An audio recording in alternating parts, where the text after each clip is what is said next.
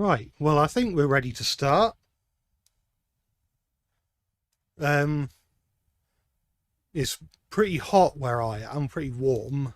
So I've got a fan running.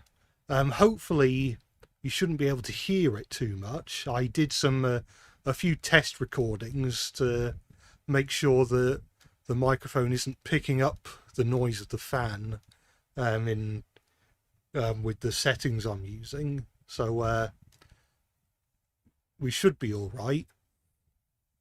With that, I shall. Oh, I forgot to do one thing. Um, I've still says rolling line. We're not playing rolling line today. We are playing, or are going to play, Trainz 22. You're not hear it? Can anyone else hear it? Is it?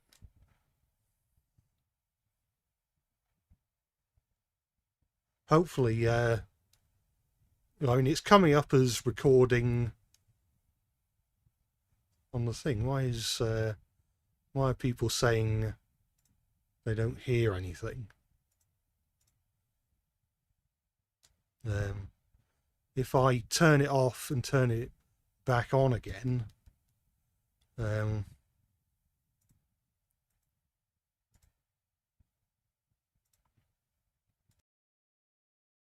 if I if I mute it and unmute it, I don't suppose that's helped at all. Well, you don't hear the fan. Oh, okay. Oh, I misunderstood. I apologise. So you can hear me, but not the fan. Oh, that's good. Well, with that, we shall spin the wheel. You notice that compared to last week when I was playing Rolling Line, I have added and removed a couple of countries just based on what I have in the game, what I could find in the game, and stuff like that. I still have New Zealand on there, although I struggled to find a lot of New Zealand stuff for Trainz. For some reason, I expected there to be a lot more, but there just isn't really a lot of it. So fingers crossed we won't roll New Zealand again, which out of context might sound a bit strange, but we'll have a look. In fact, I will shuffle the wheels just to add to the randomness, and I will spin the first wheel.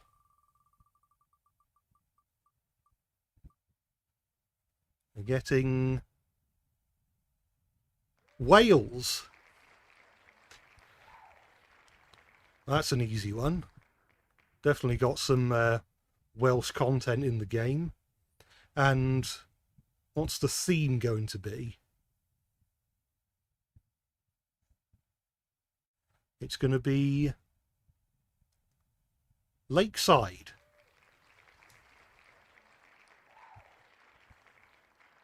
So that's our brief. We're going to be building a Welsh railway that goes around the lake. So possibly a bit of Llanberis Lake Railway inspiration. I will make sure this the OBS is now capturing trains rather than the browser. No, that's not what I want to do. Not that window capture, the other window capture. I've got two for some reason. There we are. So now we're got the right program playing. And with that, we can create a route. I will quickly name it. Well, for now, we can just call it Welsh Mountains, because that's what it's going to be. And I'll I'll bring up some Probably bring up some inspiration photos for me to use. I'll search up pictures of the Llanberis Lake Railway, or Llanberis Lake Railway, I should say, because I dare say that I'm going to be drawing a lot of inspiration from that place specifically.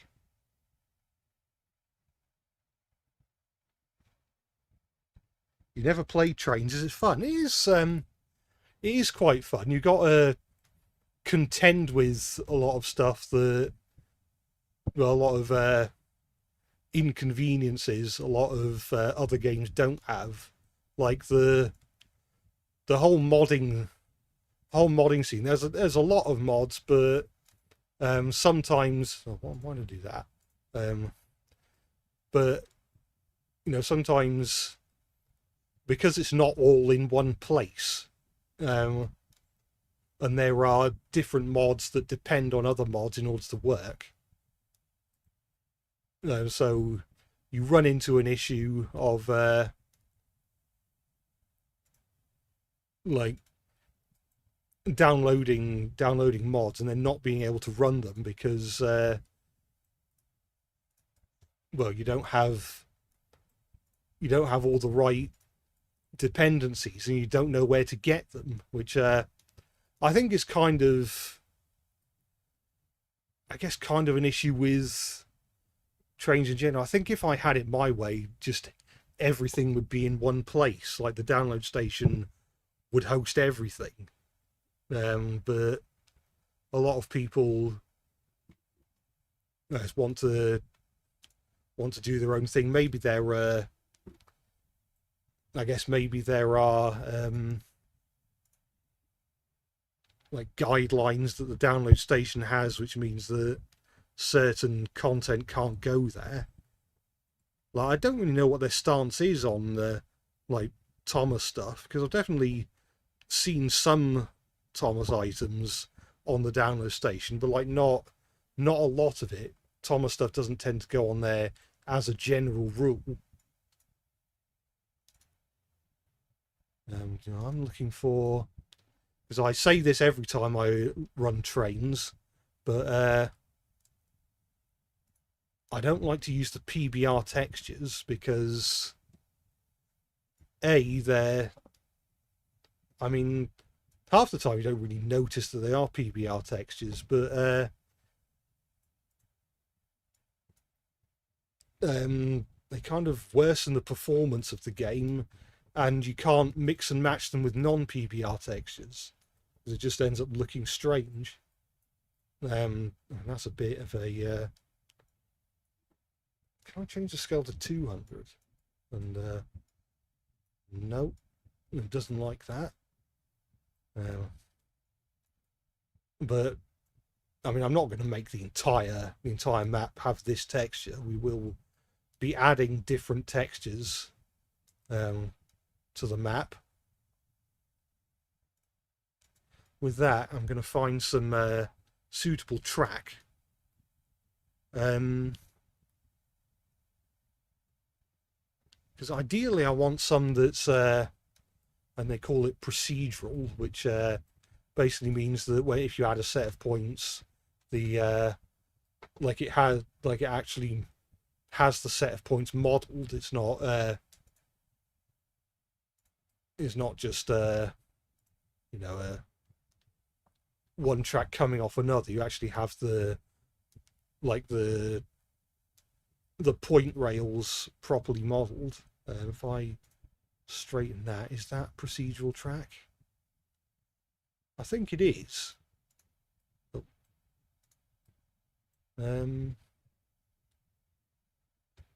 It looks like procedural track. I think that's the name for it. Yeah, we want some narrow gauge track because I think well, it makes sense because there's a lot of narrow gauge railways in Wales. I will quickly check to make sure that the type of trains I want will fit on this track. It looks rather like they do, because there's David Lloyd George, and his wheels fit on the track. That's good enough for me.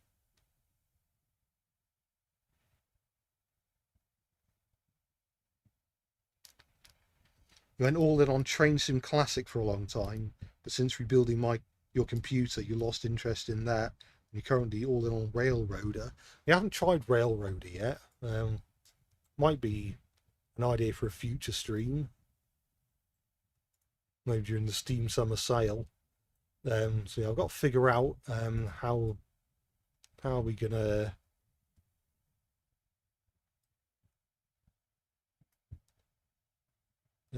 what's the best way of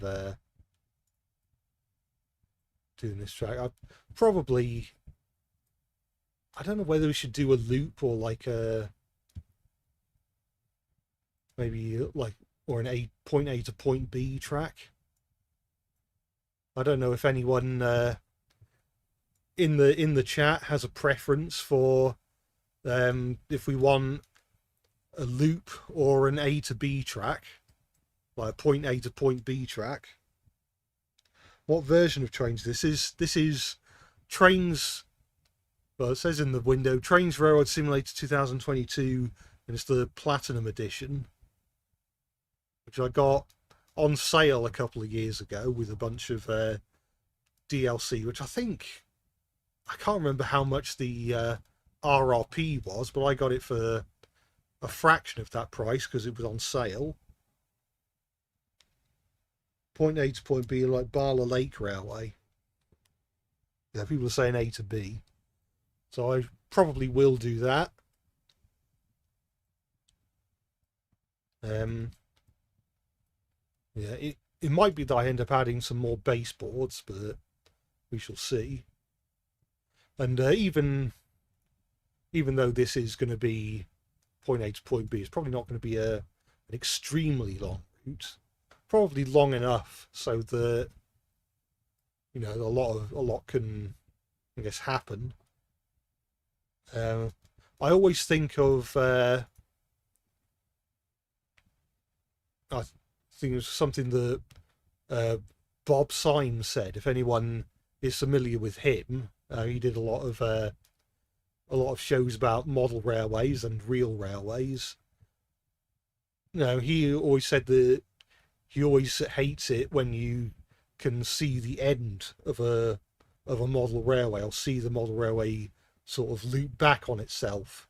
He always likes the rails to sort of like bend into the background, so you can't see where it goes. So it kind of makes model layouts feel a bit more real, I suppose.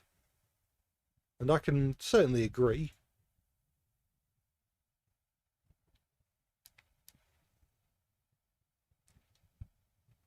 What if a Class 55 Deltic visited Sodor? Well, I guess the engines would just say, well, hey, Mr. Class 55 Deltic, how's it going? And then get on with their work. I've made that joke many times now. It never gets old. By never gets old, I mean it probably got old before I started doing it.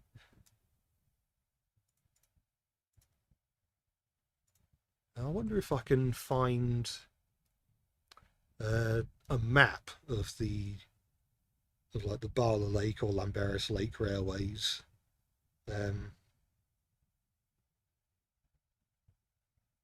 To just sort of give myself an idea on how I should how the track should go. So like I said, we're not doing a one-to-one recreation of any real railway. We're just Barla Lake is mostly, well, it's not exactly a straight line, but it sort of starts in one place, then takes a right angle, and then it just sort of weaves along quite what's the word? Quite no, not relaxed, but it's a sort of a slightly bumpy straight line from from then on. I guess we could do something similar. Maybe we could have like the railway starts at a little town or something, and then it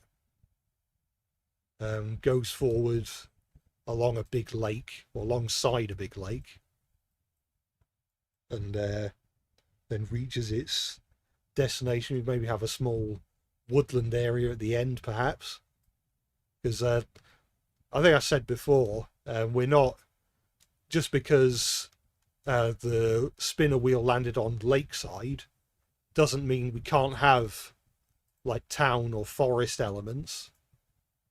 It just means that the lake aspect will sort of be the main focus, the main priority, if you like. I'm gonna let's get back into Surveyor 2.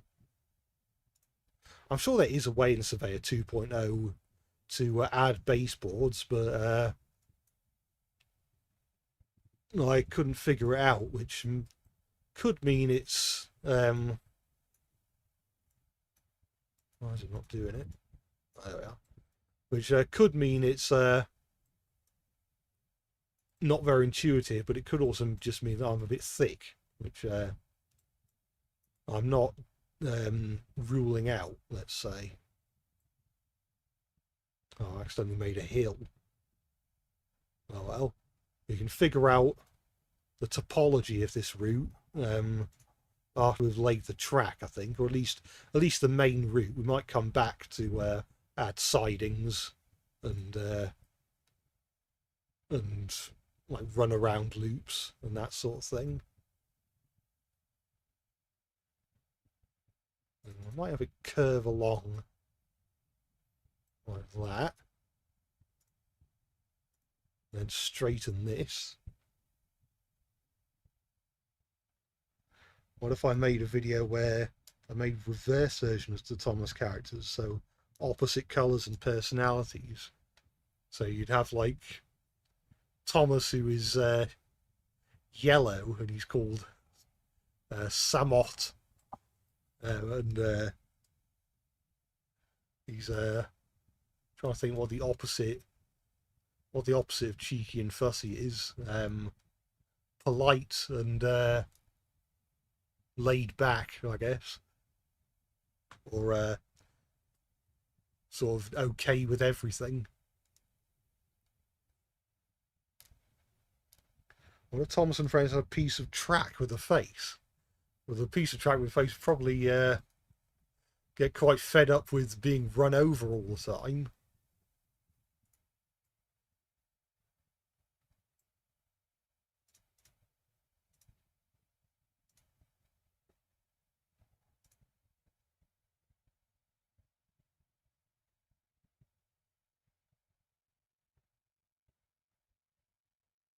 Edward and Henry would be nice for Wonders of Sodor DLC. Yeah, it certainly would. I think I'd be cool to see any character in as a future DLC in Wonders of Sodor. Because I suspect that if they're going to do DLCs, I guess they're probably going to want to. I've said this a bunch of times before. They probably want to sort of like theme it around a location on the island. So I think the most likely contenders for the first DLC will be either Edward's branch line or the Little Western, because with the Little Western you can have Duck and Oliver, maybe Donald and Douglas as well, if they want to add all four of them. And then for Edward's branch line you can have Edward, obviously, probably Bill and Ben, maybe Boko, but I imagine I probably want to stick to characters that have been around, that have already been in the CGI series, so they can base the in-game models off of the CGI models.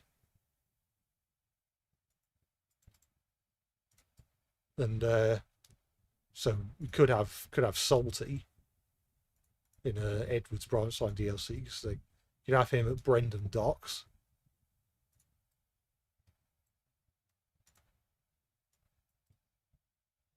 Right.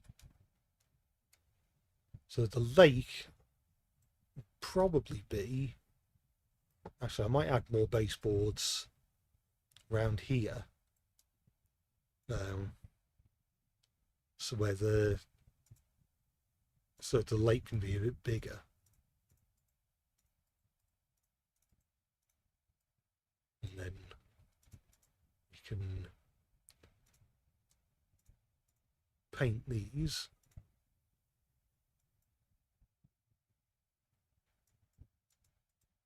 Can we do it? No, it's building a hill again. That's more like it. Would I ever do a random engine for a random country video again? I could do. That's a question of will people want to watch a video that I guess isn't sort of directly related to Thomas or any pre-existing IP, because in a way that concept for a video sort of morphed into the creating new Thomas characters by fusing random engines together. But I could revisit the one of random engines from different countries if enough people want to see it.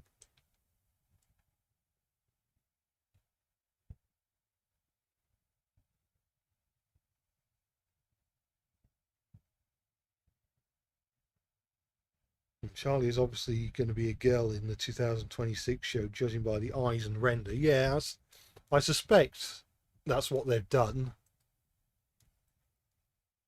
I mean, it could be that Charlie is still male and they've just given him eyeliner and stuff, but to be honest, I don't expect Mattel to do that. And I'm not... I mean, Charlie was never the most interesting character, so I'm not going to lose any sleep over it. And to be honest, even if he was an interesting character, I probably wouldn't be particularly bothered.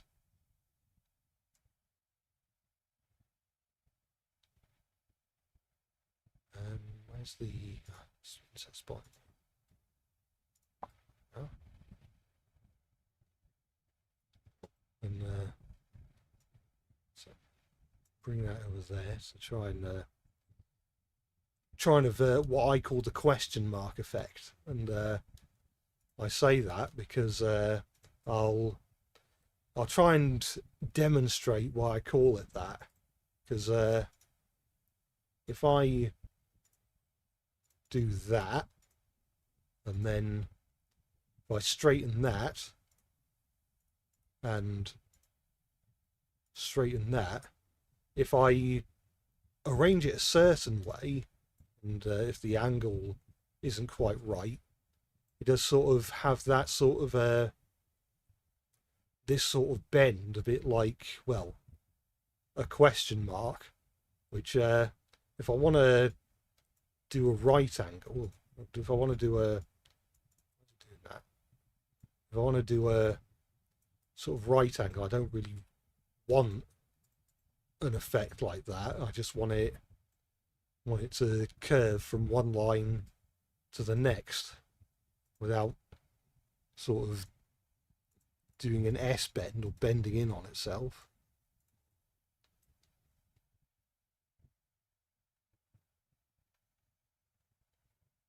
Did I hear that Dovetail updated ones? Yeah, I'd heard about the patch, and Leaves looks much better for it. You don't have that strange effect where James is slipping on the leaves and slipping down the hill, and he's just got a smile on his face the whole time. I'm probably going to block in the lake. It's not going to be super perfect yet, but I'm just going to add it in so that you know where the lake's going to be. Probably going to update the height of the water as well. Oh, there's what we in the trade call a big old lake.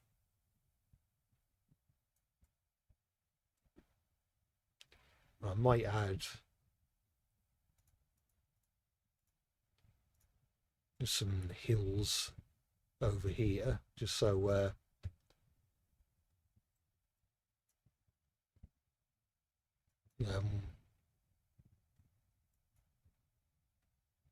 so things aren't quite as well, so that the lake doesn't just give way to flat ground afterwards,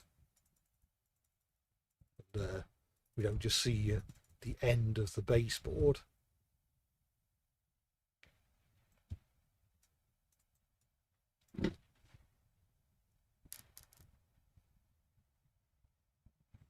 You wouldn't mind seeing random engines from random countries video that I hinted in the art block video.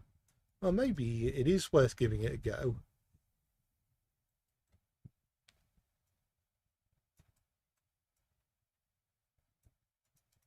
It's like I said, at first I didn't have much faith in that becoming a series, but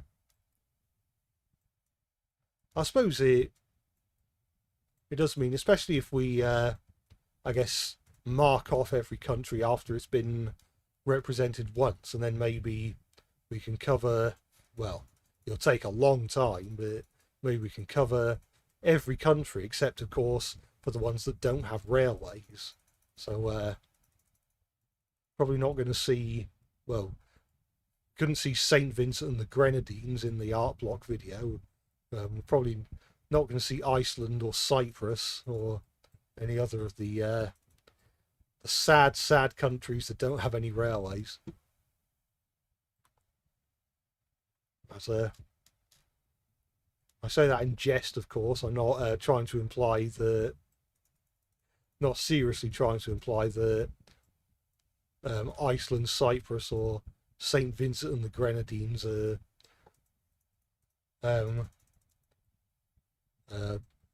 bad in any way just because they've got no railways.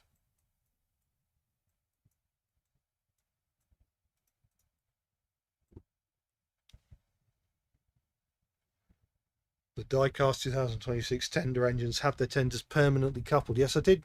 I heard about that as well. And honestly, I don't really have a problem with that at all. Because you're not really going to have much of a reason to have or to want to uncouple the tenders from the engines. And as long as the tenders they're still articulated, you can still sort of move them about separately from, well, yeah, separately from the engine, even if they are permanently coupled. Then it's not, it's not like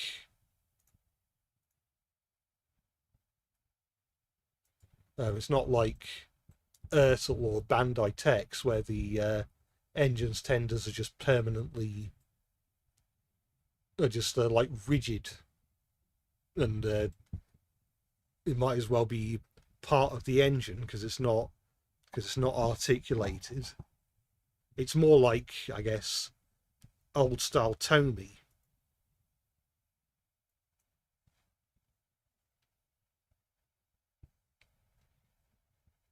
Nia's model looks terrible. You can't uncouple the truck behind it. Yeah, I thought it was a bit of a shame that the motorized Nia is sort of permanently coupled to a truck. It maybe would have been nice if it was a type of rolling stock that could feasibly be part of both a passenger train and a goods train, like just a like a luggage van or something rather than just a truck. Although one thing I will say about the motorised Nia, and that is the face looks nowhere near as bad as it does in the promotional images. It looks terrible in the promotional images, but on the from what I've seen from pictures of the motorised toy, the face looks a lot better. I like to say height down, not height up.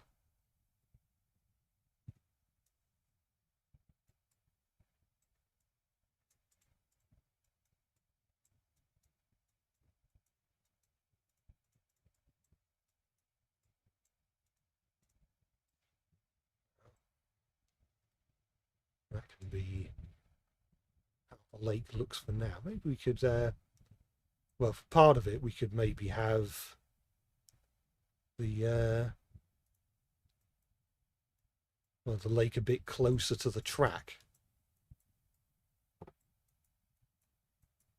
It's all well and good having the train run by the lake, but if you can barely see the lake from the track, then what's the point, I guess? Will I be doing Railway Series exclusive characters in Matchbox? Probably, I think if I continue the Matchbox range into, well, I was going to say, continue it into 1995 with the 50th anniversary of the Railway Series. Obviously, by that I mean in the Matchbox lore, obviously not in real life because that year has very much been and gone. But that'll probably be a good excuse to introduce characters like Coldy, D199. Just do something related to the Railway Series. If I use the colour picker to select that height, then make this a little smaller. You can have the lake a lot closer to the track. Yeah, this looks a bit rough at the moment, but rest assured this will look a bit more presentable by the time we're over.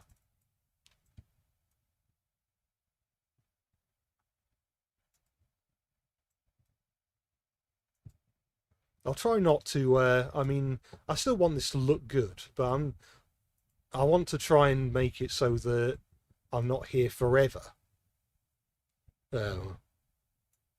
Working on the route.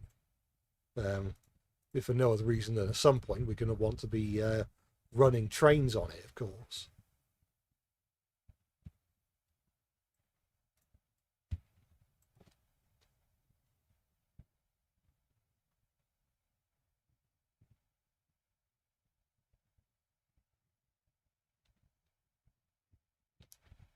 In 2006 graphic looks more mean than the troublesome trucks. They do look a bit, yeah, yeah. Scruffy certainly looks like he means business in the new series. What we've seen of it. To be honest, I can't help when I think of the die-cast troublesome truck, the yellow one. Say die-cast, it's probably going to be plastic. I can't help but think of that one time somebody I'm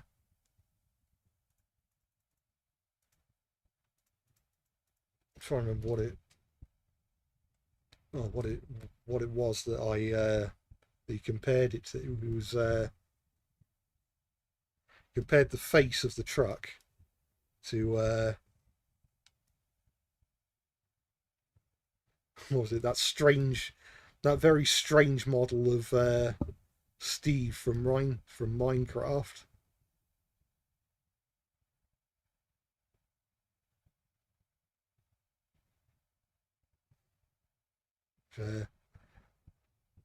It's called grotesque, Steve, but I'm not sure where exactly it came from.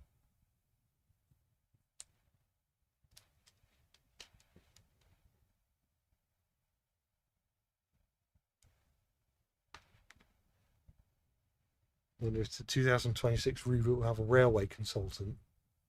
Yeah, I'm not sure. We don't know for certain. I hope that I I mean I sort of touched upon this in last week's stream, but I think at the very least there should be someone who is a fan of trains, who is who's on board.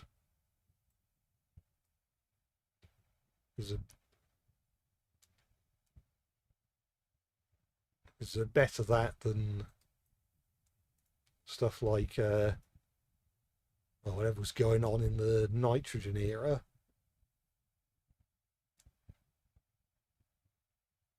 Because you don't really want any more Thomas's firebox is on fire, or referring to a buffer beam as literally anything as, or referring to a buffer beam as literally anything other than a buffer beam.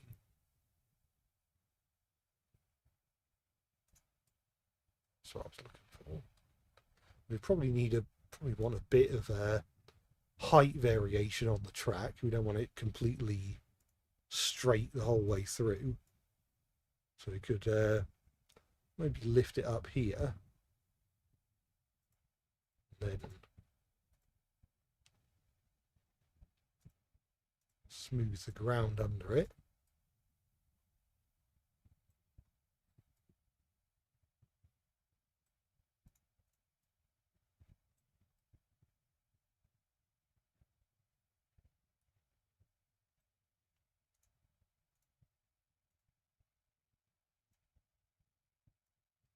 Maybe we could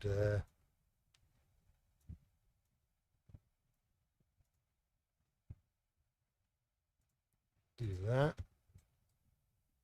It's going in the water now, so I might I could lower the water a bit, just the whole of the water. I could also, yeah, I probably will just do that. Looks a bit better. I might maybe shrink it a bit more. Well, not shrink, lower. Maybe if I go in with a small brush, there we are. Get rid of the rogue squares of water that are there for some reason.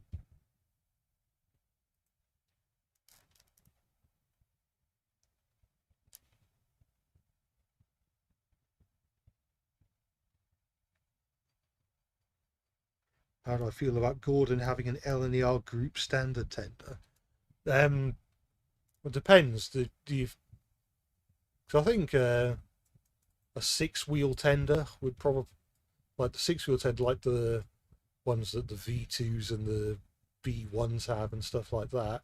That'll probably work fine with Gordon. I think an 8-wheel, like an 8-wheel tender, would probably be overkill for the work he's doing.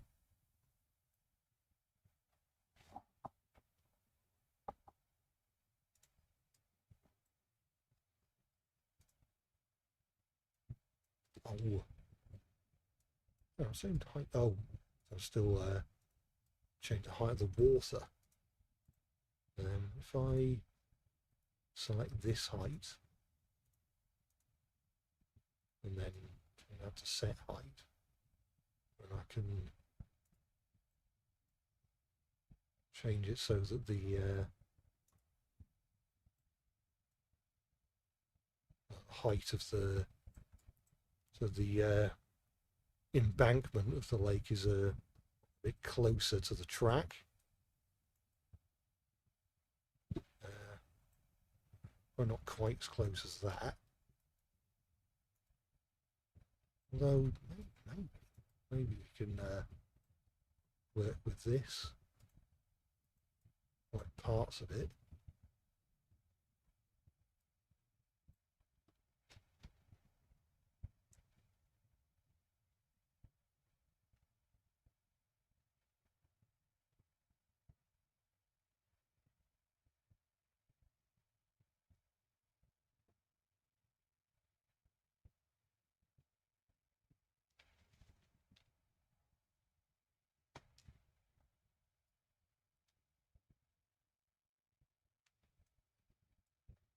Right, yeah. I mean, it might be worth making more adjustments for this a bit later, so I'm gonna... It looks like there's water residue over here, so I might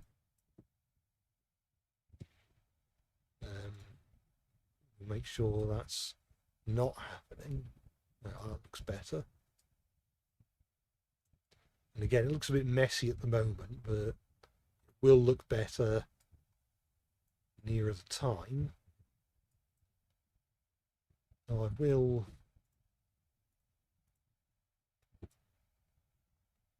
probably smooth some of this out a bit. So it's so the embankment isn't quite as steep.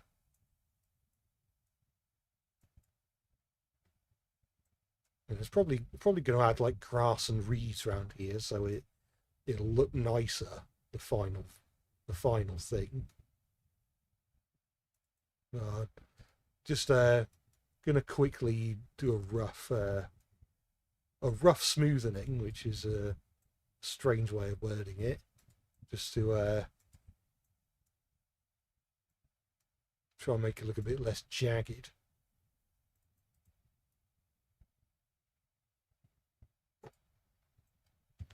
Track buried there.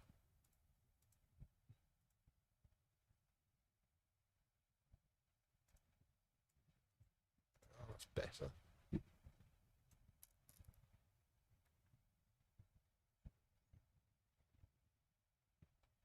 What do I think of this line being a heritage narrow gauge line built on the track bed of a standard gauge branch line? And it's very possible because, well, the Llanberis Lake Railway is that, and I can't remember if the Barla Lake Railway is that as well.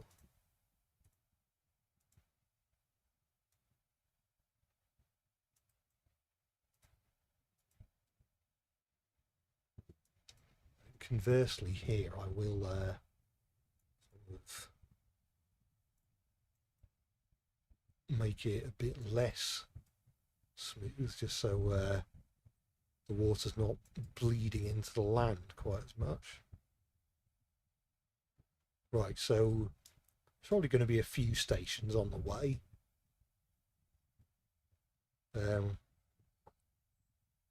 Probably 3, maybe 4. Oh, what's happened here?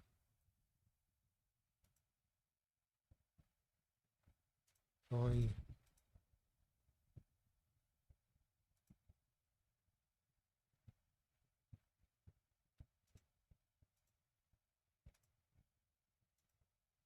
I do that, no, I've made it worse.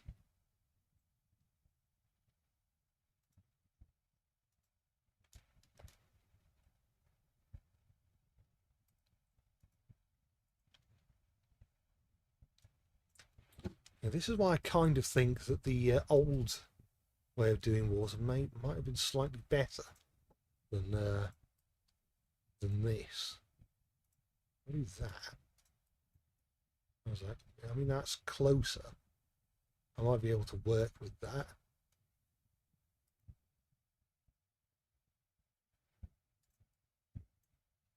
If I then smooth this out a bit.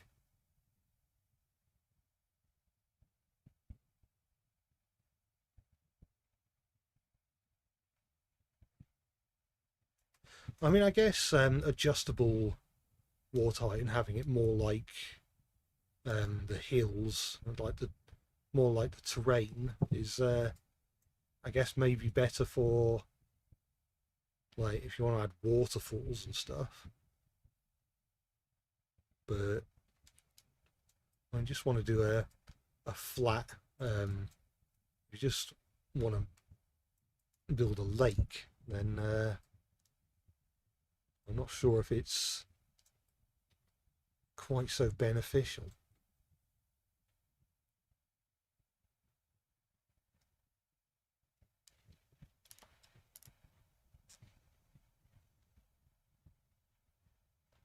You want Michael White back for 2026? It'd be nice.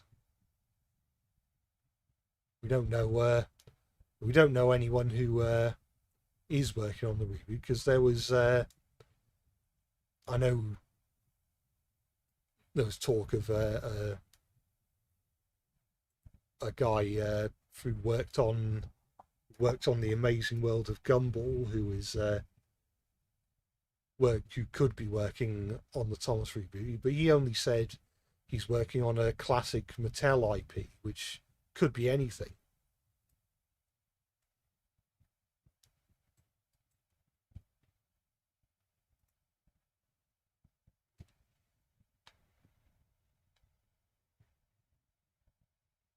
Would I ever want to make my own original series? We've talked a bit about this in other streams. I think because I talked about one of the things on my bucket list being making a graphic novel about talking trains.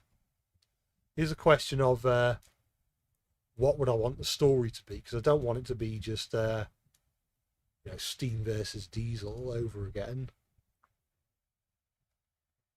I'm almost tempted to maybe.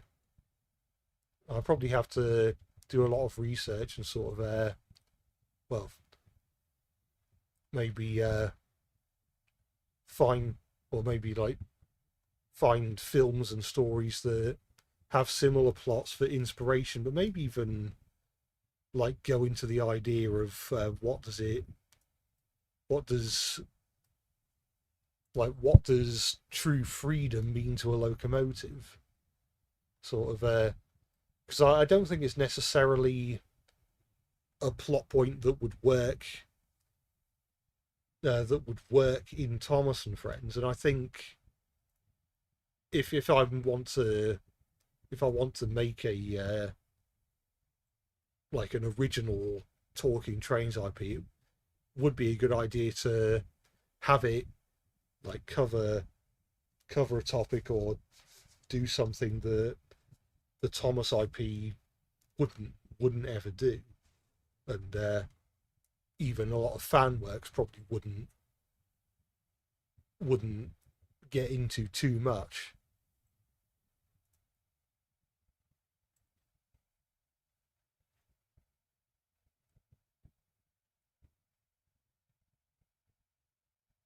Rail versus Maglev. Well, this is not impossible.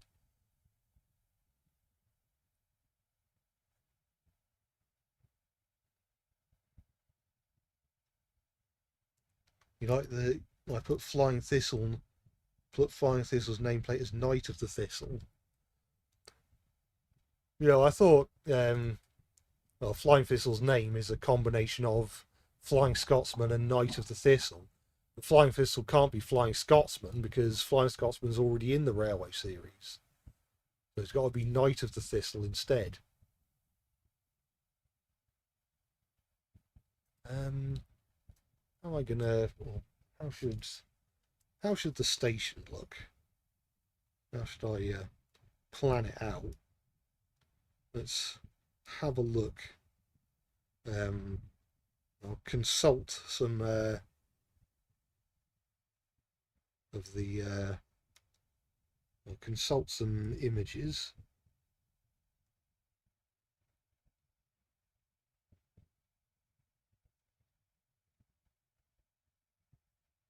I might make the this particular station Might give it 2 tracks. So, so engines can run around their trains. Might quickly add a train onto here just to gauge, no pun intended, how long the station should be.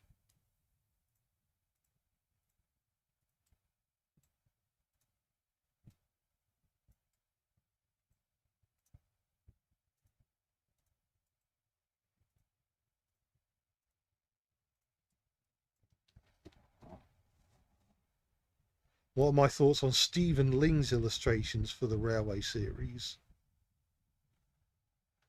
His illustrations are, well, I'd say they're easily my least favourite illustrations in the entire Railway series.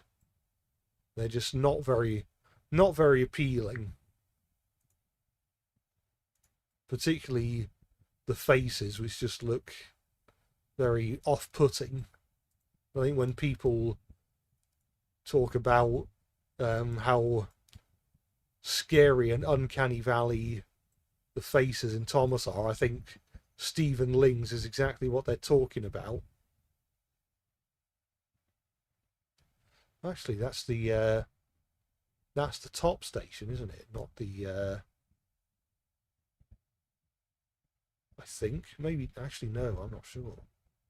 No, I think we had this was I think supposed to be the lower terminal. I can't remember. I've got it all mixed up. I'm sure we can work with this, as I'll probably need to add yet more baseboards, because we don't want the track to end right at the baseboard, because it means if you're looking off over to here, you don't want the view. If you come up here, you don't want the view to just be the edge of the baseboard, do you? Engines like these should have a panoramic view where they can see people and people can see them.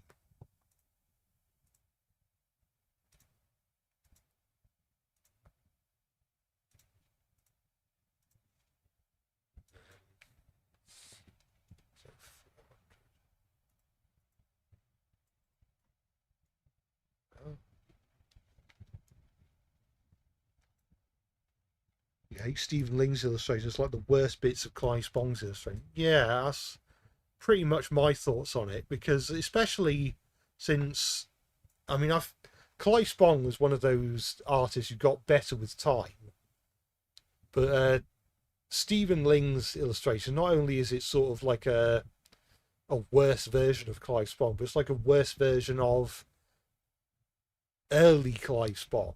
And in my opinion, Clive Spong's earliest illustrations for the Railway series are what we in the trade call, well, I'm not going to call them rubbish, but they were not as nice to look at as his later ones. I think especially Clive Spong's last 2 books, so Thomas and Victoria and Thomas and His Friends. I think the illustrations in those 2 books are really good.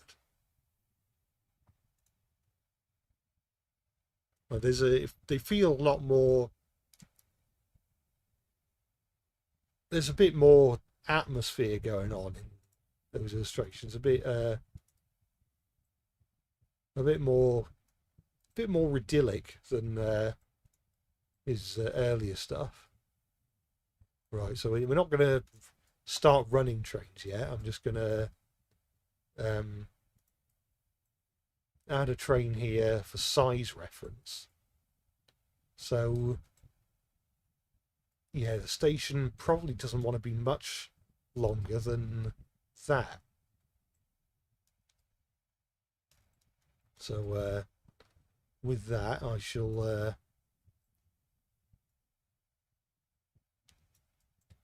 bring that over to there.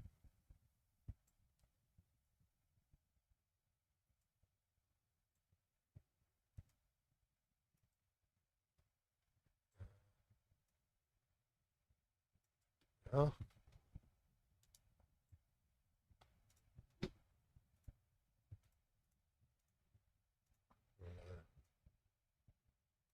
Use that. Yeah, I'd say that looks about right.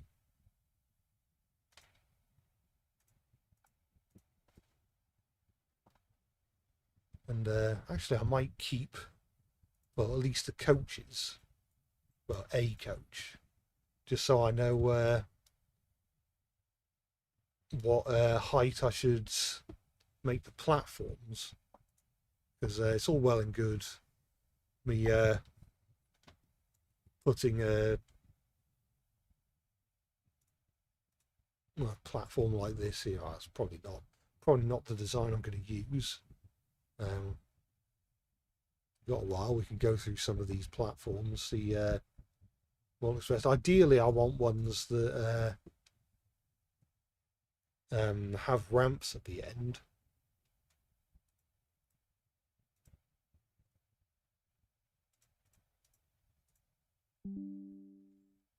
Yeah, that's what I thought you said. OBS tried to disconnect then, but then it thought twice. I've seen AJ Animation's new video, Thomas and the Breakdown Show. You mean the sprite animation? I have seen that. It's really impressive. Actually, obviously, it's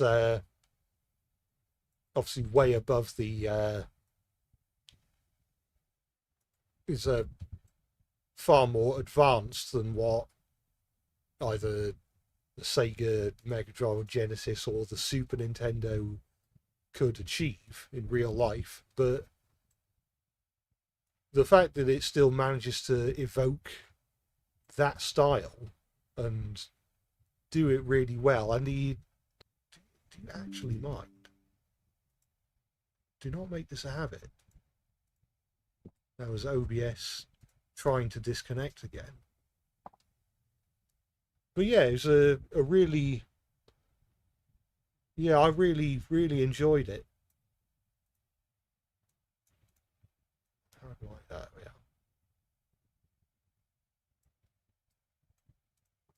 The height is correct. Well, more or less correct.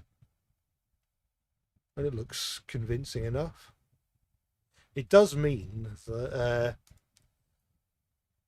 I probably won't make these platforms interactive, because if I try and make them interactive, then the humans that will get added will float, because they'll think that they're meant to be standard UK platform height, when the narrow gauge platform should be a lot lower. I guess I could raise the... Actually, no, that wouldn't make sense either. I was going to say raise the track, but then the platform is... Well, the behaviour of the platform is connected to the track, so that wouldn't work.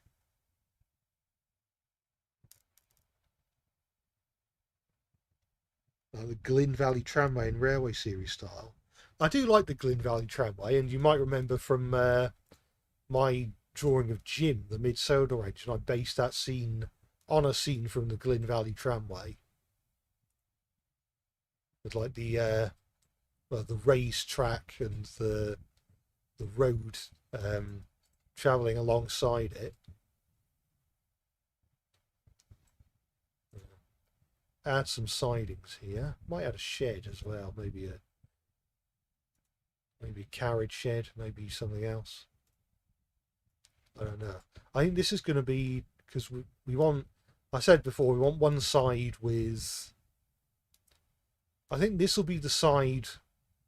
I think this can be the side with the town. This can be the side with the woodlands over here. I think that sounds good to me, I think. Hopefully it sounds good to everyone else. Well, let's go back here. We could have a level crossing here if it's going to be in a town.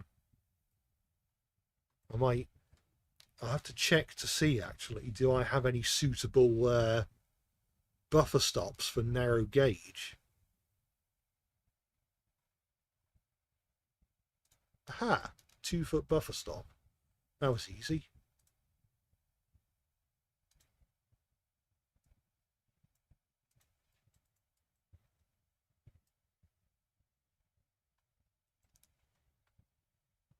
Is it narrow gauge or standard gauge? It's narrow gauge. I figured, well, Wales are known for their narrow gauge railway, so might as well make it narrow gauge. Because if you weren't here before, the random spinner wheel decided that today's route should be a railway that travels alongside a lake in Wales. It's USA. Seal Road. Is that good? I want a 2-lane road. Not 2-lane road. Not that. Do we want a? I might have to look up some pictures of the. Actually, it wouldn't make more sense to view them from here rather than the drawing tablet. If I search, because isn't there a level crossing on the Festiniog Railway that is sort of in a town? Maybe I could base it off of that.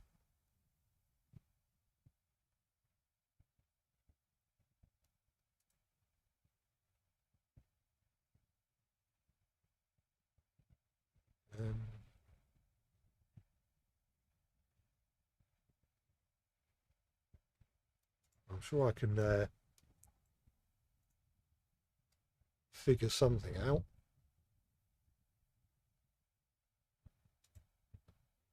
Well, it's more in a village than a town. I mean, this terminus station could be in a village rather than a town. So the Festiniog one is sort of angled, isn't it? So we could have it, well, could set it at an angle like that. I'm not sure I have any narrow gauge level crossings, or can I like can I set track to be narrow gauge, or not set track? Can I set a piece of track to be a level crossing? I should say. I don't think you do that in this game.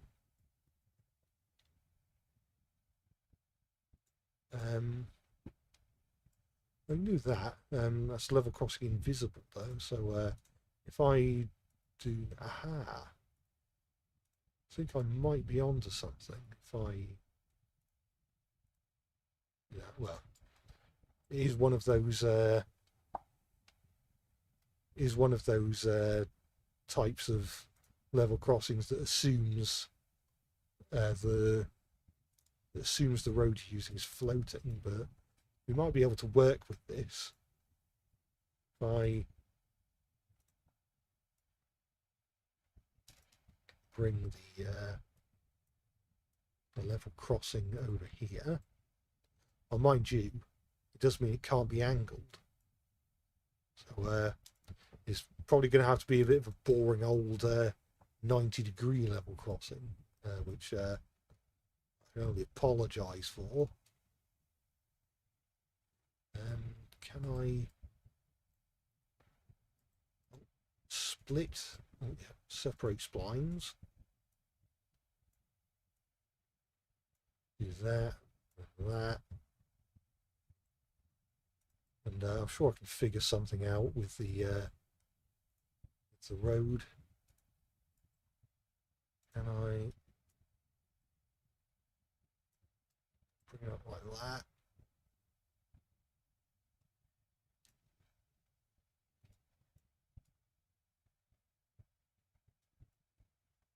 Yeah, I can probably paint, well, add like an asphalt texture or something to here, and that way the it won't look like the road just buries itself and then re-emerges on the other side.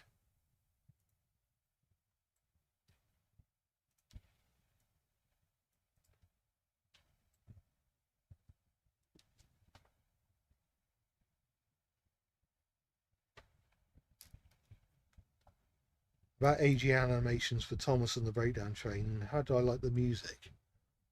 I like the music well enough. I haven't listened to it separately, only in the film itself. Um,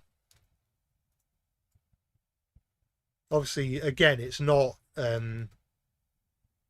100% accurate to the Mega Drive or the Super Nintendo, but it still evokes that feeling.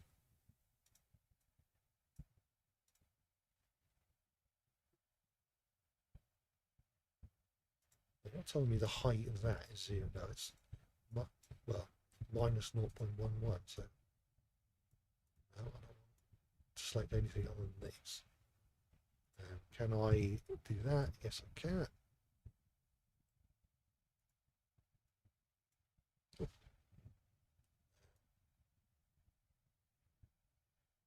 Right.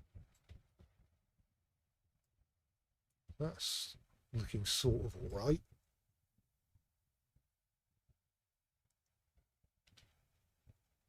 There's a model of Sir Topham Hatt in a devil costume. It had unbulge, a bulge, which was weird. Yeah, I'm not sure if that's why they decided to swap it out for a wizard in the final version, or if they just thought having a devil in in a in a kids show, especially one that would be airing in, well, I suppose any yes, but yeah, I think maybe they just didn't want to have a devil acknowledgement of the devil in a show aimed at very young children.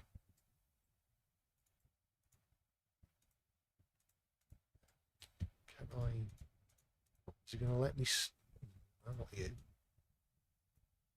Just straighten this. What do you mean it's already straightened? Why does this look terrible then?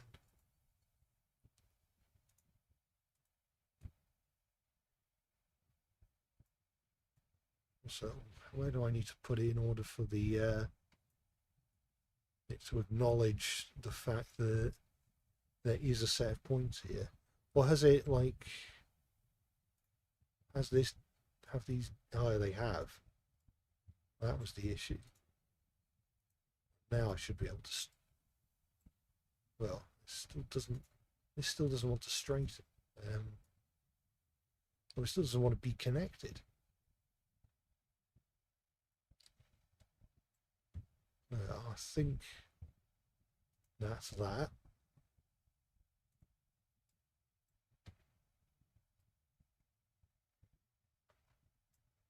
Why is it that whenever you make a set of points in trains, it seems like they're always set the wrong way? You're allowed to set yourself the right way sometimes. I'm not gonna complain.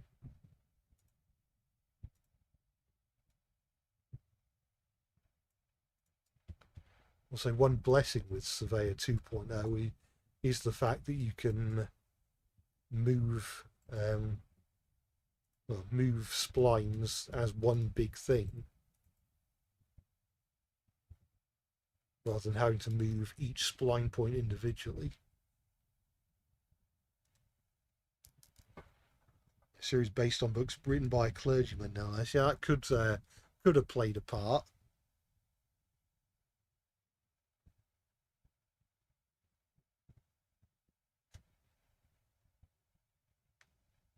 Voice actor of JJ from JJ the Airplane also voiced Jimmy from Jimmy Neutron. Oh, was that what was her name? Debbie Derryberry or something? Not Jay Hay. Jay. Does it say? Oh yeah, yeah. She did voice. She was a voice actor in JJ the Jet Plane.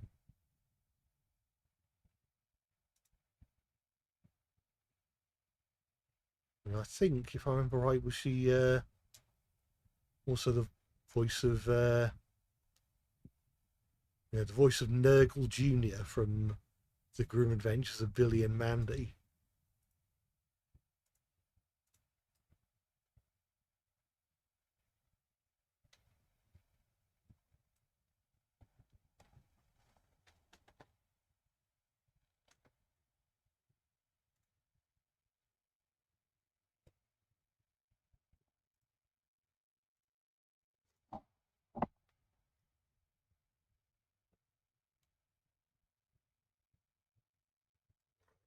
Let's try and find a suitable station building.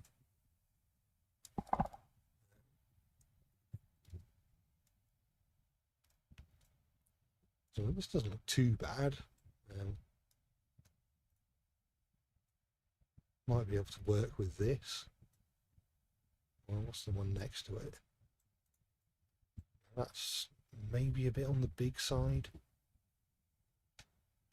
I can play about with a couple of these. Maybe that's a sort of okay size for a narrow gauge terminus station.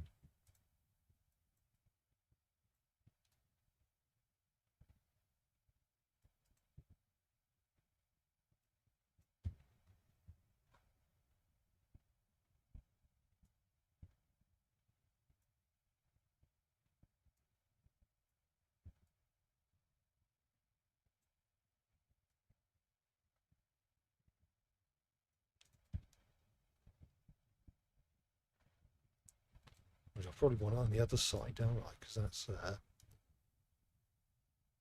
appears to be the main part of the station.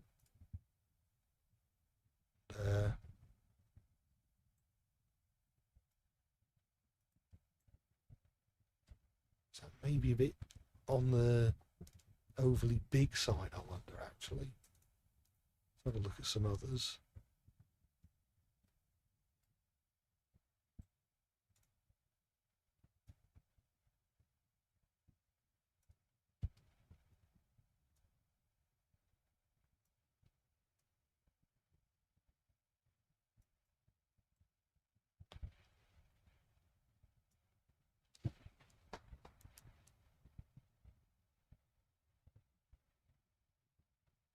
Any chance when I do a video similar to Matchbox videos where I take Tony Playrail engines and make them look more accurate to the TV series props? I'm not entirely sure. Maybe characters that were never made in the Playrail range, although you know, there are customs for that. That's the one thing with Playrail, because it's arranged that I guess already exists. Mind you, Matchbox does already make trains, so and people have made Matchbox Thomas customs, so maybe there's something I can do with that idea. Also, I do have plans for ranges that, or other like 3D modeling ranges that aren't just Matchbox. There will at some point be others. Can't say when.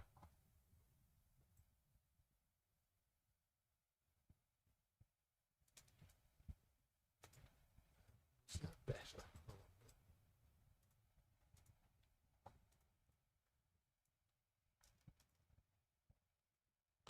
I'm just sort of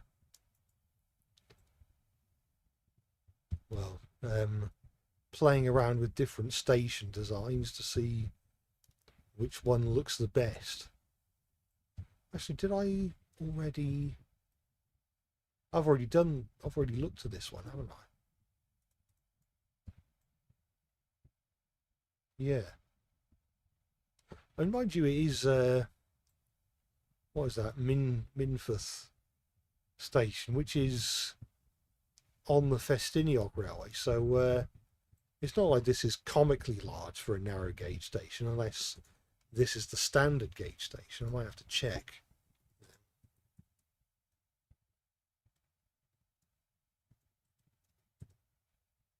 Um,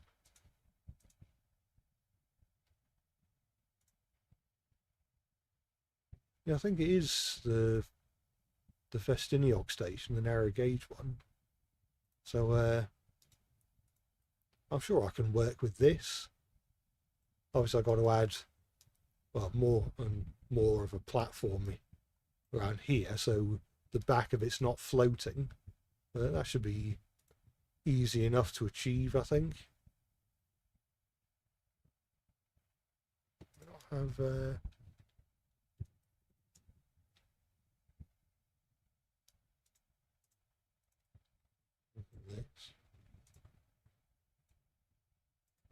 For some reason I thought I had the spacer platform that went with this platform, but evidently not.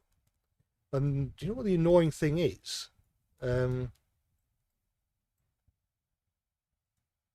If I want to download things on the Trainz download station, I've not had this problem with any other computer I've used, but if I want to download Trainz stuff from the download station on this computer, I have to use a VPN. It won't download it if I just try and download it normally, which I've never had that happen before, and I'm not sure if I like it, because I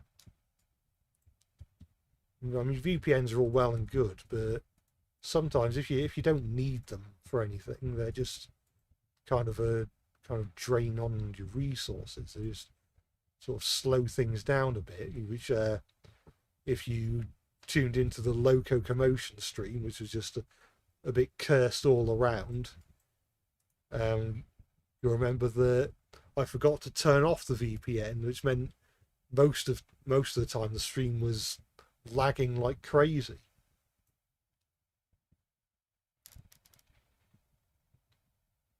What's my favourite Railway Series illustration?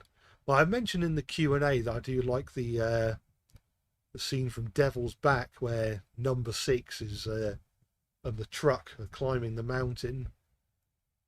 But I like a lot of illustrations from all the artists. The one with Gordon going over the viaduct in Gordon Goes Foreign is a classic. And plenty of others as well.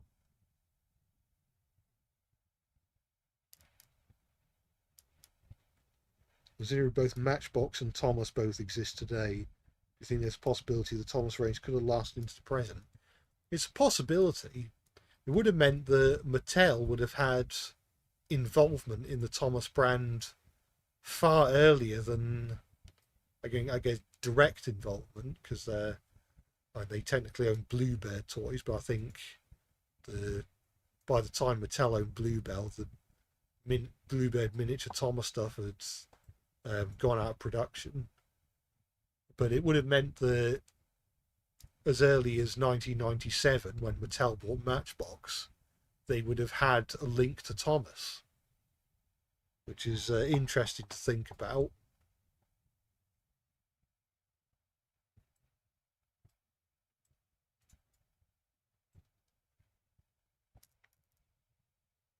Love Stepney and Duck double-heading the Express. Yeah, that's a good illustration. Have I played any other Dovetail games than Wonders of Sodor, Train Sim Classic, Train Sim World? I've played Train Simulator Classic. I played quite a lot of that. I was a early-ish adopter for that game, because back when I first played it was still called Railworks.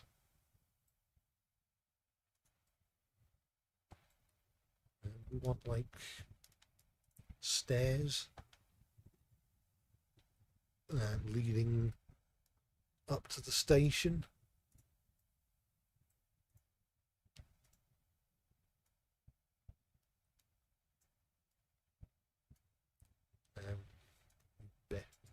better to have it over here maybe. There.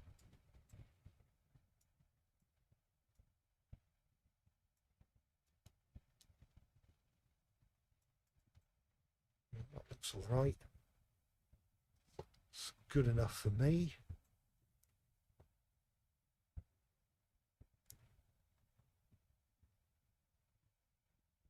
For my signature on the bottom of my drawings, since I hate people online trying to steal them and claim that they drew it.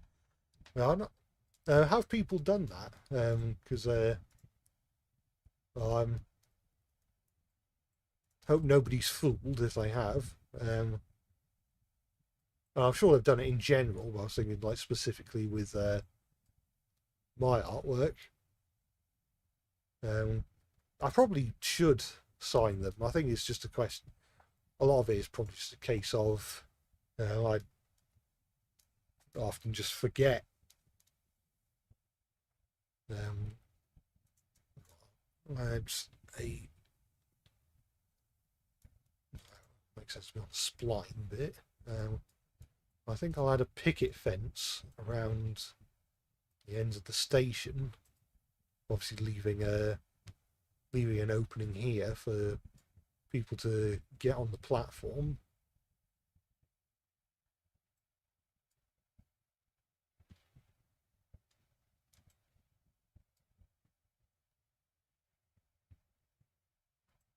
Which of these looks best?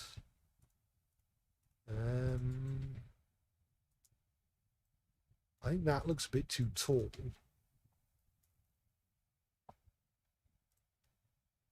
Might try one of these. I don't think there's much in it. I think they're just the same asset actually, or the same model. So, because they're two different assets, but they're sharing the same model.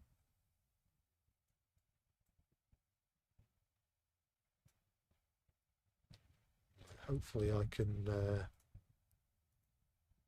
I can still lift it up. Yeah. And add a bit. I should be able to yeah, get the height from that one and then paste it. Oh, why has that not worked? Oh, there we are. Yeah, I copy and paste that, and now that's the same height.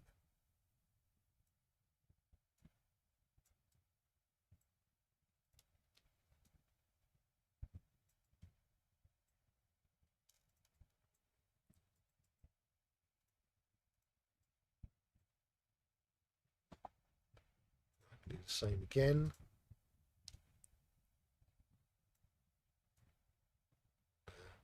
Over here.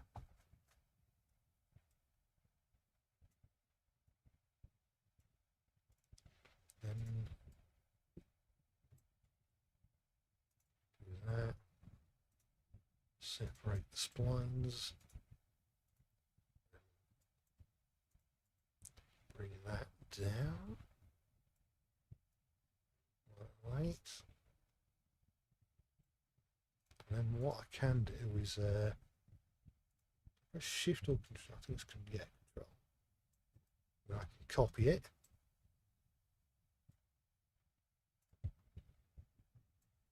And rotate it.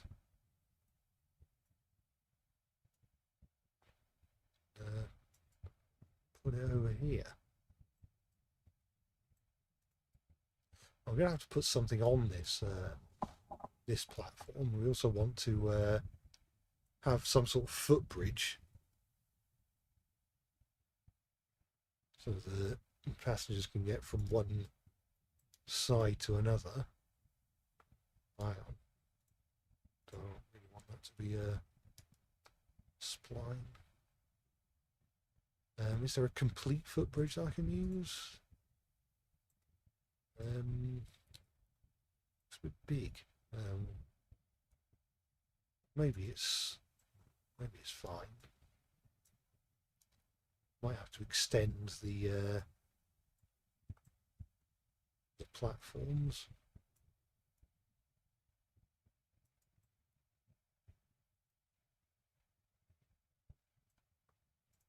I might extend the platforms slightly, just so they're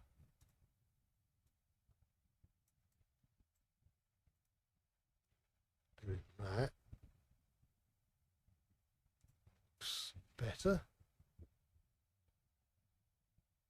Although, again, it's because it's so wide, it means that passengers are going to have to walk along here and then do two 90-degree turns, just use the footbridge. So check if there's something a bit narrower, or maybe I will have to use the either modular pieces or spline. It would be nice to just have it be a single piece, but there's that. Oh, you have to let go. There's that, which is less intuitive.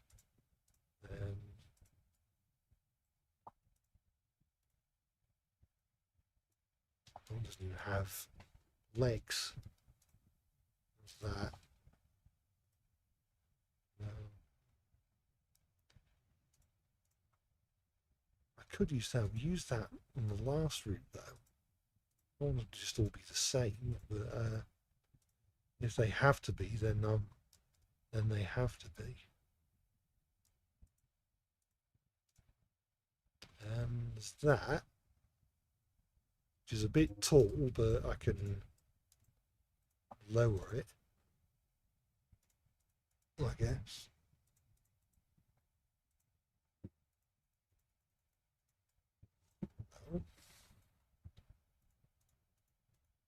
Why can't I get rid of this?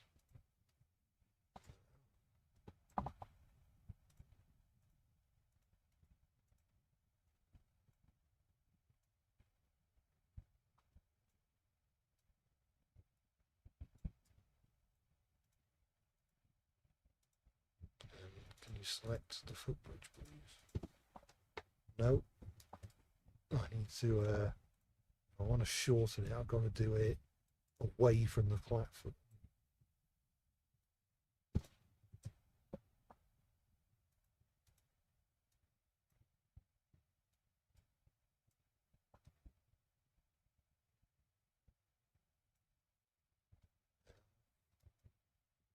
That's probably about right, but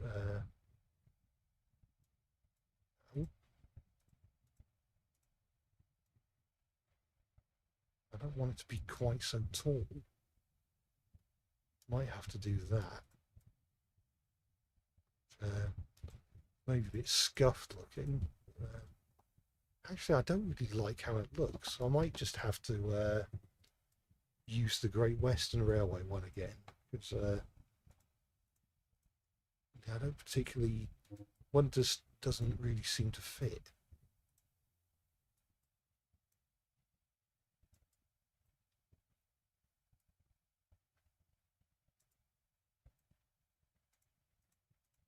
And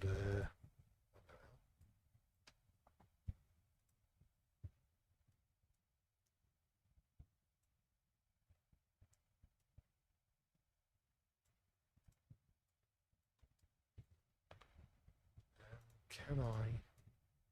Yeah, it's a bit. Let me select this. There we are.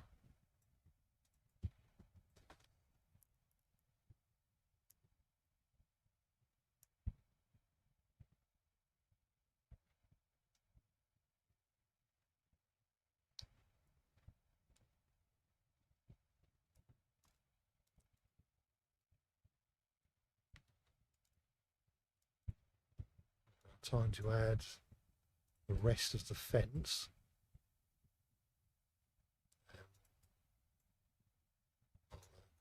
grab the height from that.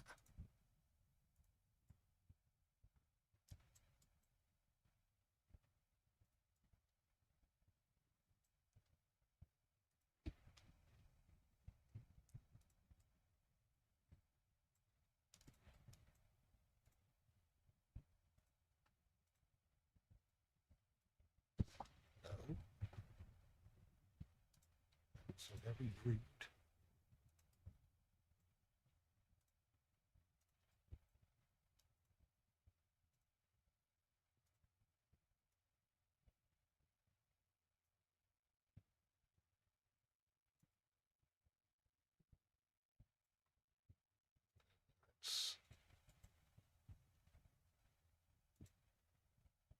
That.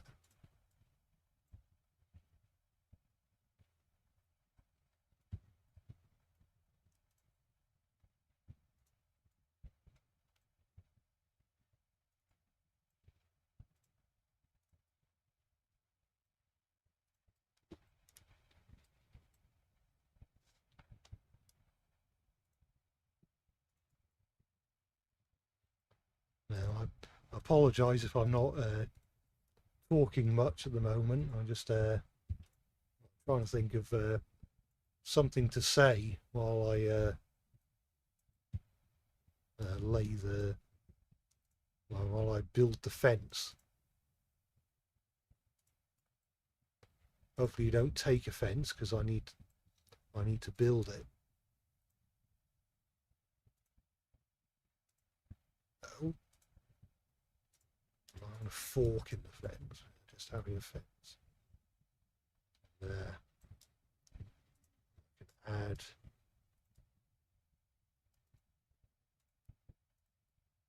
that. That. The station sort of looks all right. Now we can build a town, or try and build a bit of a town around the station, or a village, I guess. Yeah, I'm not going to go crazy with this. Just want something that looks halfway decent. I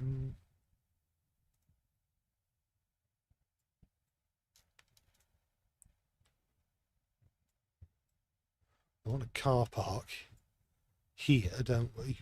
Because this is the way in. Actually, I wonder if is there a sign I can add?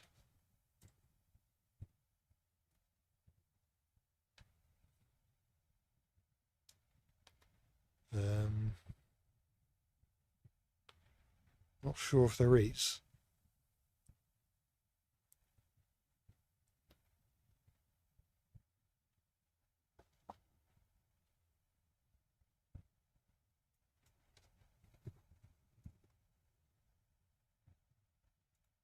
Oh, that says "Welcome to Cornwall" on it. And hang on, I swear I added a piece of fence here.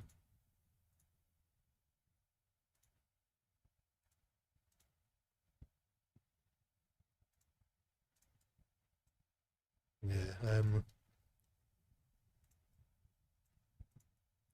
Last time I checked, Cornwall was not part of Wales.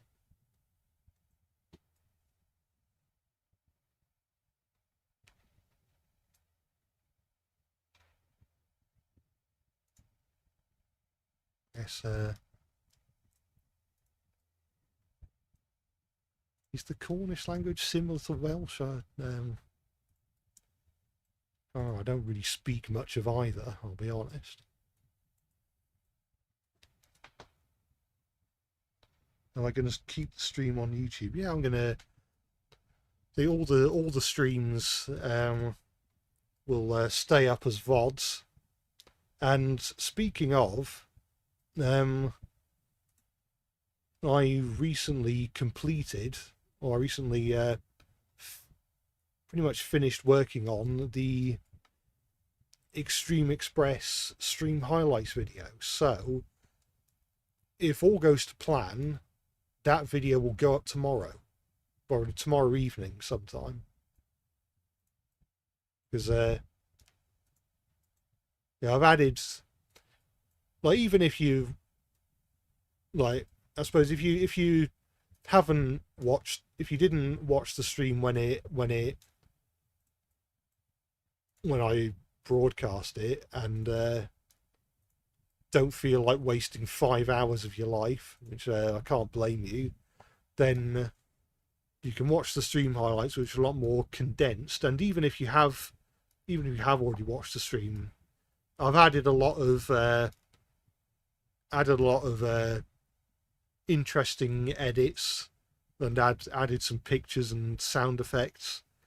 So it's worth checking out, even if you already have watched my original video. But obviously it's up to you. I can't force you to do anything.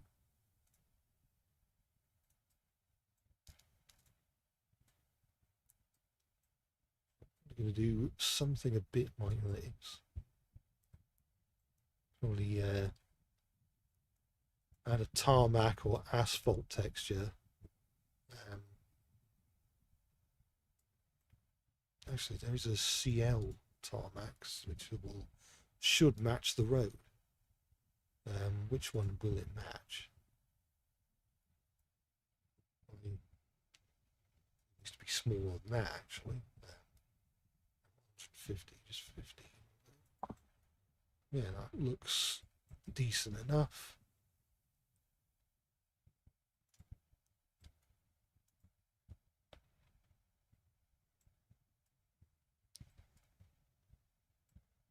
I'll straighten that out as well.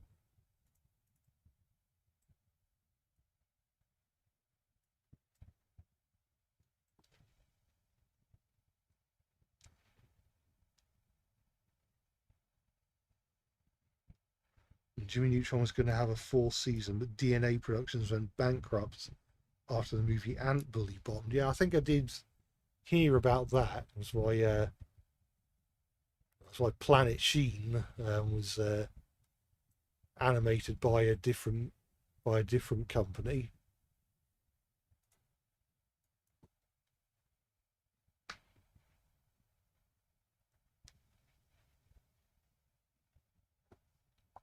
Remember, Wales has a train station with a long name. Yeah, I can't actually remember. Well, I don't think I can pronounce it, even if I have it written right in front of me. But I have been to that station. Been to that because it's in Anglesey, isn't it? It was a long time ago when I visited. It's about 10 years old when I visited, so quite a while back. I add some cars.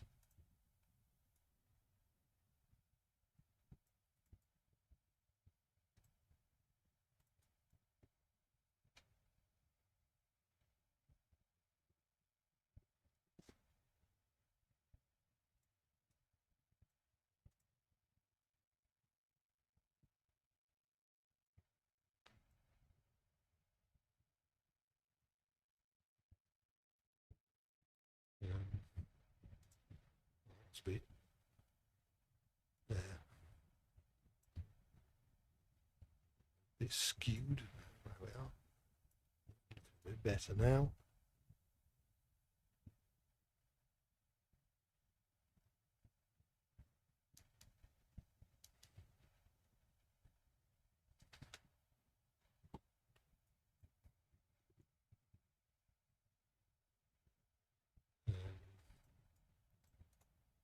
One of these.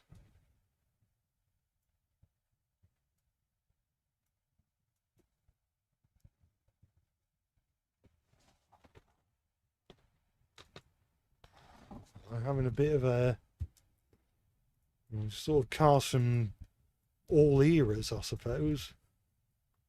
Maybe there's some sort of a vintage car show going on.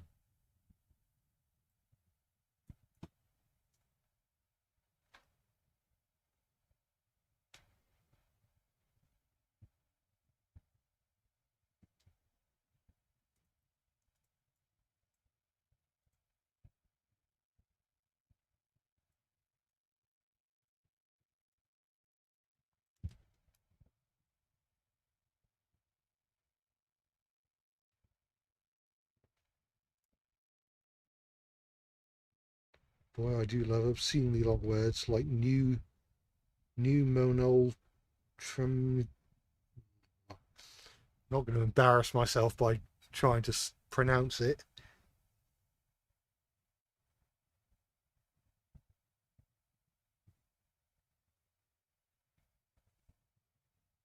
Planet Sheen would have had a finale where Jimmy Neutron would come to get Sheen back from planet Xenu, but it never got made. A bit of a shame.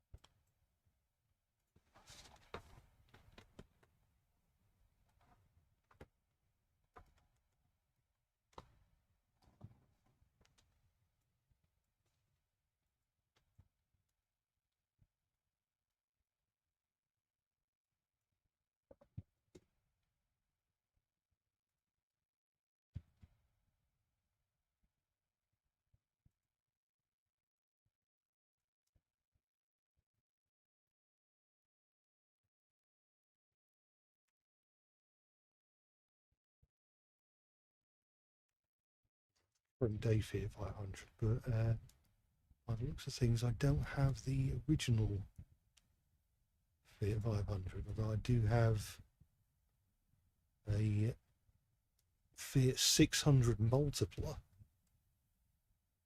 which is quite a goofy looking thing. Don't think I've seen one of them out and about in real life.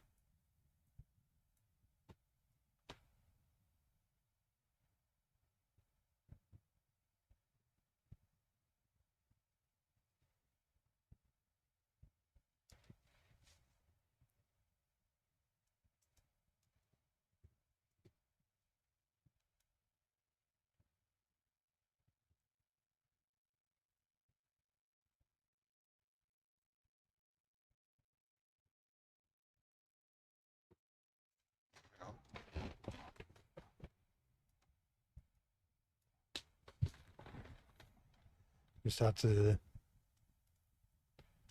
scratch a particularly bad itch, but I think I'm all right now.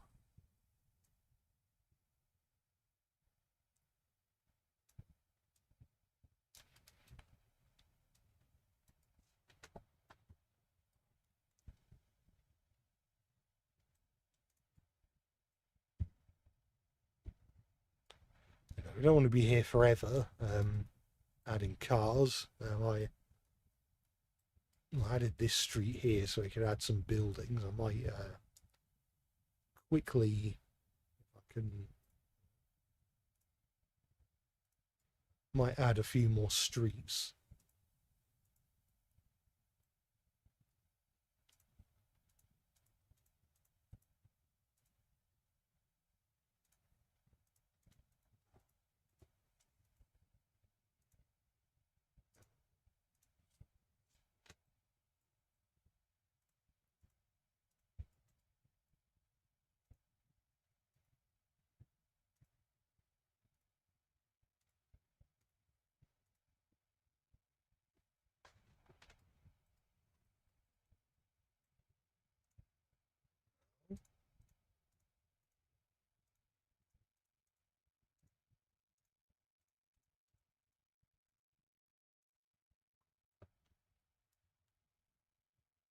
No, I'm probably not going to go obscenely crazy. Although one thing I will do is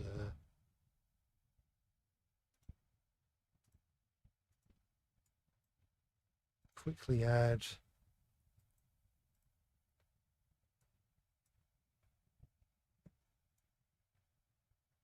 that there, just so the well, just so the bit where the road gets buried into the ground is less conspicuous.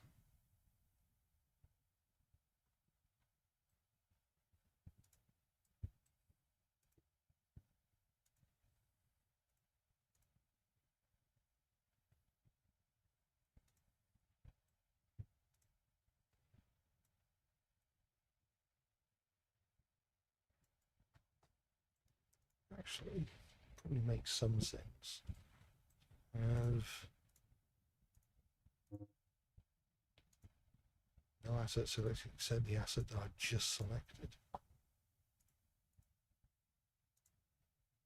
Do that.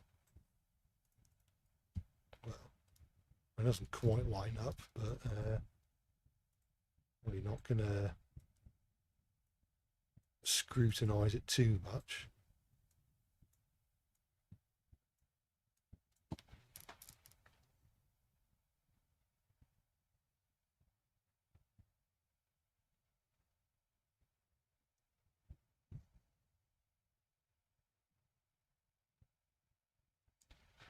People compared Mavis's face on the render on the 2026 diecast package with Brittlecroft. Yeah, I did see that. Got no idea whether that was on purpose or not.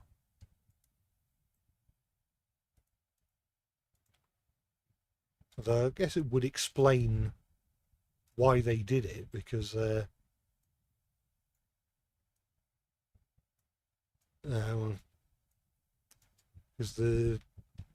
diecast Mavis face is a bit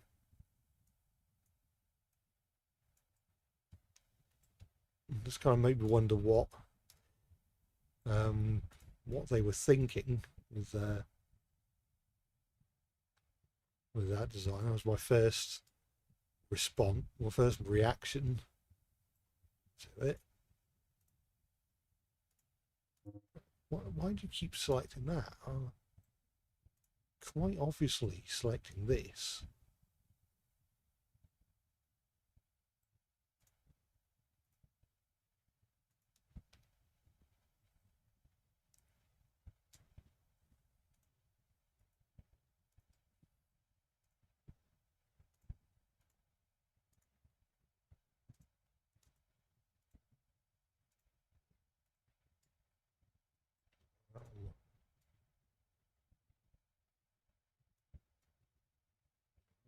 That'll do for now. I don't know why they're different widths, but so no, they're both 5.3 meters, so they should be the same width. I'm gonna make this. They are the same width, so why are they also not the same width?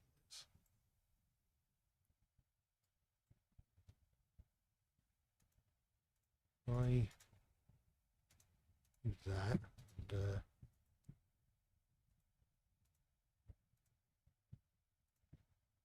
so what's this then? 6.3. Why is it 6.3?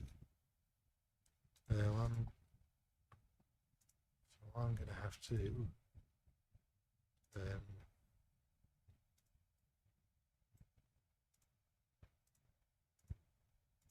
select this, then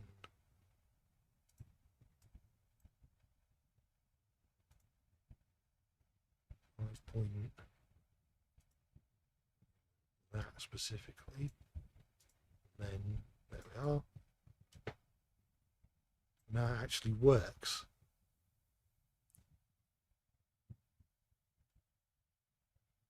So with that, we can get back into Surveyor 2.0 and continue to do stuff. That looks much better. Yeah, I'm probably not going to make the village much bigger than that. Might raise the height near the end, so it's not all on flat ground.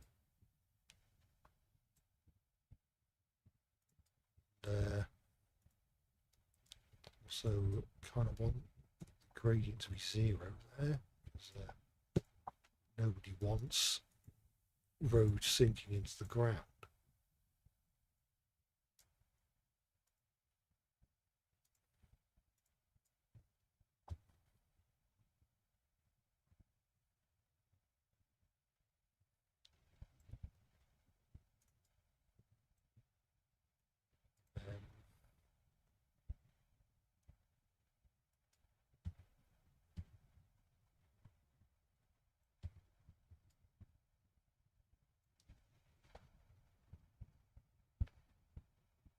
Hello, how goes? Things are going all right, I think. We're just building a station for a narrow gauge railway.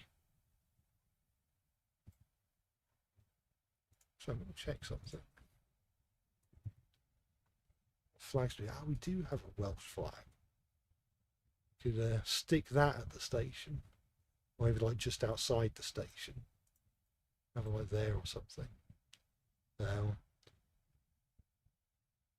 actually, which one's better? I'm not sure if either of them animate. I mean, I know they don't animate. I don't think they animate in surveyor mode anyway, but they're not animating in the like the preview window either. So possibly they are static, but we shall see. I'm sure I can find a place to put that somewhere.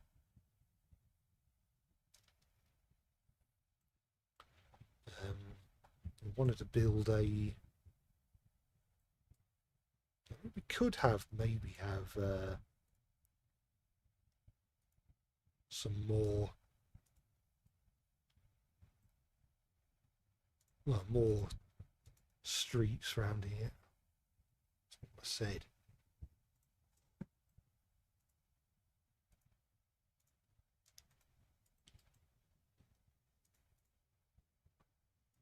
Maybe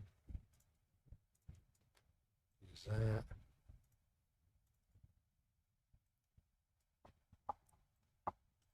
Maybe even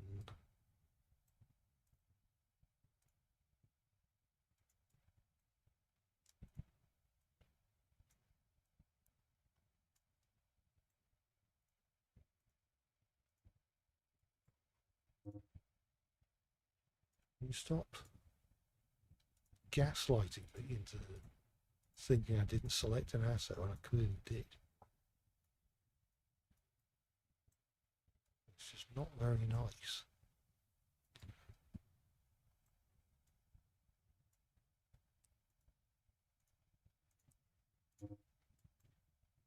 What did I just say?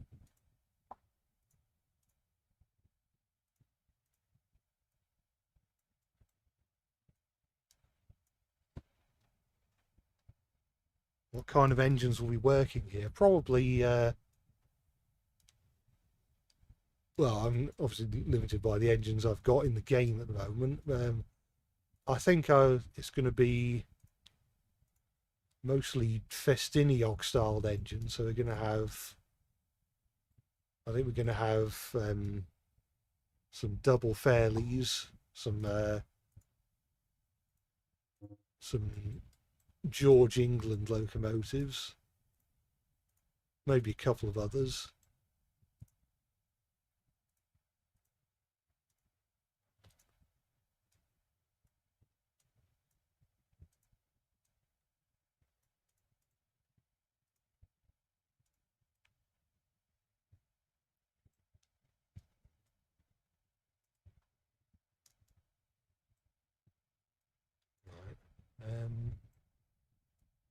Might actually bring this further down here.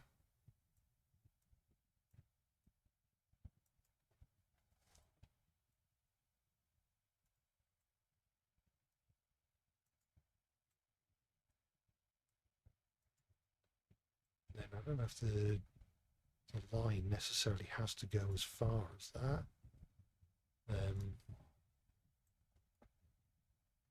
Probably want to have like a small yard.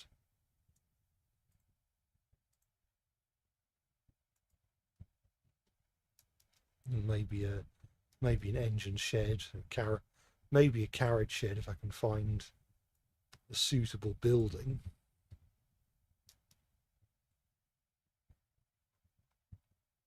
Can't say for certain if I will be able to, but we can have a look.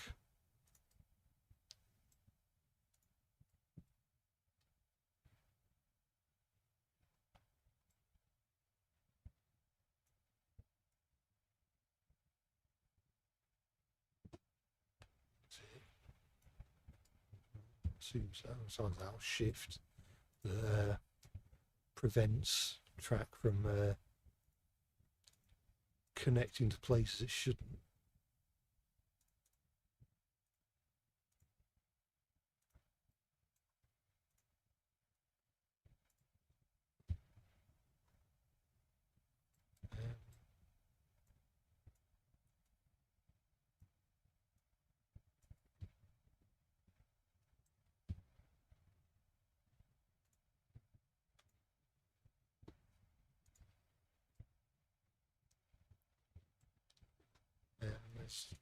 I'm sure there must be a suitably sized engine shed.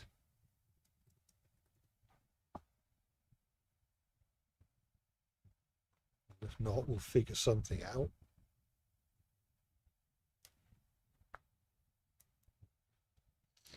One question: do I have the Scarloey engines? And not at the moment. And even thing is, even if I did, if you're talking about the TV series styled Scarloey engines, they wouldn't fit on this track anyway because they're like something like meter gauge or cape gauge, something like that.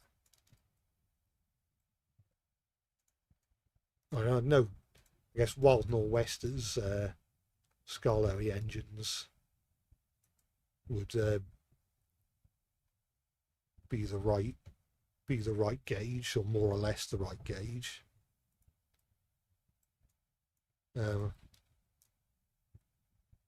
It's probably going to be mostly non-Thomas engines that I run on this layout. Have something that's not too darn big. That doesn't have an inside, does it? No. That's just for show. No. They can't all be too big. No, it's just something to go on the top of the shed. And even this is too big. Also, it doesn't have an inside, so it's useless. It's too big. Now, maybe, I mean, I don't know. No, it's not going to work, is it?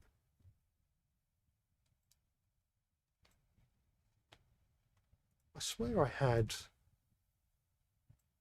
like a usable engine shed.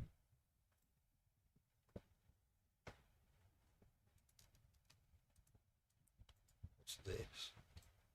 This looks like it might work. I mean, sort of a,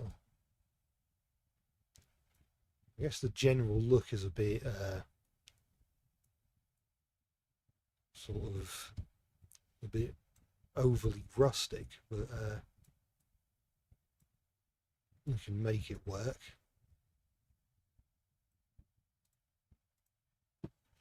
Not like that though.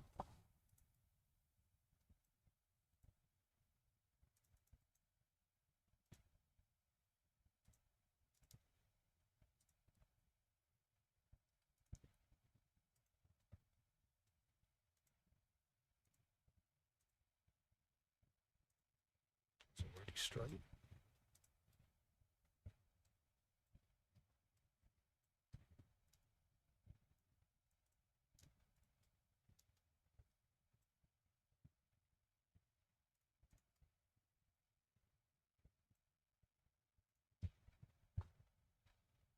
Not entirely sure how prototypical it would be to have a siding that goes right next to the platform, kind of Seems like an accident waiting to happen.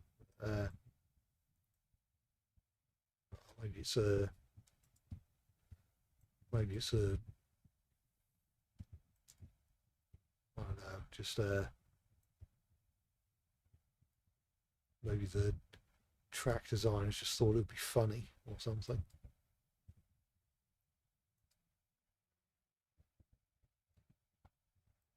Could make this some sort of carriage shed if again I can find a structure that sort of works with it.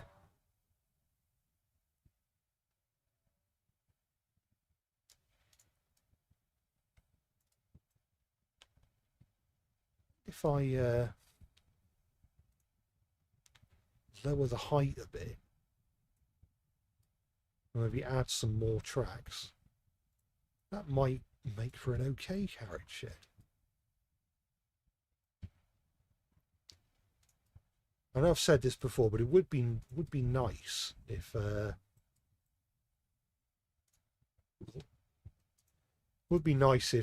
2.0 allowed you to change the size of scenery items like you can in Railworks and Rolling Line.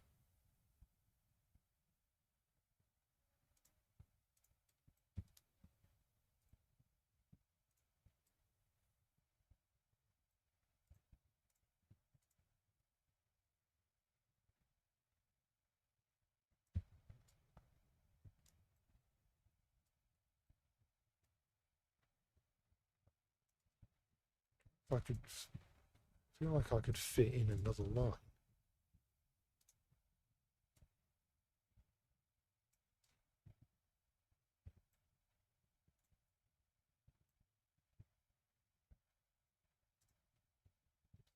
If I use that, perhaps. That.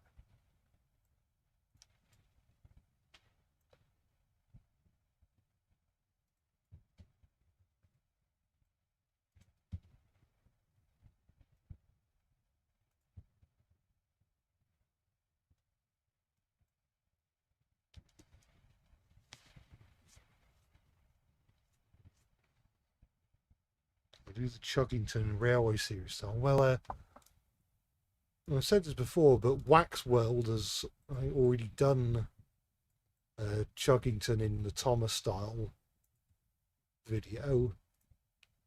And it's probably more well equipped to do a video like that than me, because I'm not really, I've said this before, but I've never really watched Chuggington.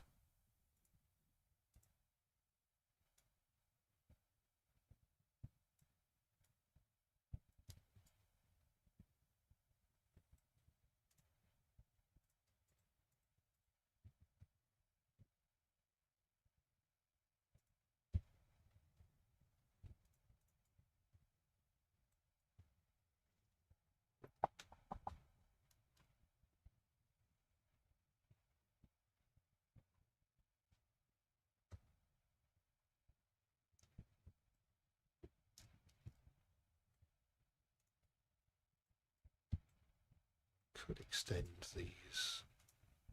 Oh yeah. Can select all four at once, but I can't move all four at once. Why is that?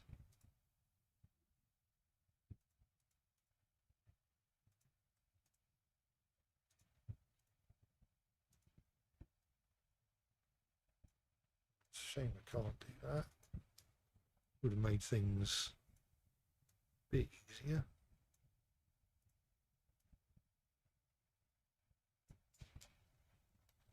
It just wasn't to be.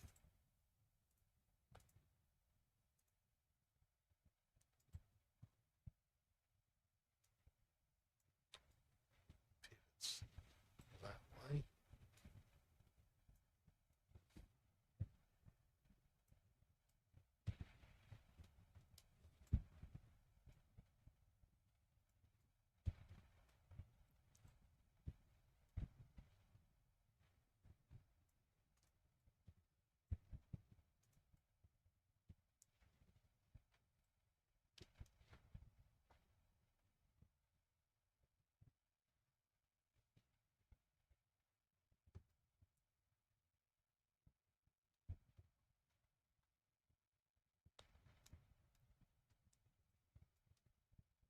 suppose I could start adding some, well, before that, I might raise the height of this road.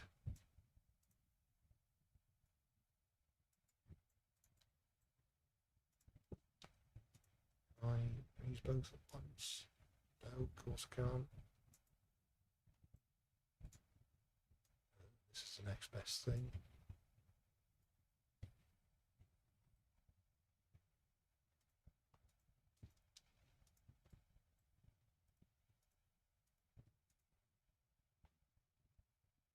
Let's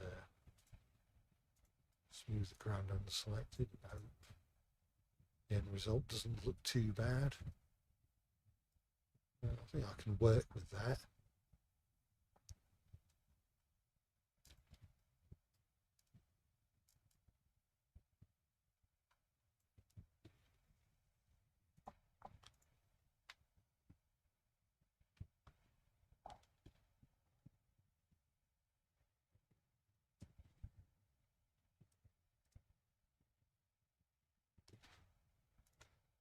We have a mixture of houses and shops.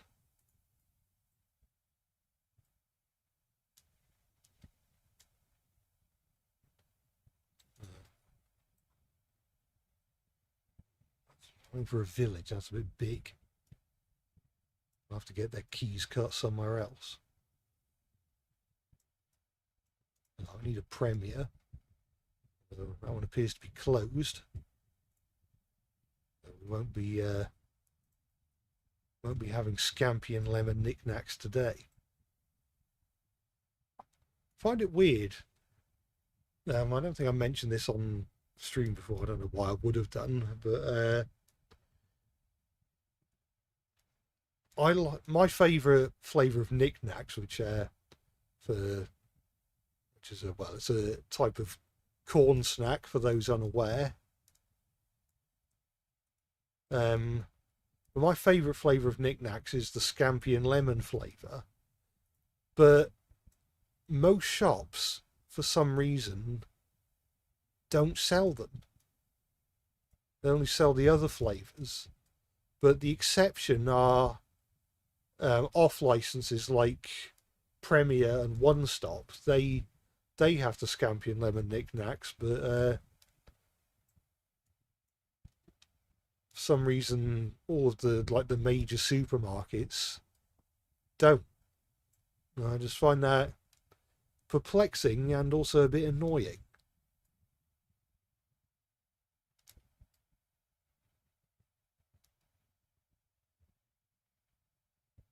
What shops are these? Can't read that. I think that first word is Richards. Richards and I think that's what it says. Provision merchants. What is that? Davy Grocers.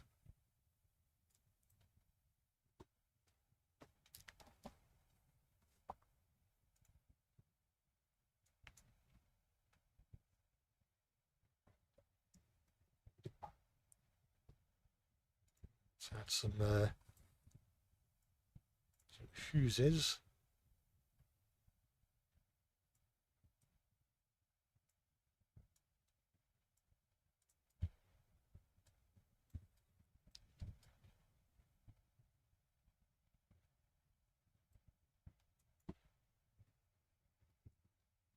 Oh, I don't have a chippy. Either that or maybe I do. I just don't have an. It's not called a chippy. Our best one, the sort of convenience store type thing, and Dolphin Fish Bar. That's where the villagers can get their fish and chips.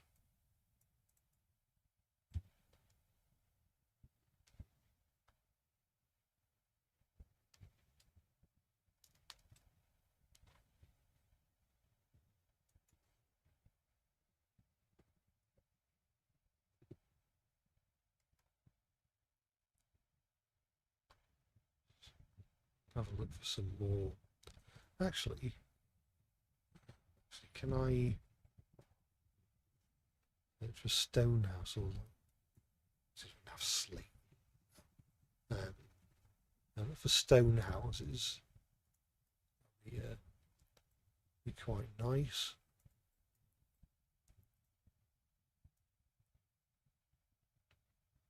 Nice the front.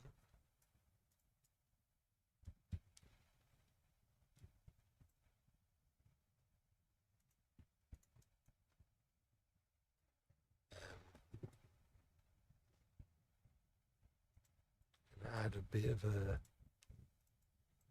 hedge surrounding this house. We can.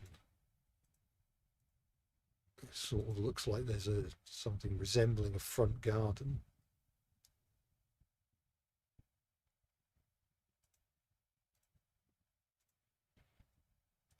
Oh.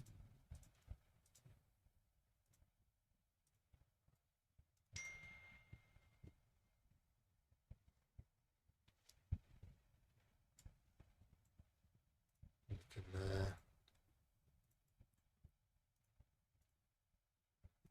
actually, it probably makes sense to extend this out a bit more. There's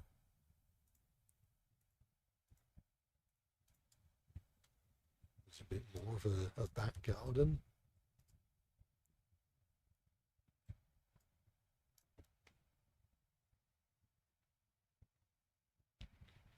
Real life Luke, Peter Pan is visiting your country tomorrow and you can see it.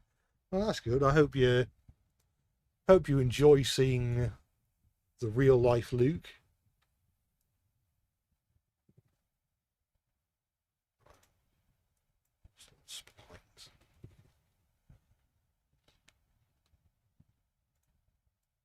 No, that's too big. That's still a bit oversized, but can't be helped. Can I try and do that?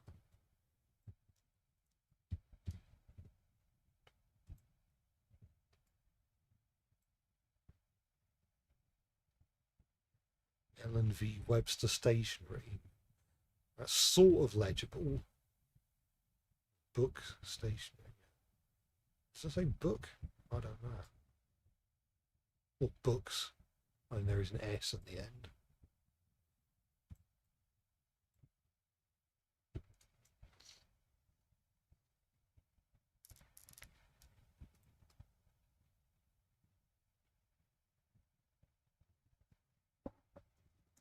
Yeah, I'll look mostly for stone houses.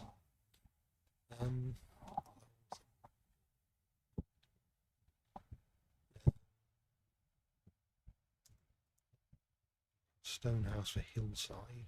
That's, I think, close to what we want.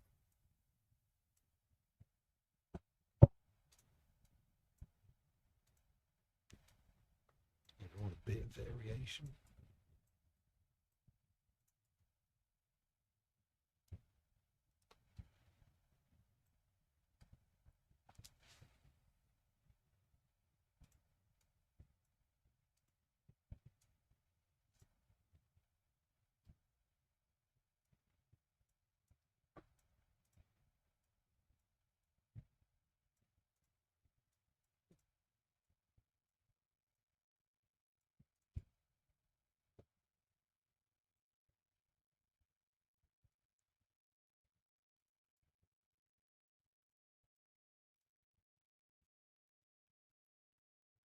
I can't tell what's the front of this house. Doesn't actually seem to be a front of the whole house. Surely that's not the front of the house. Surely that's the back. Or is that the front door? Yeah. I'm not sure if that's going to work in this context.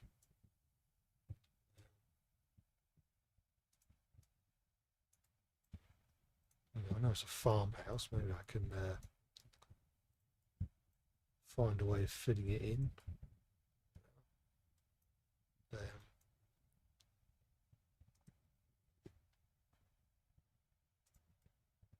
Need to look appropriately stony.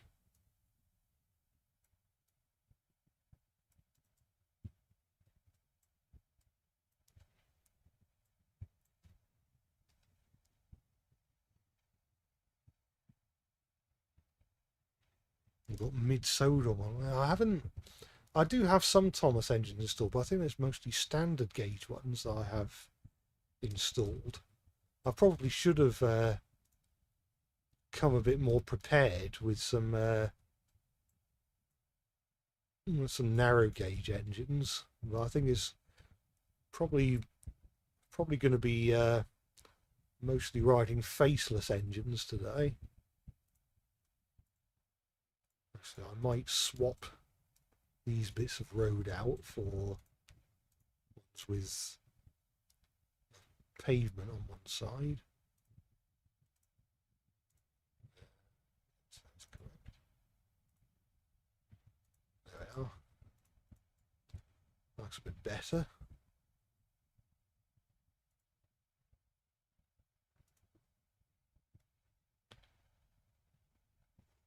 See how more what we're after.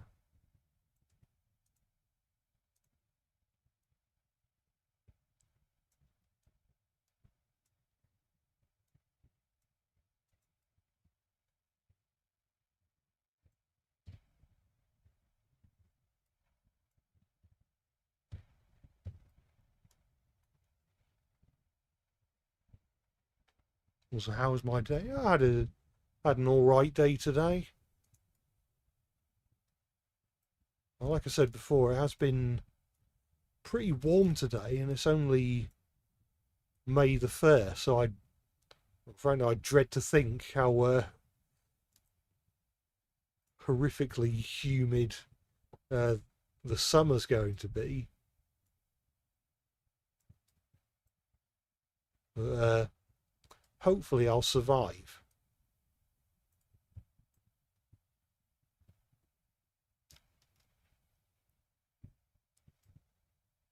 Don't want to have to add another corner building, but I might have to.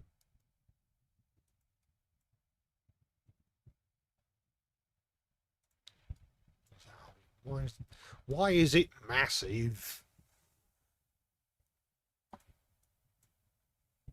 So's that one.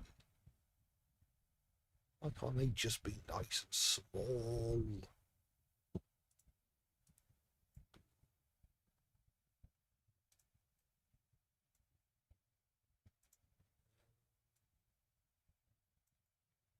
Could do that. Have this house over here. That works, I think.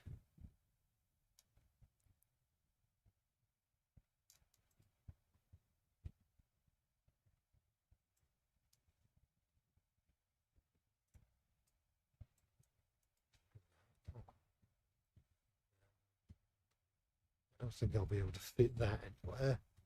It's probably more something you want to use for a city rather than a village. Also, I probably need to put a church somewhere.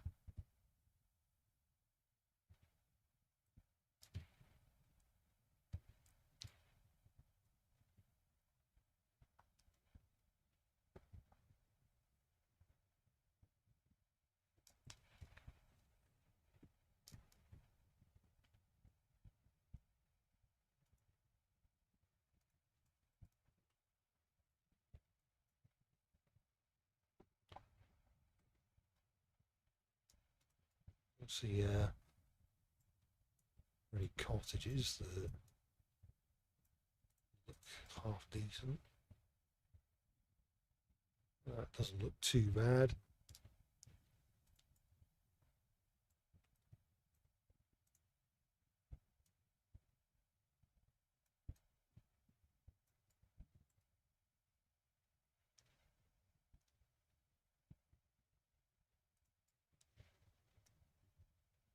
So I need to add some more buildings to this hill.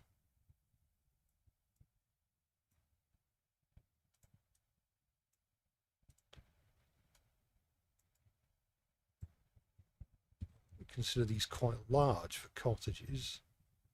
Mind you, I don't really know if... Is a cottage just a small house, or are there sort of guidelines, or like guidelines for what a cottage can and can't be?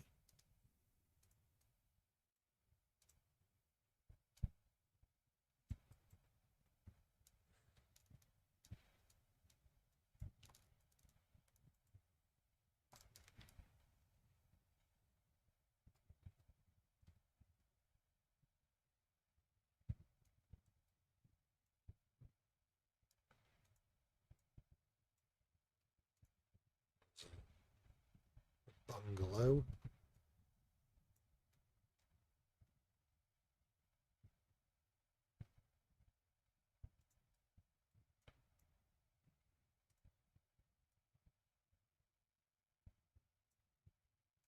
These look quite big for cottages.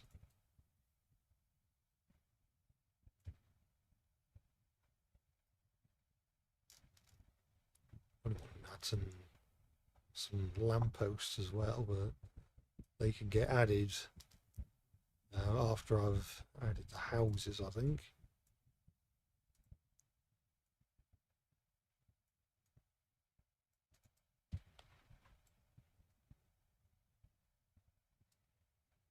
There's some houses for sale here, so if anyone wants to live here and has the money, then there you are.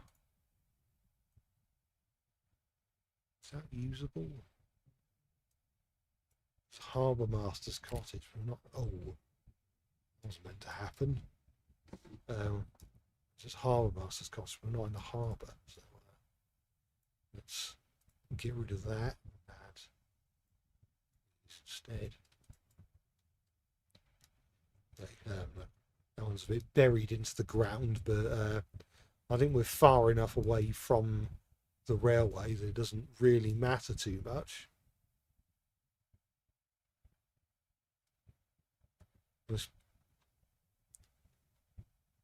I was going to say this isn't really the sort of game where you just walk around, but you can walk around in the game. I don't know if anyone who plays the game does just walk around and explore the worlds.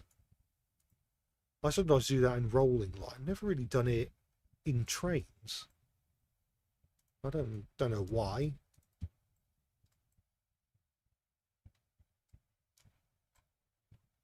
I feel like that's more south of England than Wales, but maybe we can let it off.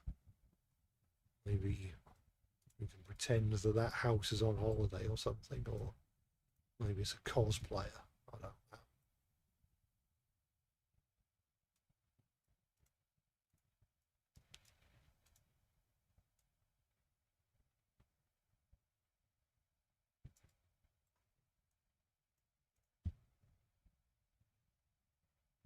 Oh, it's a derelict cottage.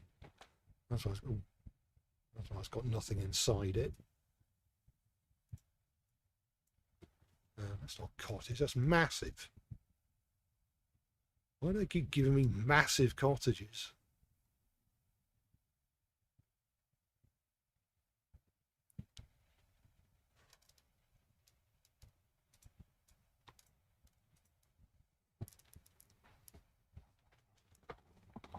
Fine, maybe another time for Scarlowy engines in the future. Yeah, maybe we'll revisit this route, or maybe I'll find a way of doing something else with the Scarlowy engines.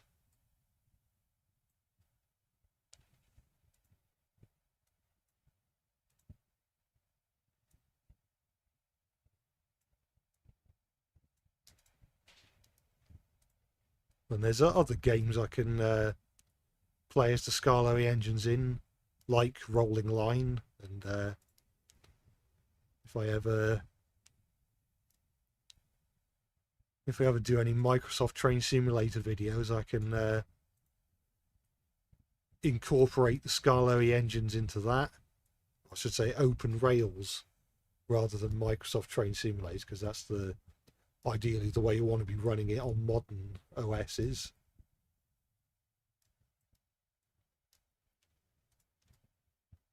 So it's the one thing that the original Microsoft Train Simulator has that OpenRails doesn't is derailments, which now the developers of OpenRails, I think, said something about we haven't added derailments out of respect for people who run real life railways, which, I mean, I guess, but then I think you can like run, you can like play sessions in OpenRails, and it will say you'll say your train is derailed, but then your train stays on the tracks and you can still move afterwards. And it's like, surely that's more disrespectful to railway people than having derailments actually be visible on screen. But what do I know?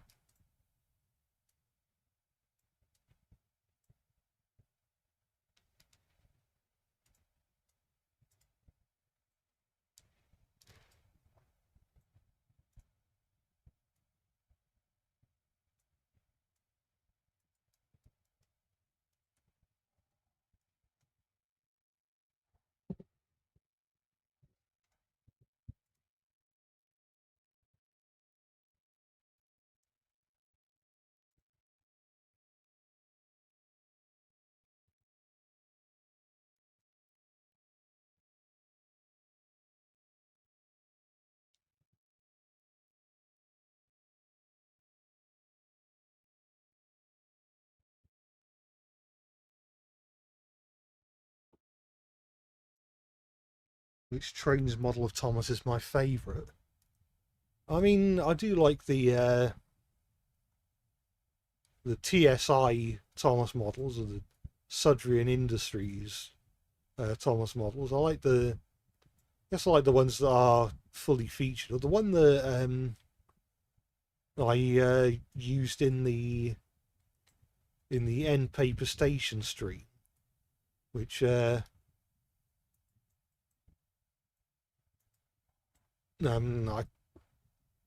again, I've already forgotten the name of the website it was from, but I quite enjoy that one. I could it does involve putting a standard gauge engine on the narrow gauge track, but this one is the one I'm thinking of. Someone in the chat might remember where that particular model comes from. Remember, it was originally on one website, and then I think they rebranded, and it moved to another website.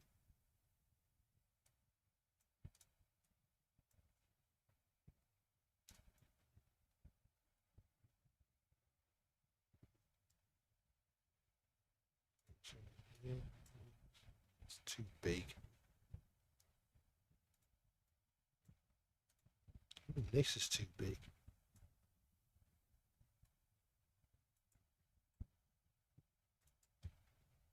Well, is Clinton Cards really a shop you'd have in a village? It's really just convenience stores and off licenses. Maybe a hairdresser if you're lucky. Convenience store. I'm not sure for certain. I don't think there are any 7-Elevens in Wales, but correct me if I'm wrong. Let's see if there's a pub that we can incorporate into the village. What's that?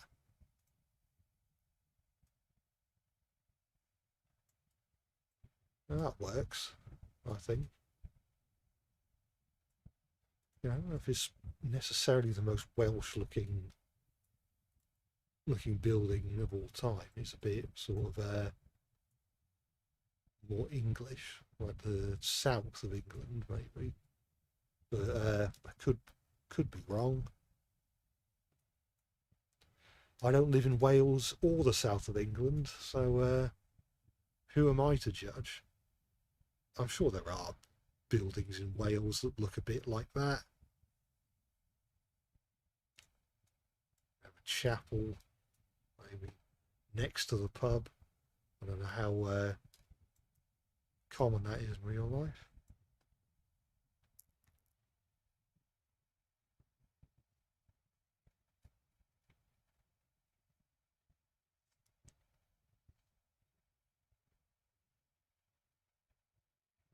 What countries railways do I like the most outside the obvious UK, US, and Germany?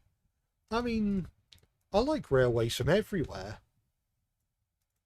Like I said in an earlier stream, I used to be like purely into British steam engines, but as the years have gone by, I have branched out a lot and sort of discovered more about railways from other countries.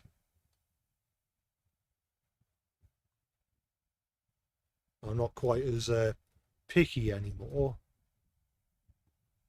because a lot of really interesting trains from all over the world.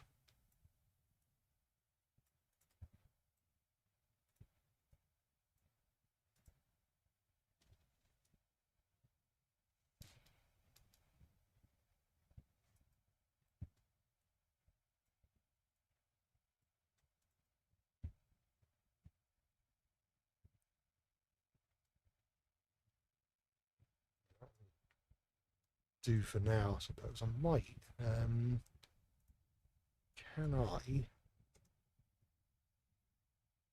add the path on its own?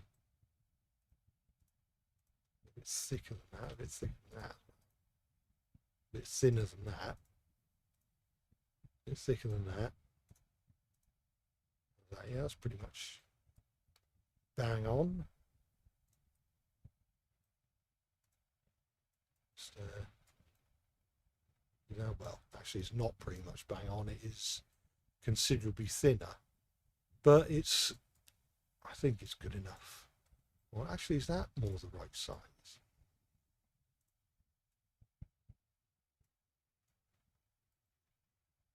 I'd have said so. It's closer. That's all that matters.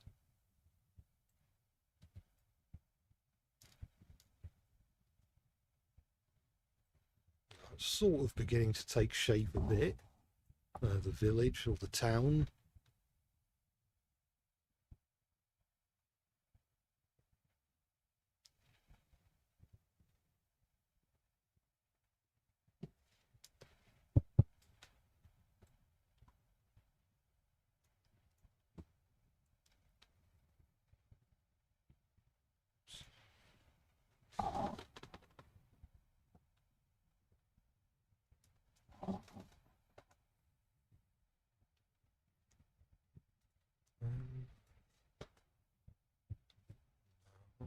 Too keen on that model for some reason.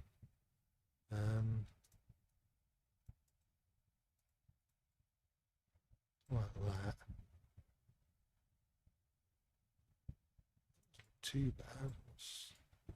That's a cathedral. I don't think villages tend to have cathedrals.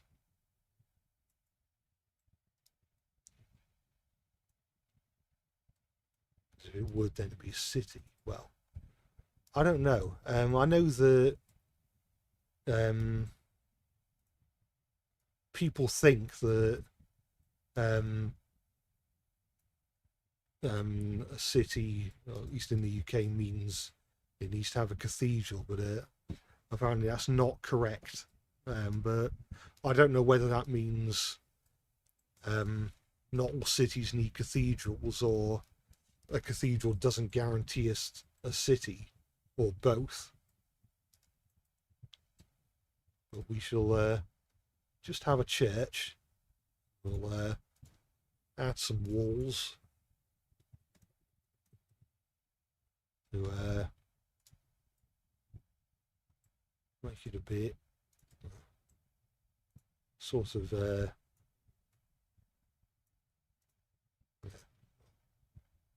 wall it off a bit. It's not rubbing shoulders with somebody's house. Probably had a gate here.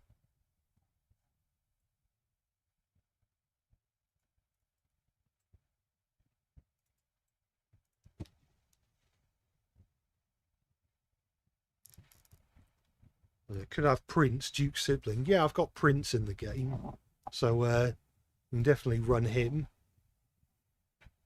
along with Princess and Mountaineer.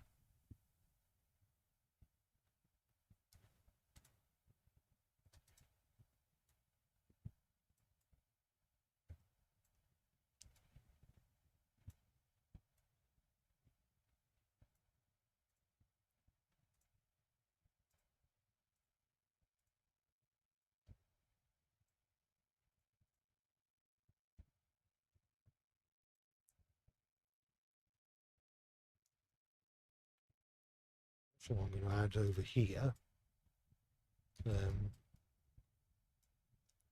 Maybe just some trees and stuff. Actually, I mean, I could add a couple more buildings over here, which I'll have to see.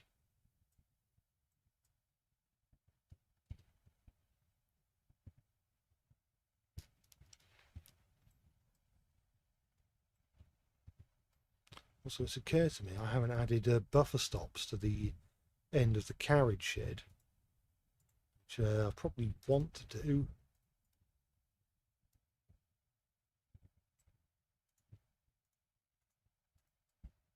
Just, I mean, in games like Trainz, it doesn't make much of a difference, but it just looks a bit more complete to have buffers at the end of a siding.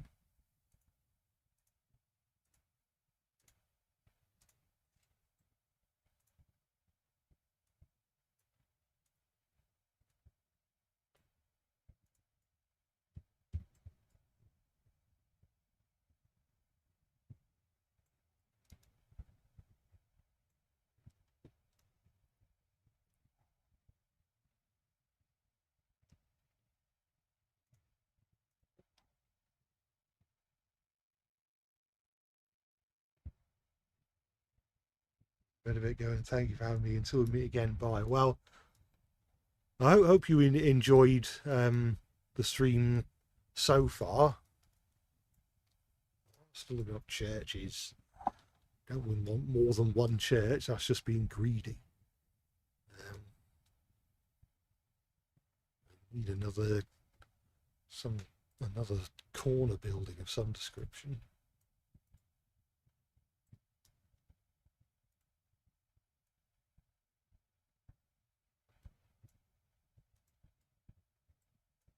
Appreciate that's part of meant to be part of a larger pottery building, but from this angle it can just be,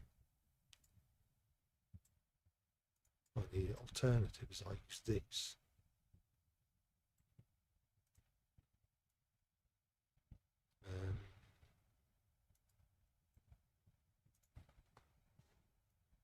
I think that works.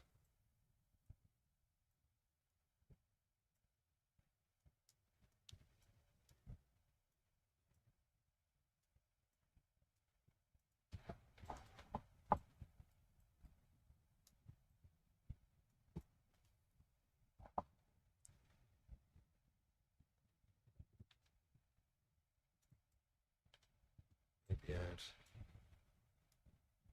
more of these perhaps. I might actually see if any of these are better. It's too long, I think. Likewise. That one's about the same height as the other thing.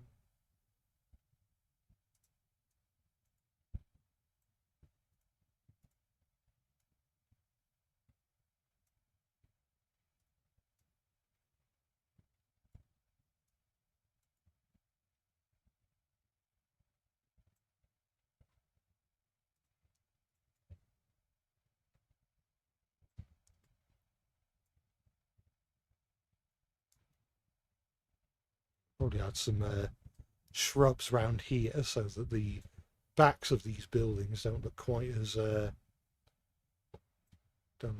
strange, quite as shoddy.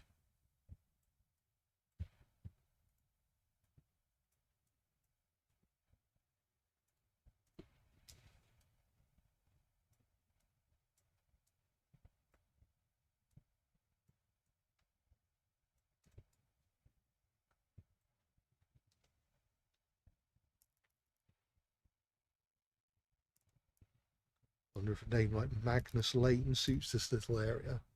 It could. We could add a. I'm sure I can find like a street sign name.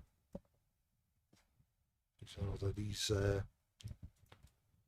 look decidedly non-British. Have a look. See if there's anything a bit more in line with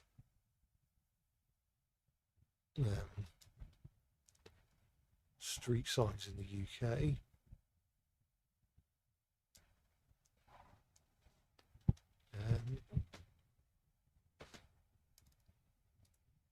I mean, these are technically station signs, although they're a bit big for what we're after.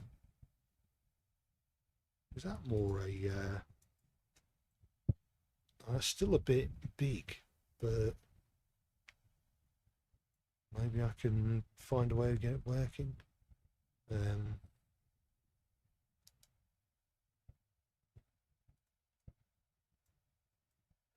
Now that looks very much like a UK road sign, although, again, it's a bit big. I know it's meant to be a station sign.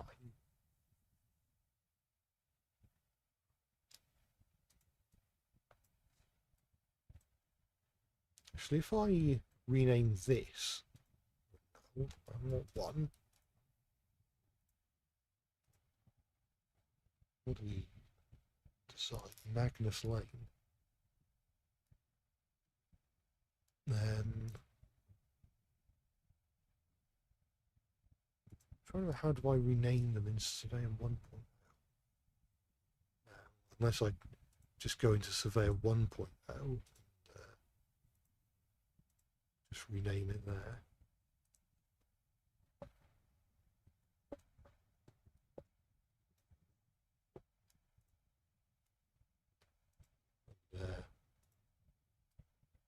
I think I probably could have renamed it in 2.0, but I didn't.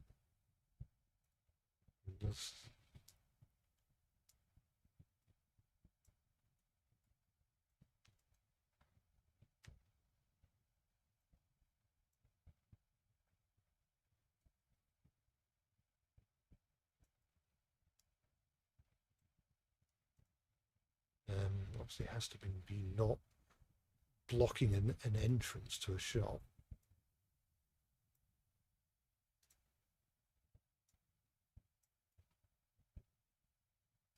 So it would make more sense to have it on the other side. I don't know, to be honest.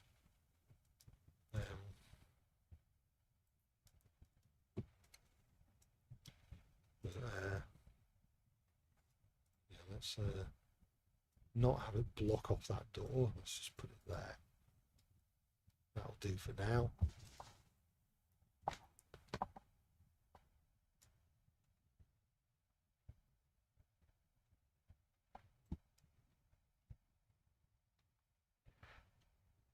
Can I scale it down? Well, you can't scale down objects in Trainz.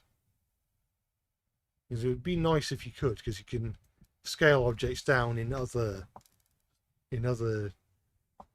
route building games like Rolling Line and Train Simulator Classic, but not in Trainz, I don't think. Will I be drawing the Coldefell engines we didn't see in the books? I probably will do one on the Coldefell diesel engines at some point if I can figure out something interesting to do with them.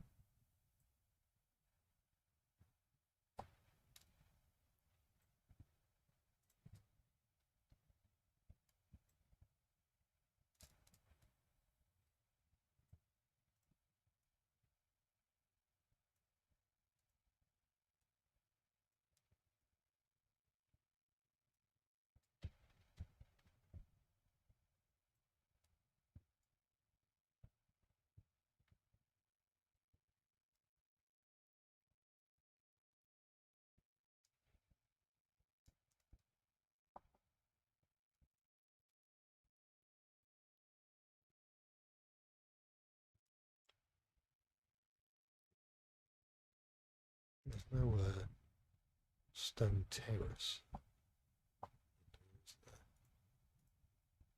I can see.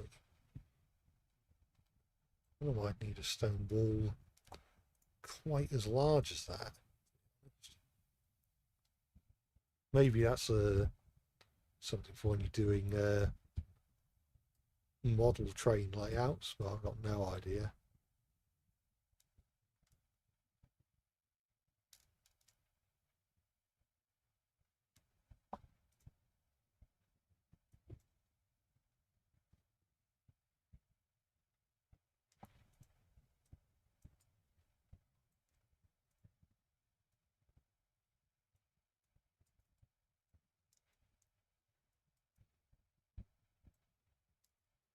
That's another one we can maybe do with something resembling a garden.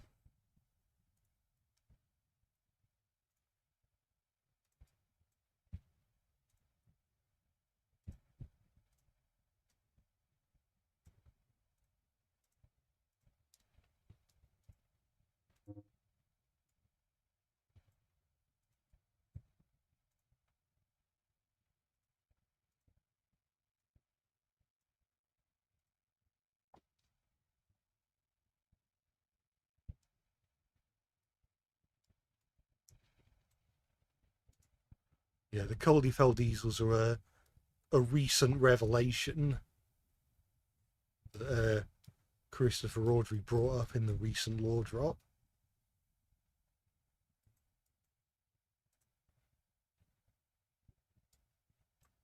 Why can't I?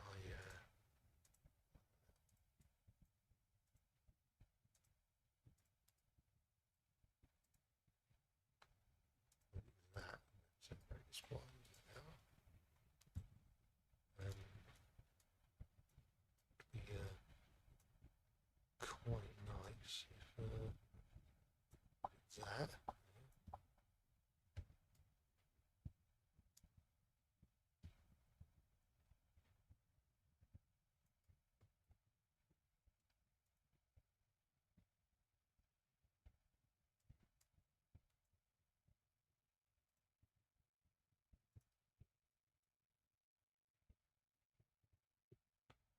Anything else slate related? Not really.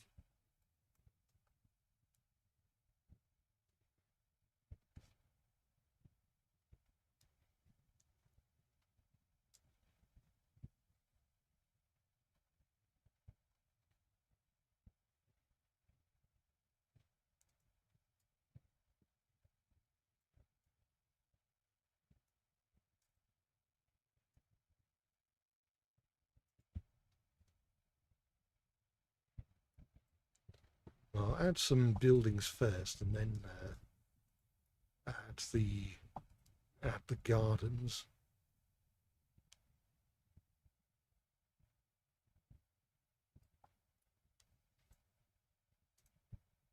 To use some of the buildings from the other side of the town.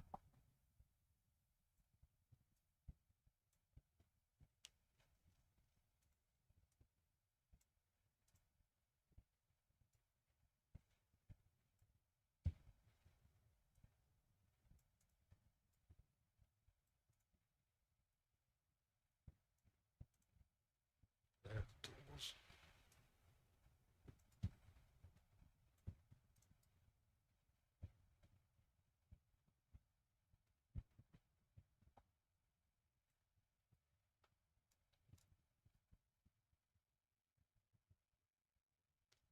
I might also add a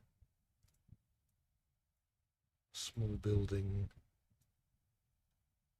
over here, because I'm thinking that I guess the further away you are from the town, sort of I guess more sporadic the buildings become, or the more sporadic the houses become.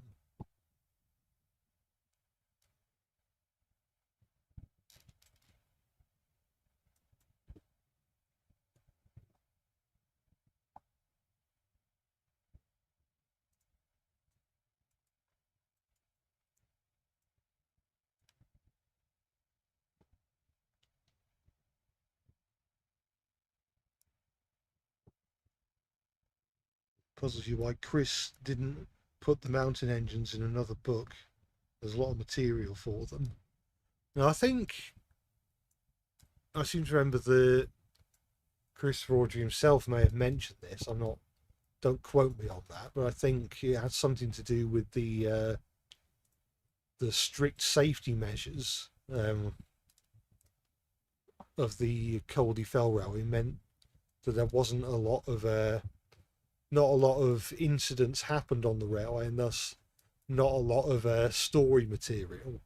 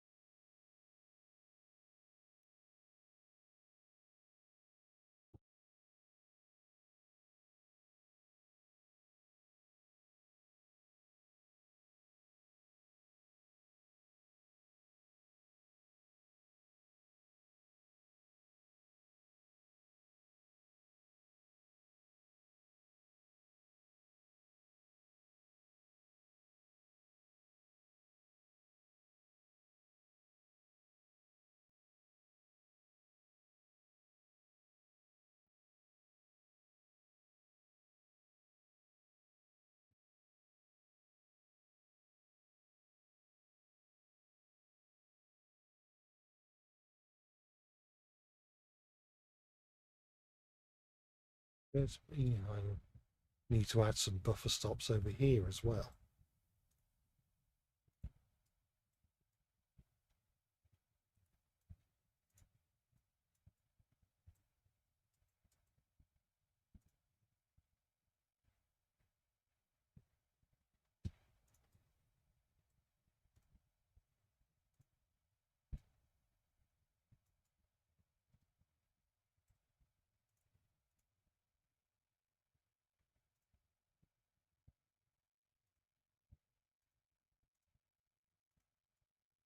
That's about correct.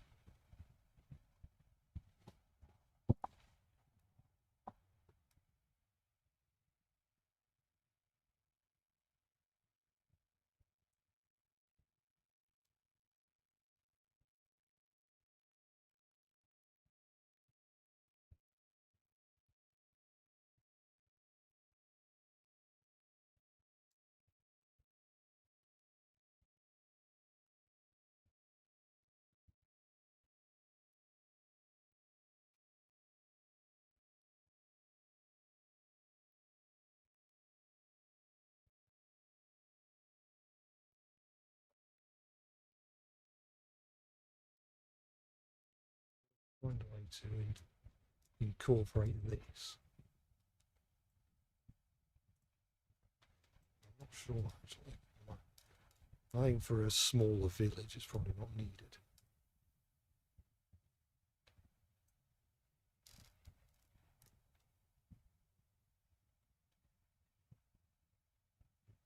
Well, I draw all engines go exclusive characters in the Railway Series style. I have to get really creative to fit them in the Railway Series timeline. I'm sure I could add some of them in. I'm sure I could find a way to at least get Bruno in there.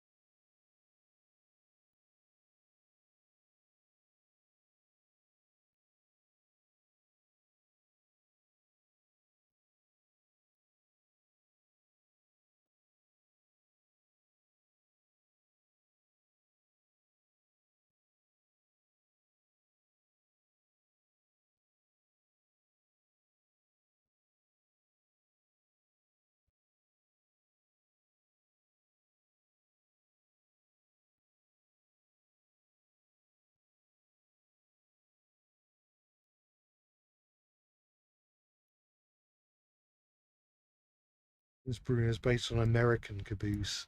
Flying Scotsman could have met him during his US tour in the 70s. It's possible.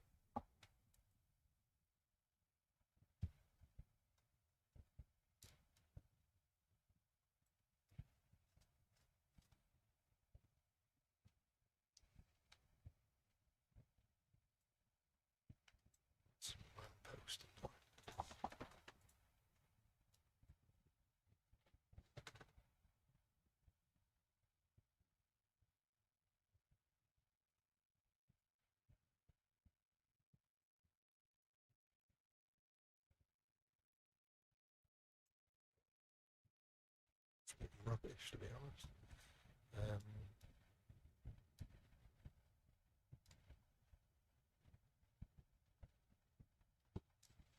We have a sort of old style street light that isn't meant for a station. Not sure if we do, but I mean, we probably need some lamps at the station anyway. Add some.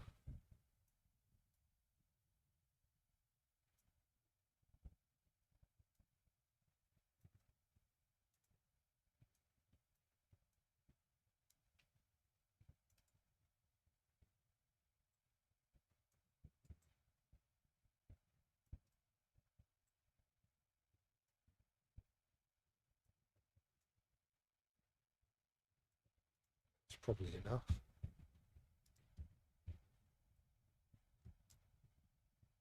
We'll need benches as well.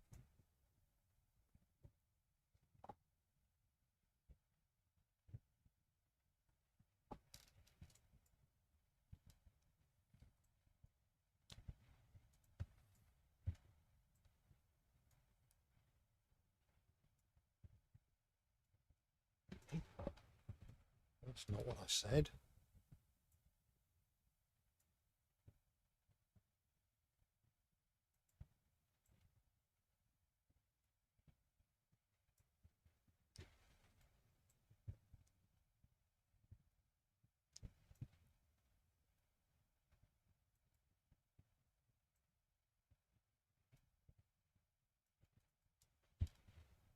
Yeah. It's probably help to add some over here as well. That's meant to happen.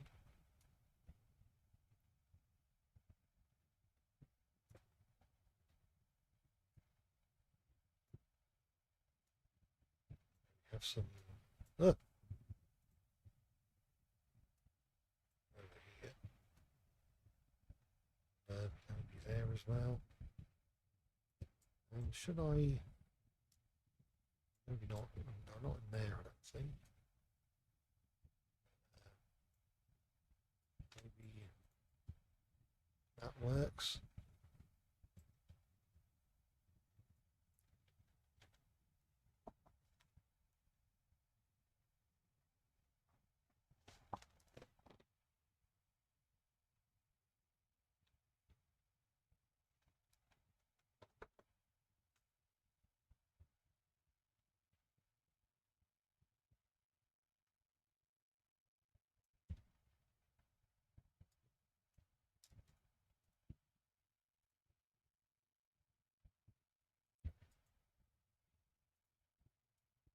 What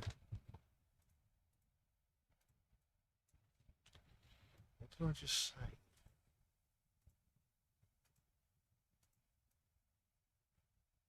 Maybe this should be tarmac.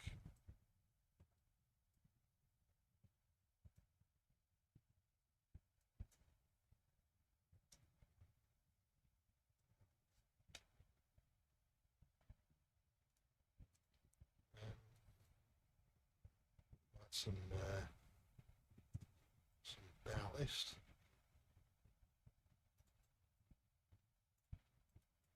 There's a track right there. I suppose I could like sort of roughly ballast up I'll check to see actually if we have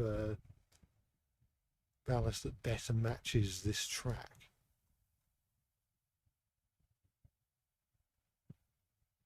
I'm not entirely sure if this is the best track to use because the ballast is very red, brown, as opposed to grey, which I might check to see actually if we have, if I've got more suitable track, but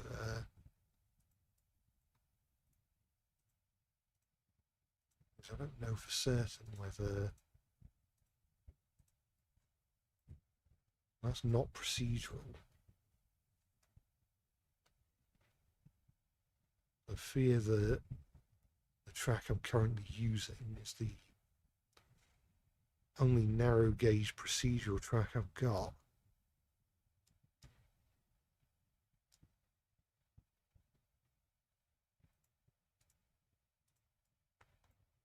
That doesn't look right.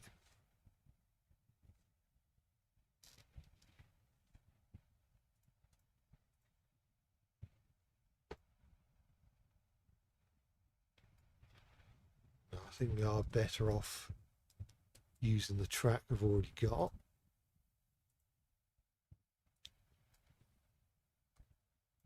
It's best to just go along with that for the time being.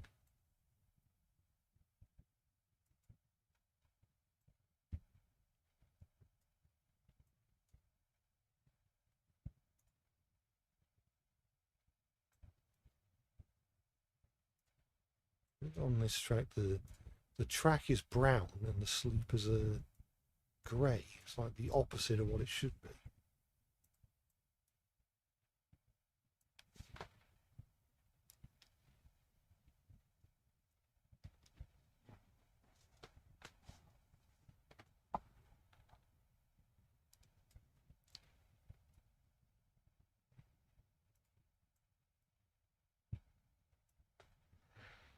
I love my latest mistranslation video, and get the sense that in the next mistranslation video Mavis will be in it. That's a possibility. I was thinking of the next video being Oliver, Emily, and either Mavis or Diesel. That's not set in stone yet.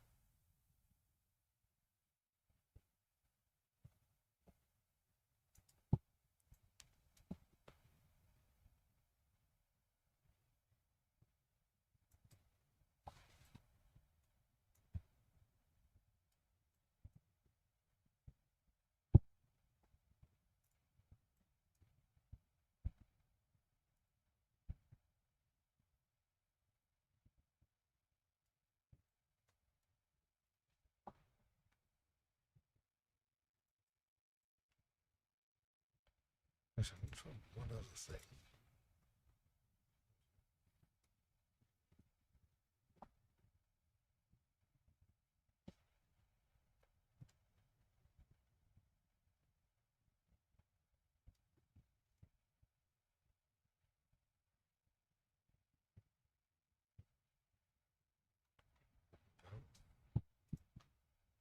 These are the best textures to use.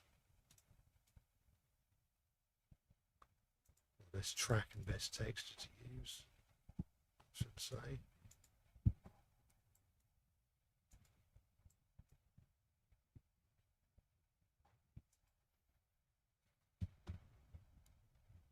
I mean,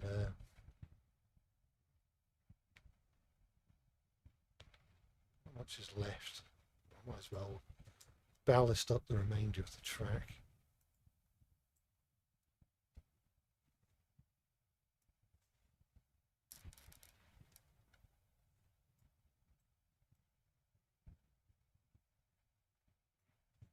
Recently watched King of the Railway for the first time is probably because of my Railway Series reimagining video. That's good. It's nice to know that my video has inspired someone to go back and watch the source material.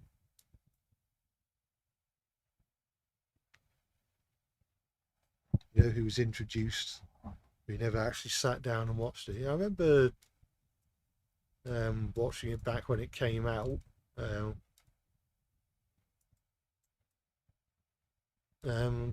remember quite enjoying it. I'm not sure if yeah,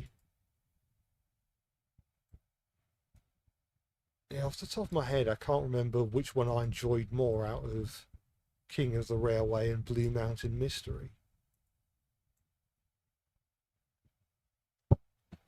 Obviously, there's going to be more here at some point, but for the time being, go back here and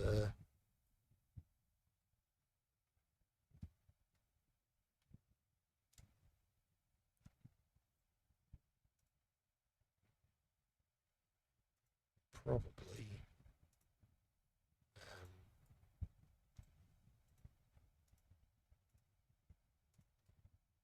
that.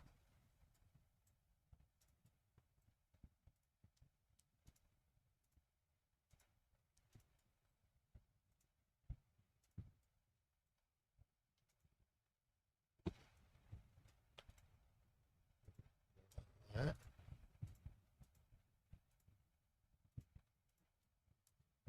That'll do.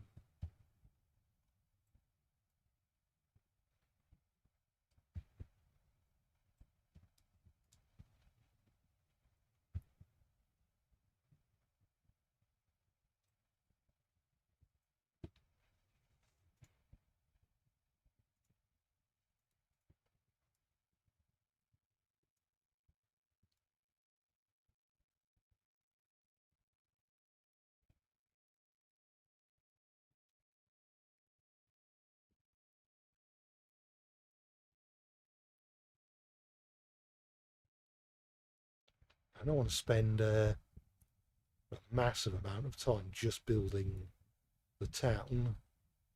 I might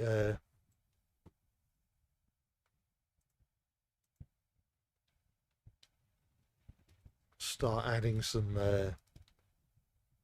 trees and shrubs.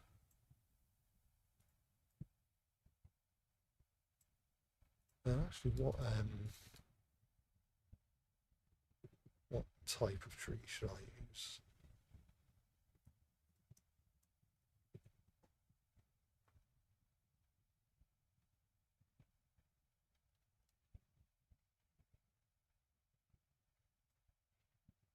I suppose I've got any of these, have I? Nope.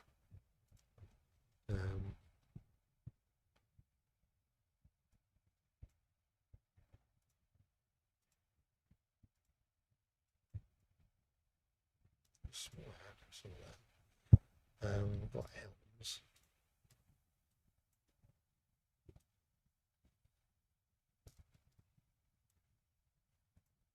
I'll probably do something similar to what I did with the last Trainz route I worked on, which is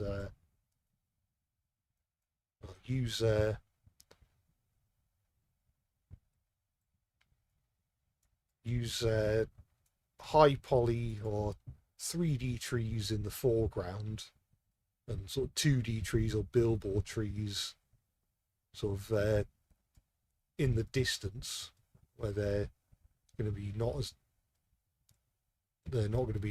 easy to see, at least from the rails. Probably ought to add some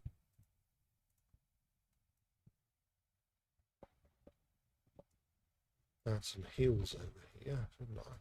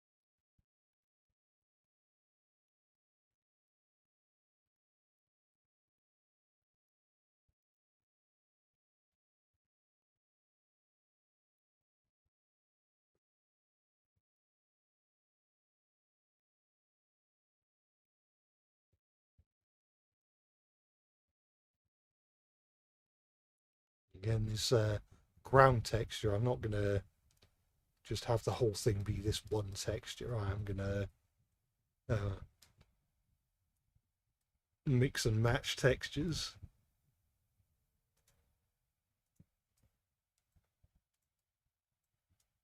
Probably gonna lower that down and use it as a shrub.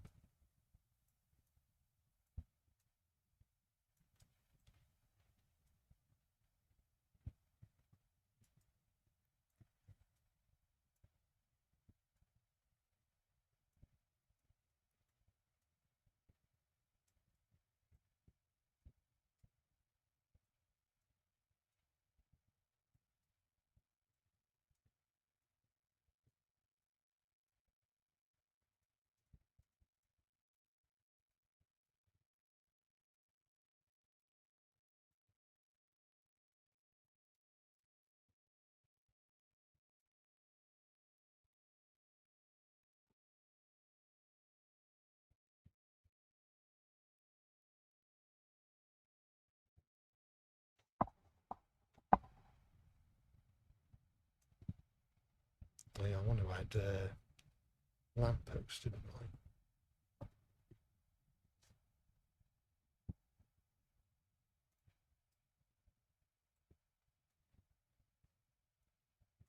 Looks decent enough. Mm.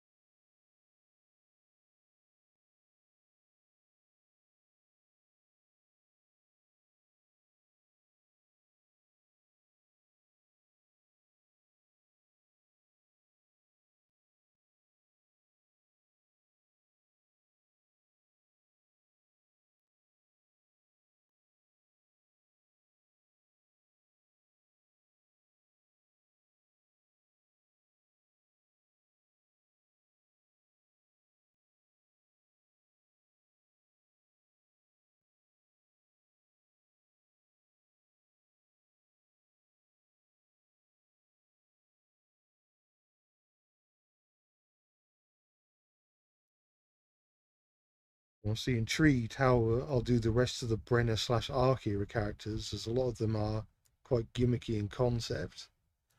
Yeah, I'm still not entirely sure how I'll handle them. I might end up like covering some of the road vehicles I haven't done first, maybe.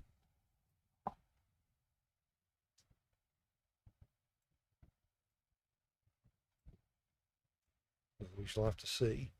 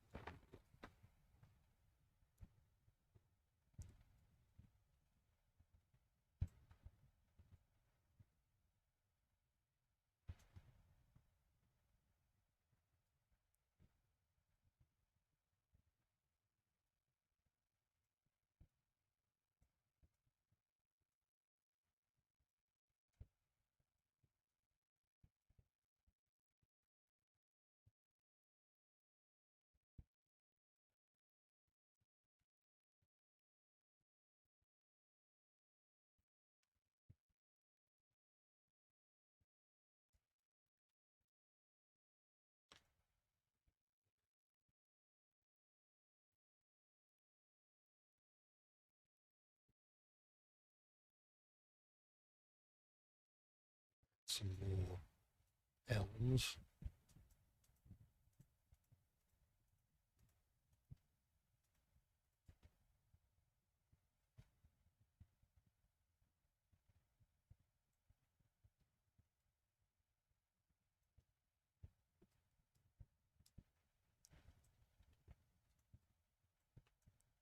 I'll add some pines as well. I can't imagine there are no pine trees in Wales.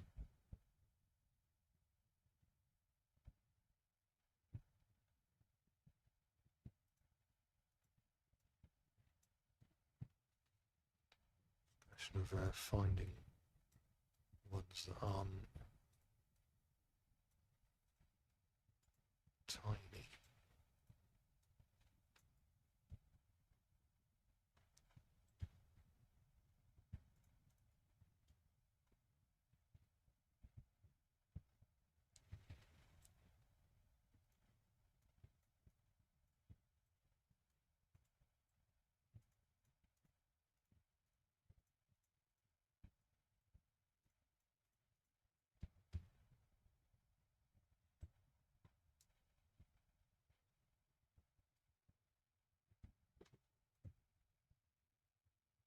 Well, I need quite so many.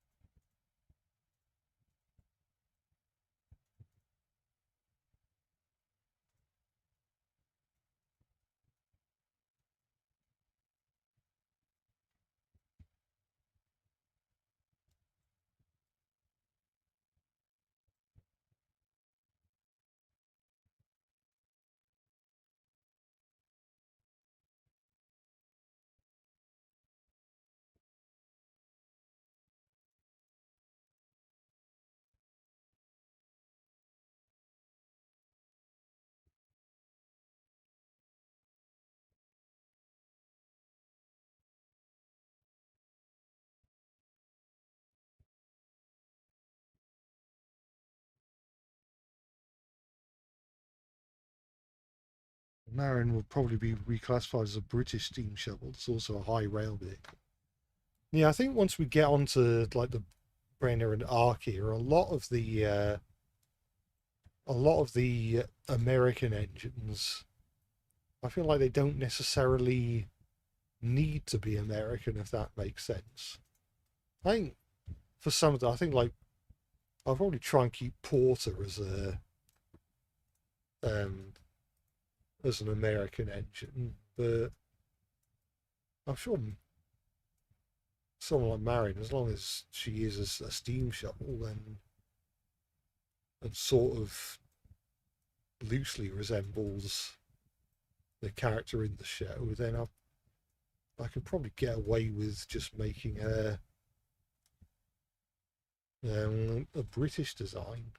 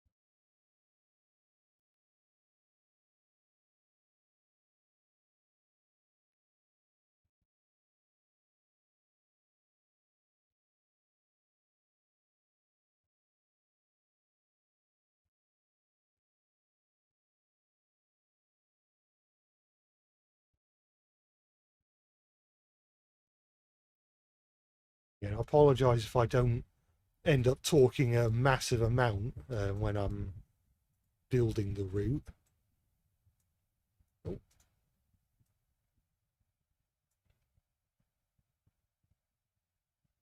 It's just sort of a mixture of wanting to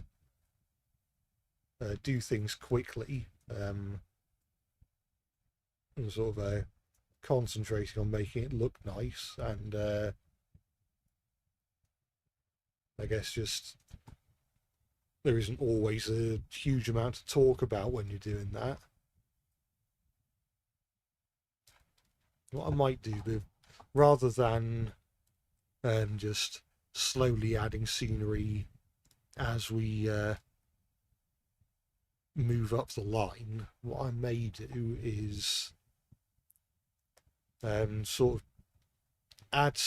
of create set pieces and then sort of weave the rest of the scenery around them. So sort of like maybe a footpath crossing or something, and surrounded by a bunch of trees, maybe a bridge or something. And I guess I might add a station in the middle of the line, probably just like a small halt where trains can stop and collect. Well, passengers can get on or off if they want to.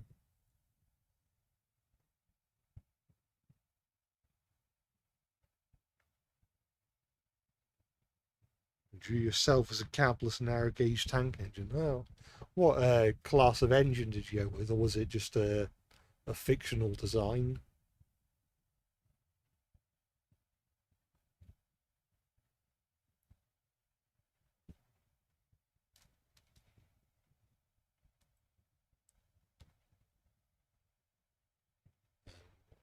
Right, and another wall around.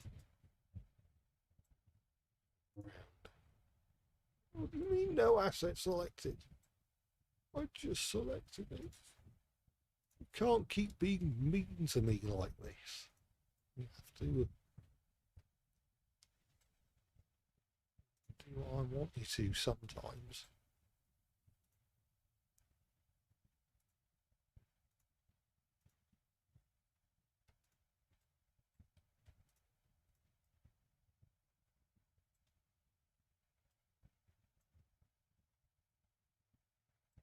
That looks a bit more, I guess, a bit more professional. Professional is the right word, but a bit more convincing to have the backs of these houses walled off, so that you can't just walk straight from your house to the railway.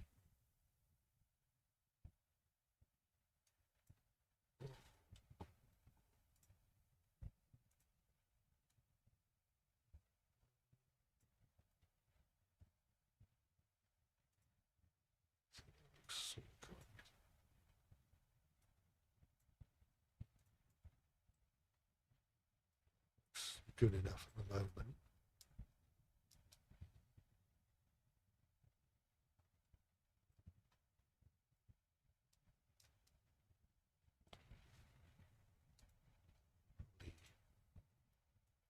Add some more trees around here.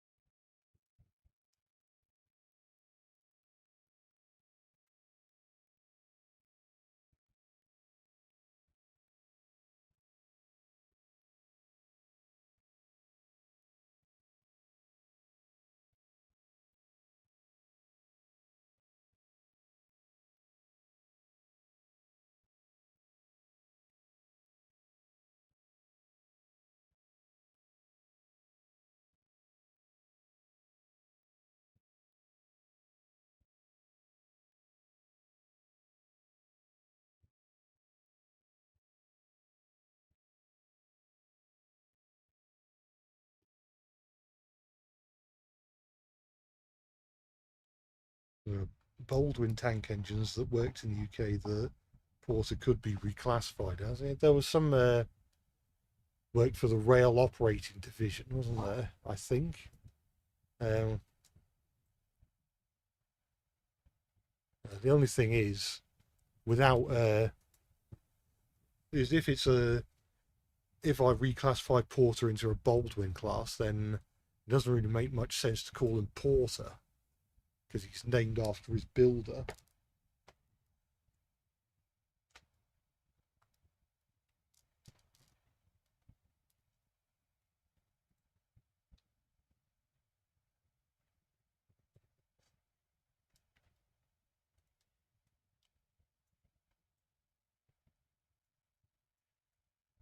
Some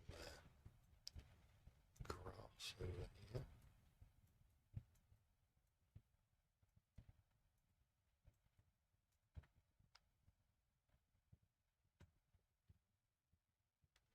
Probably ought to have a signal box as well.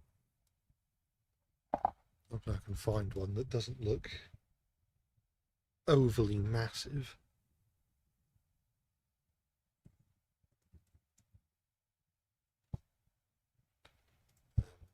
How does that look? That looks quite alright actually. Probably use that.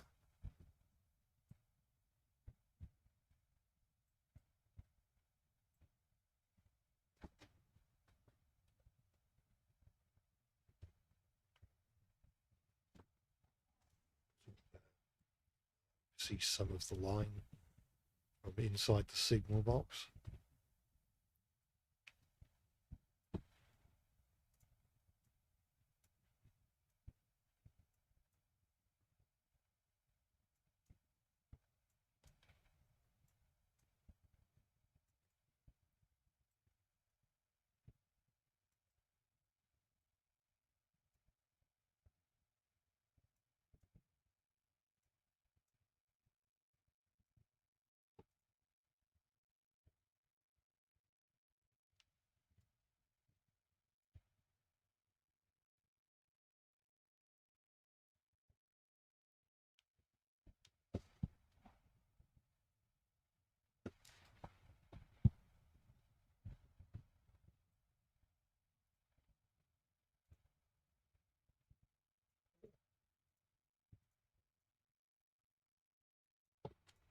Doesn't want to play ball.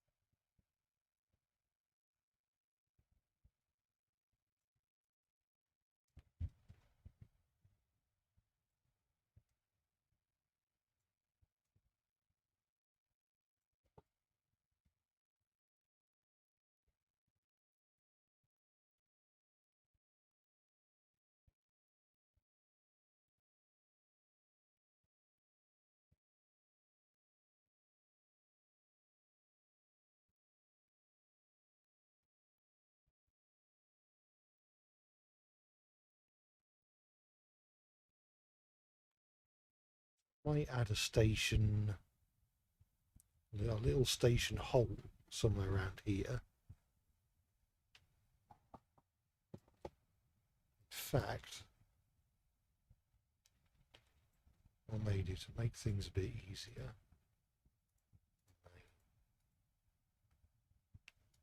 Copy this. Oh, that's not what copy means.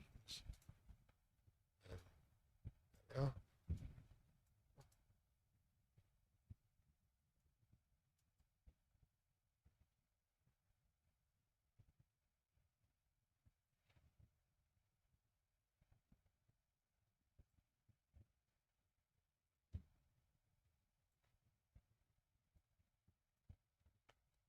See the track is a different height here, so the platform is also a different height. So what I might do is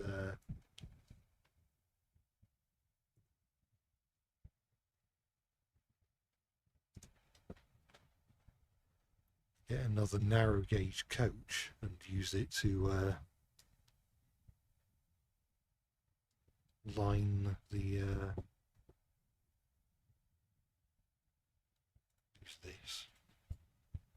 use it to line up the platform.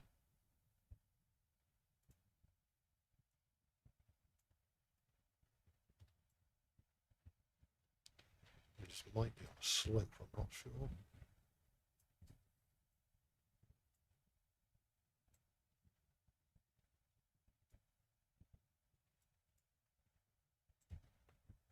It is on a slope actually. It's slightly annoying. I'm sure we can fix this.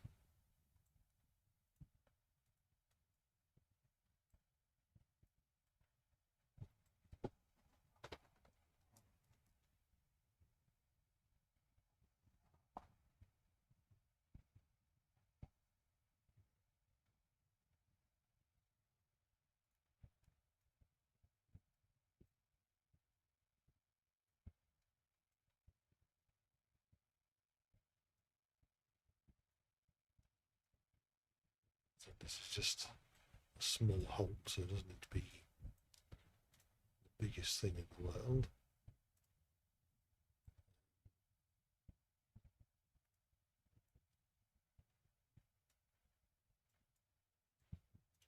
Far off on one. Might make it a bit longer. Might even add an extra spline point. A bit of curve, although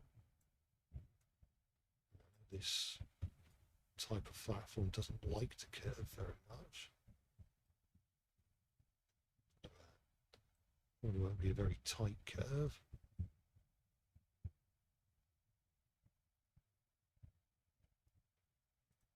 It doesn't need to be much larger than that.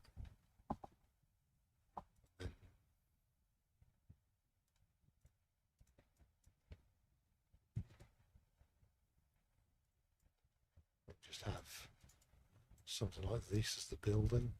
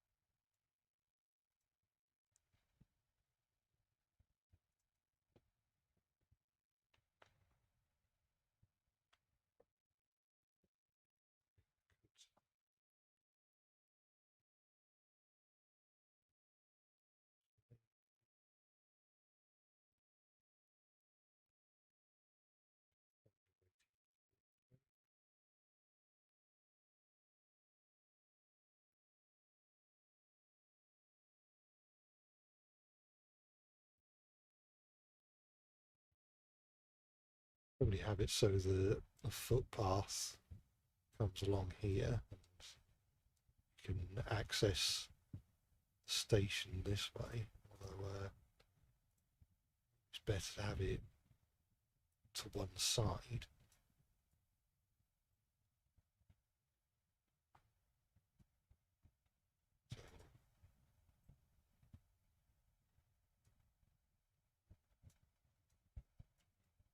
That's it.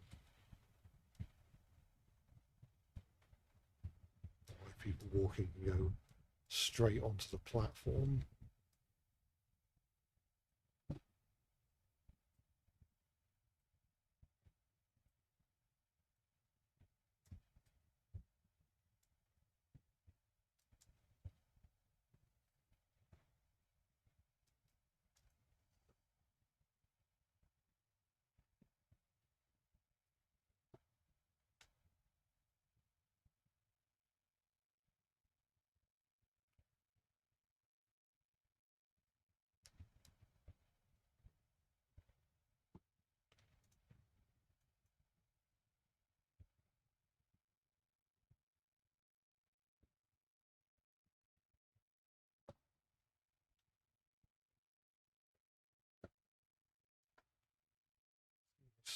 should make a decent footpath.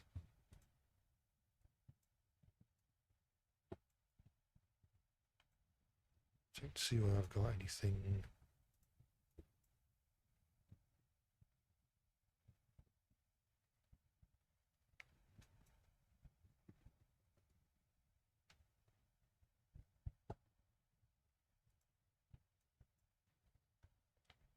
Oh, that works.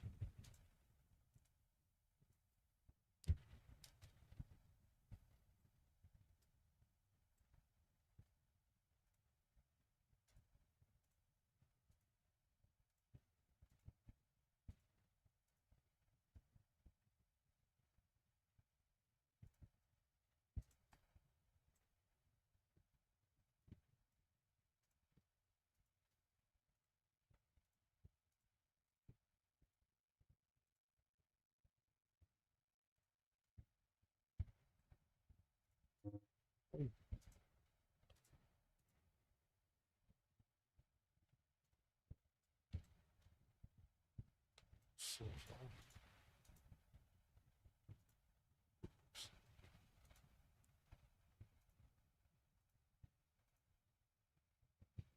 It's kind of smoothing the ground on the side.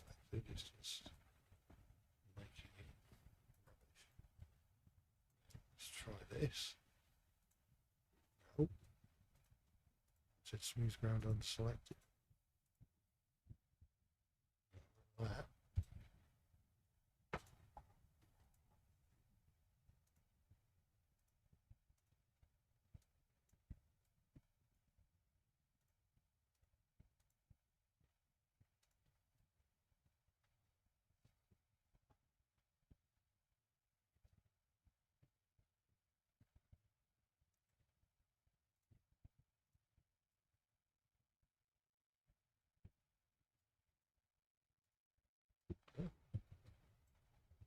What happened?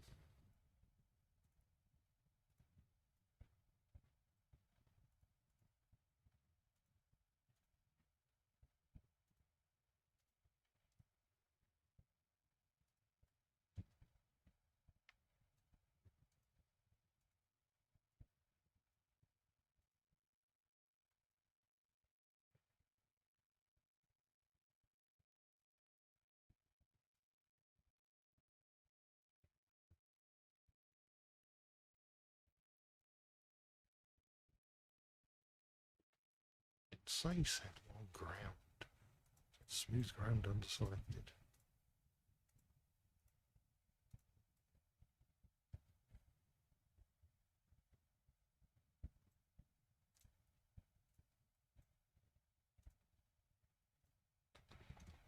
Grade of 0, please.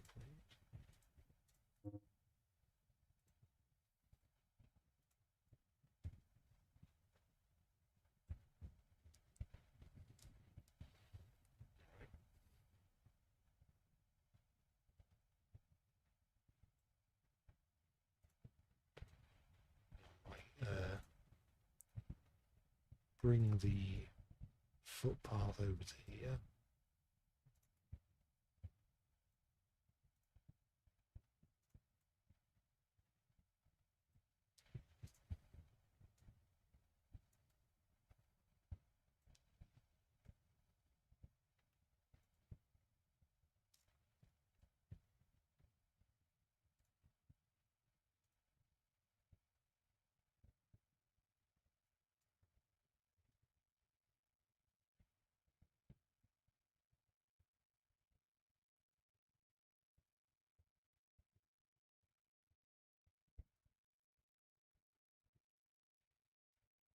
If I smooth the ground,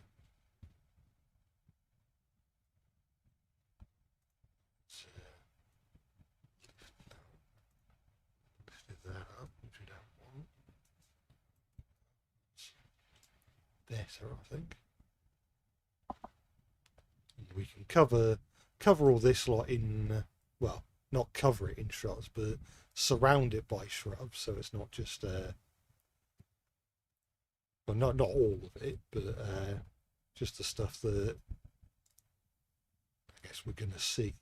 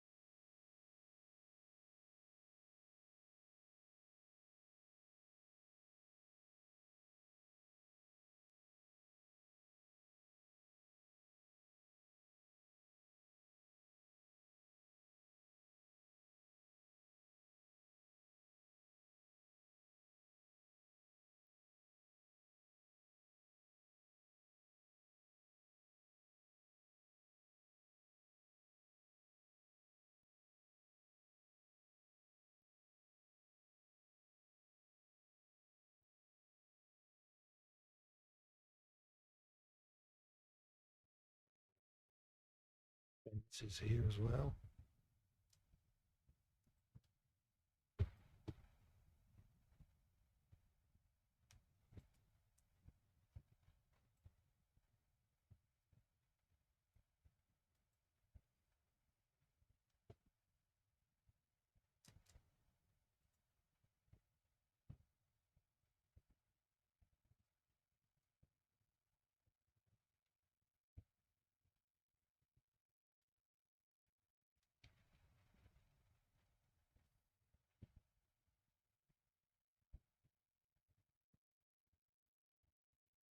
All these 2D trees are actually oak trees, not elms. These are elms.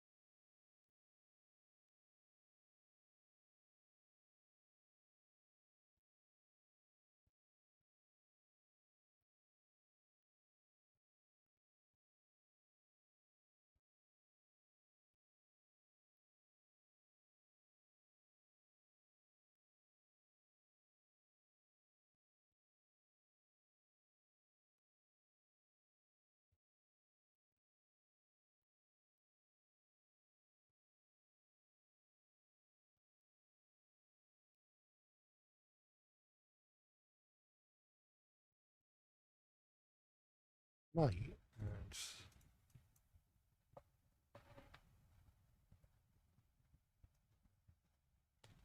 so what are they, not a super tall stone wall.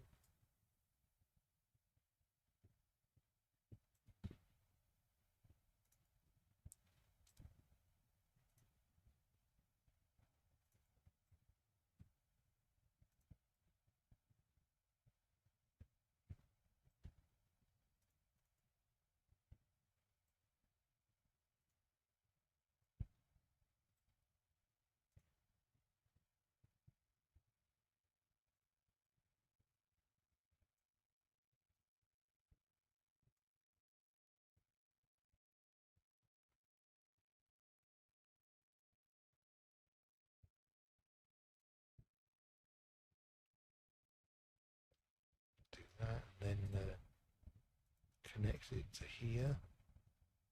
It looks like, it almost looks like this has been well thought out.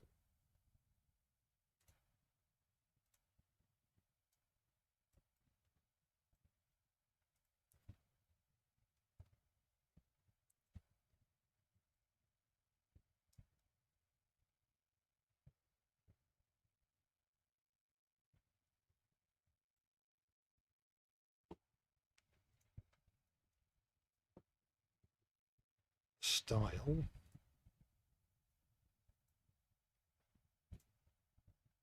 Which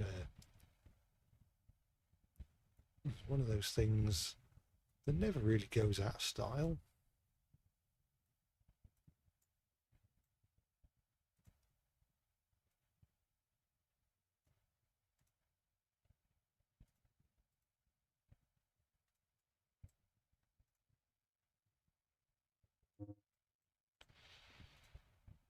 It's an incompatible spline because it ain't a spline on site.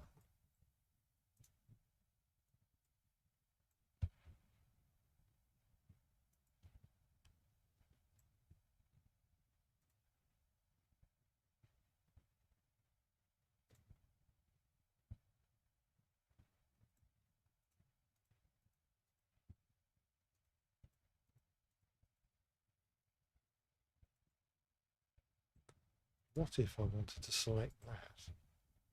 You didn't think about that, did you?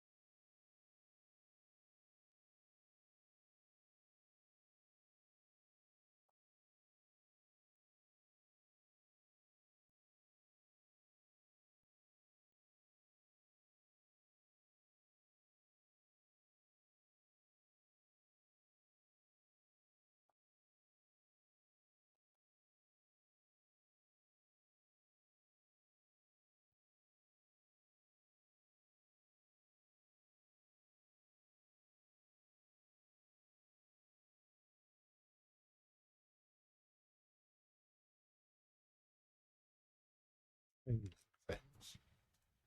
What does that look like? That works, I think.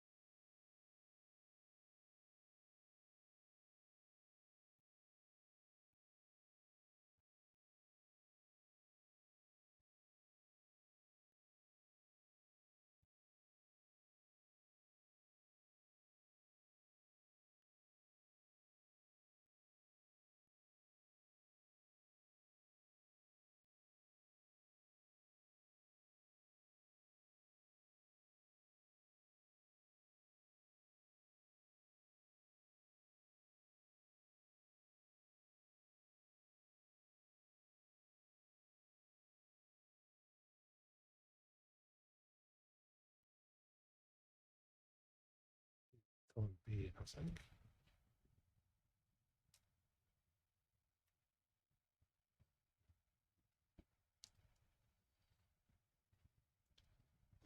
Check to see if it's worth adding any other major set pieces before just going all in on the scenery.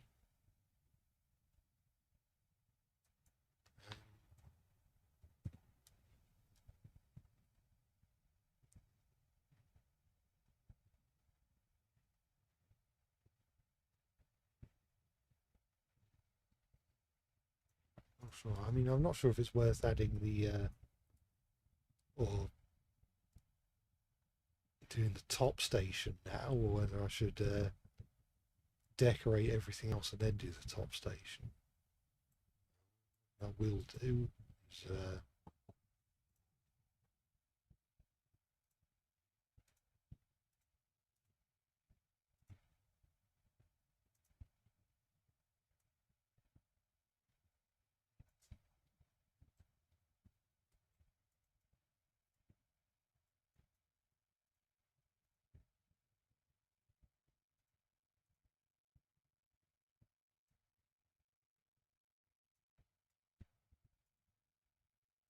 do that.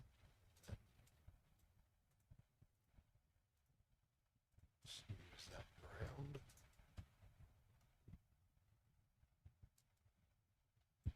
I'm going to add this fence on the other side of the gate as well.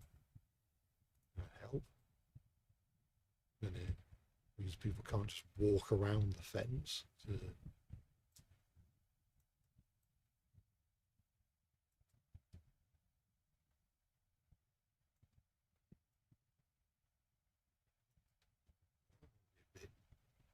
spaced out a bit more than that.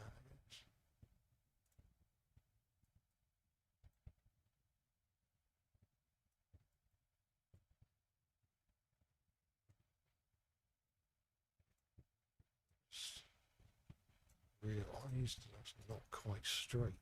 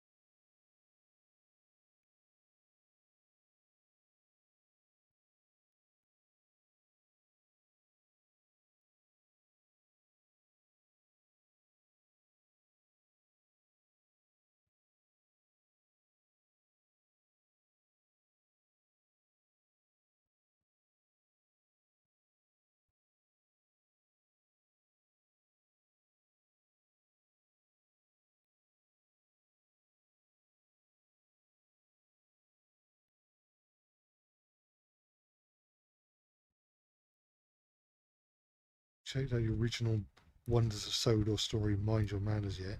It's on Steam right now. Is that was that a video in the community tab?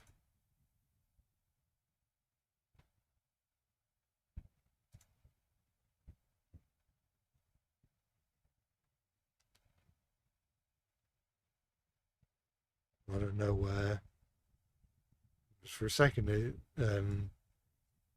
sounded like there was like a workshop page where you could create your own stories and have them downloadable, which would be a fun idea. I think. I don't think I've heard it be suggested that maybe you could have a, like, I think a route builder for Wonders of Soda probably wouldn't make much sense, but like a story. Oh, what's happened? Like a story. Why is it doing that? Like something that allows you to, I guess, build your own custom scenarios and like cutscenes. I guess they wouldn't be voiced, but you could still have the subtitles and stuff like that. And you could like program instructions on what the engine you're playing as should do, or things like that. I don't know whether this would work. Maybe it's maybe it wouldn't work very well, wouldn't be intuitive enough. I guess it would be an idea to, it would be a way of having replayability without introducing new characters and locations, I guess.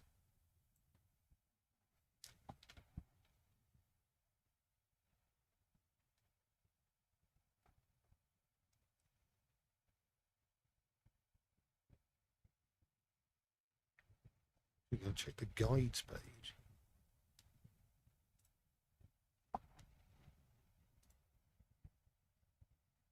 Oh, right.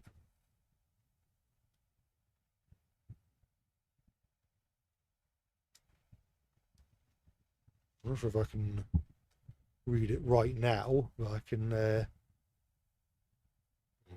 read or watch it right now. I can give it a look after the stream, maybe.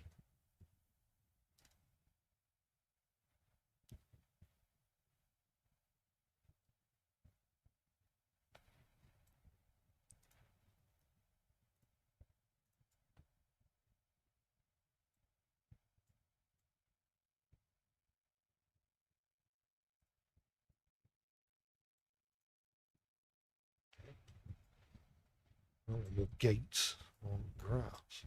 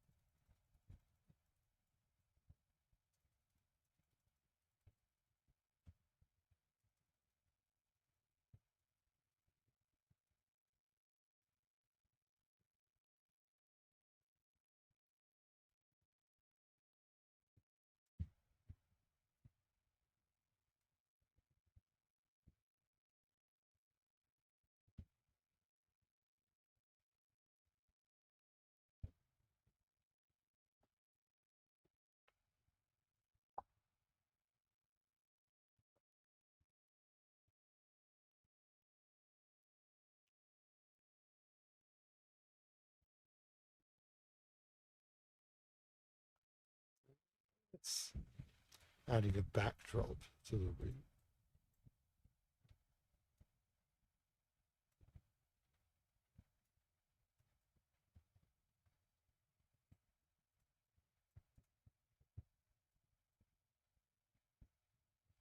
I have some backdrops of one side. It's not gonna.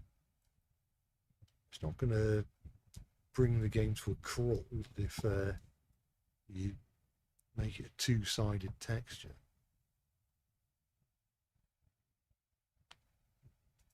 Have a mountain.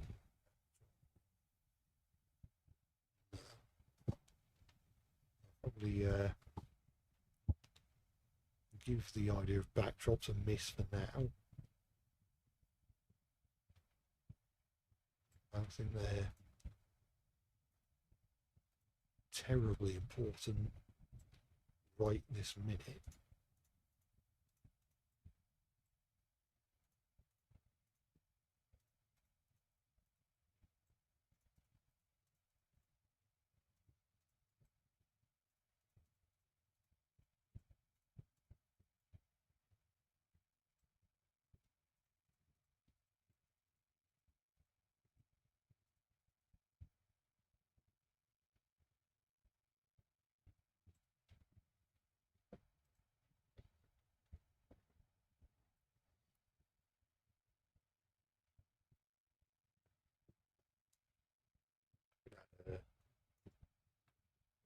A phone box here or something,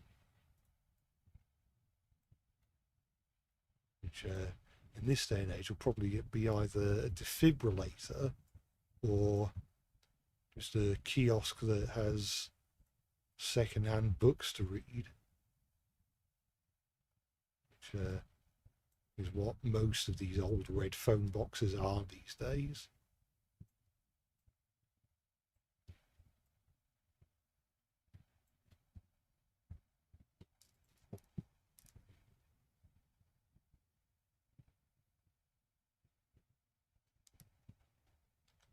Did I have any of the three storybooks based on Magic Railroad as a kid?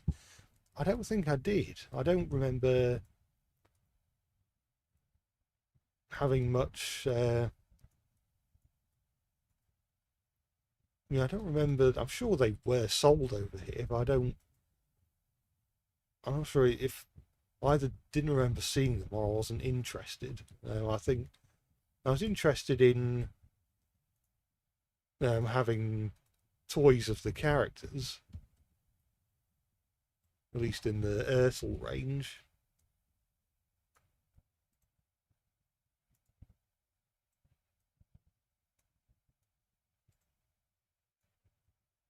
But I don't remember much about the tying books. I remember wondering as a kid when they introduced when Thomas and the Magic Railroad first came out. I found it. I wasn't sure why the characters didn't appear in the magazines. But I remember. I think I when I was. I think I was. Well, me and my family were on holiday in Wales, funnily enough, during summer 2000. No, not long after the film came out. I remember picking up the Thomas summer special from a supermarket of some description, and it was all themed after Thomas and the Magic Railroad, but none of the characters from Thomas and the Magic Railroad appeared in any of the stories in that magazine, which I imagine. I think the summer specials were pretty much all reprint, so that I suppose that is part of an explanation, but I don't recall the characters from the film ever showing up in the magazine at all.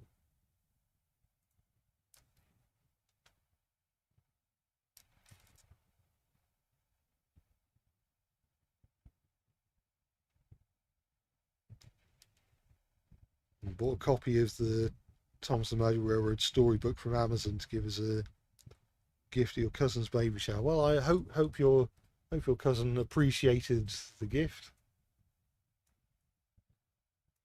Your cousin's baby appreciated the gift, perhaps.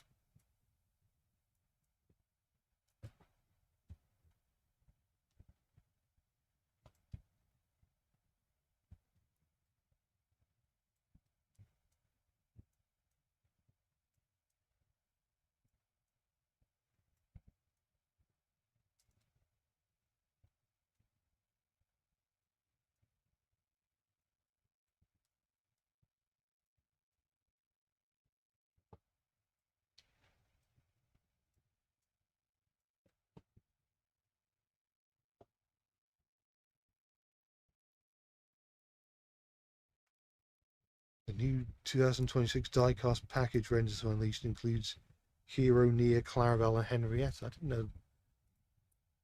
Forgot they were bringing out Henrietta.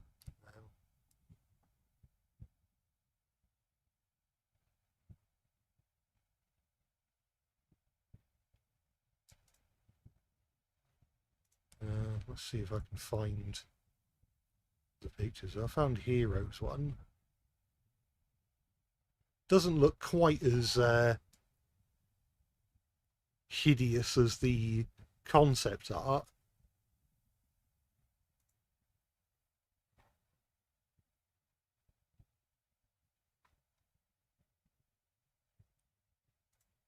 It's strange that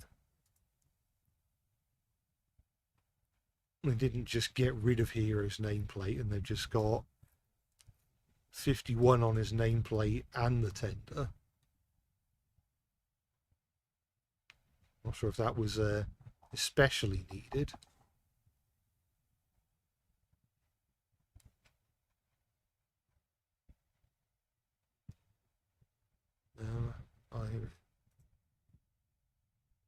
There's the Toby and Henrietta 2-pack. It's still very irritating that they didn't give Toby or Mavis side plates on the diecast toys.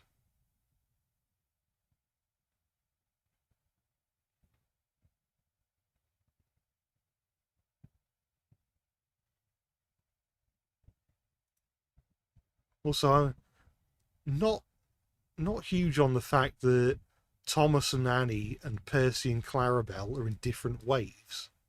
It means you've got to wait until the Percy and Clarabelle pack comes out before you have the two of them together.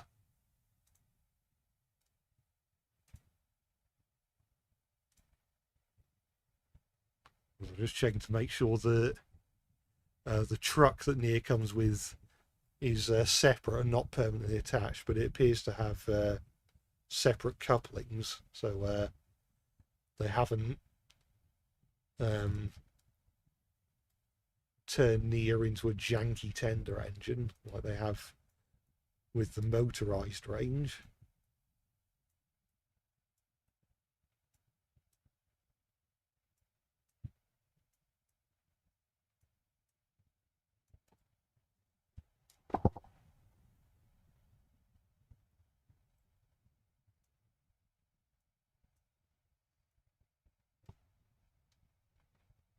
This looks like Cruella de Vil.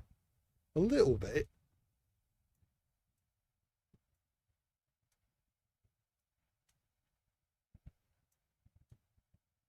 It'll be interesting to know what they're going to be doing with Mavis. Because I feel like Mavis was a bit underappreciated in the a lot of eras of the show. I feel like they could have done a lot more with her, and they just didn't.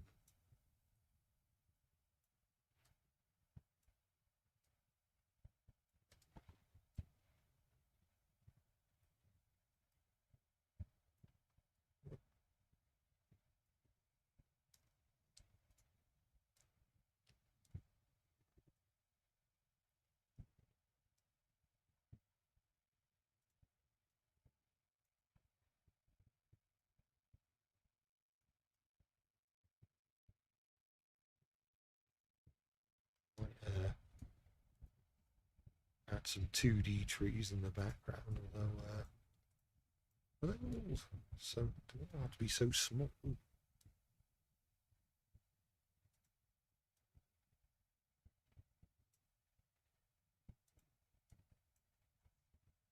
there's that's hideous because it's a 25-year-old model that hasn't been updated in any way, so it just doesn't look good in the current graphics engine.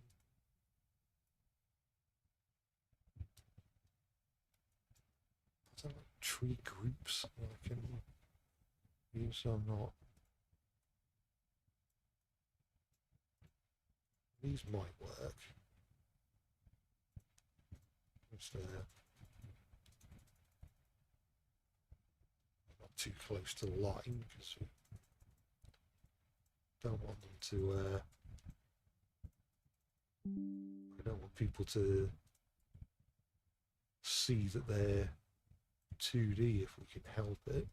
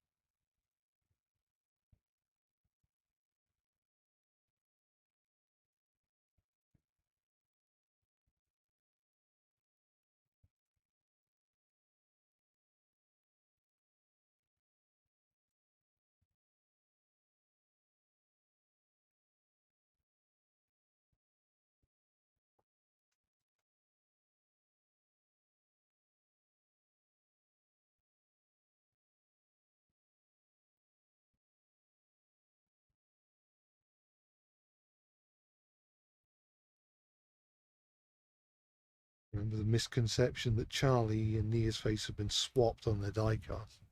Yeah, I suppose it made some degree of sense at the time. Because, I mean, Nia's reboot face arguably does look more like Charlie. And obviously Charlie had, or Charlie has a, because Charlie's been gender swapped. The diecast model had feminine features and also eyes closer to the center of the face, which is sort of a quite a prominent trait of Nia's facial design in the CGI series, the original CGI series.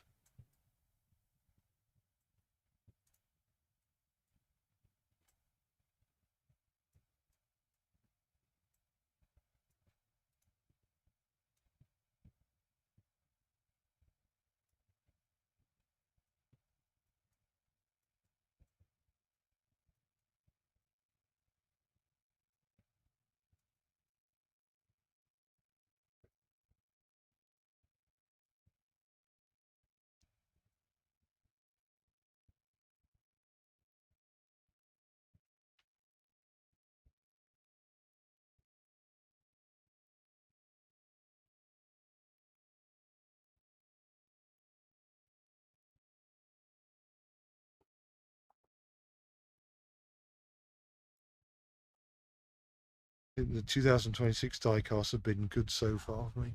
Yeah, I'm. From what I've seen of them, most of them do look pretty good. I'd say to me, the only disappointments are Toby and Mavis, mainly for their lack of side plates. I guess some of the faces are a bit strange. Like, I'm still not sure what I think of Diesel's reboot face.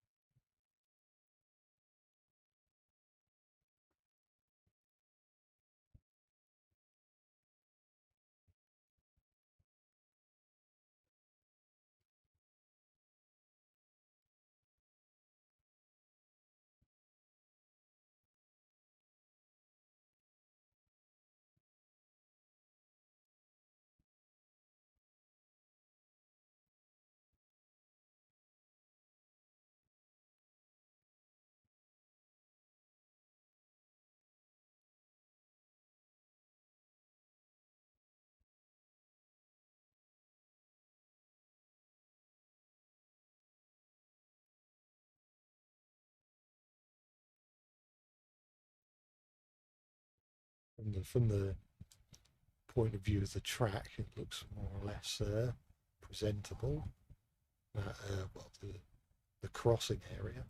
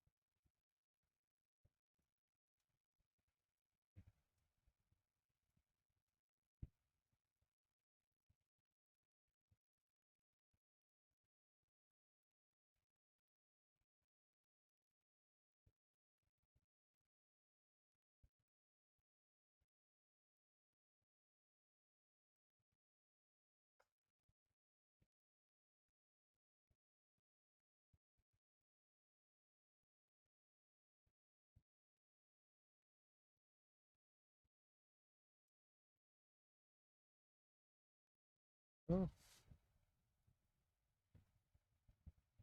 I mean, obviously the ground hasn't been textured yet, but I think this will look quite scenic once it is.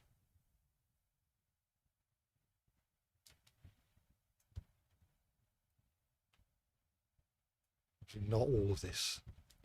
All of this bit has to be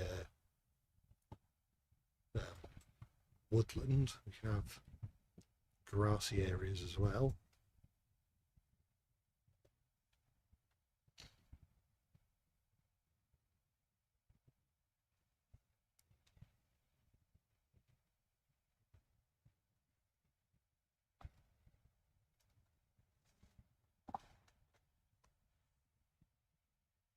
Scruffy was the only character for 2026 has his name on the side, probably because it's the name of his company and not really the truck. I mean, that's true, and also I feel like you can't really have Scruffy and not have his name on the side. So they've just kind of made an exception to their pre-imposed rule, kind of like how All Engines Go doesn't normally use the Roman alphabet for anything, but then they kind of had to use the Roman alphabet for the GWR initials on Duck when he made his 5-second cameo, because they kind of can't really have Duck without his initials.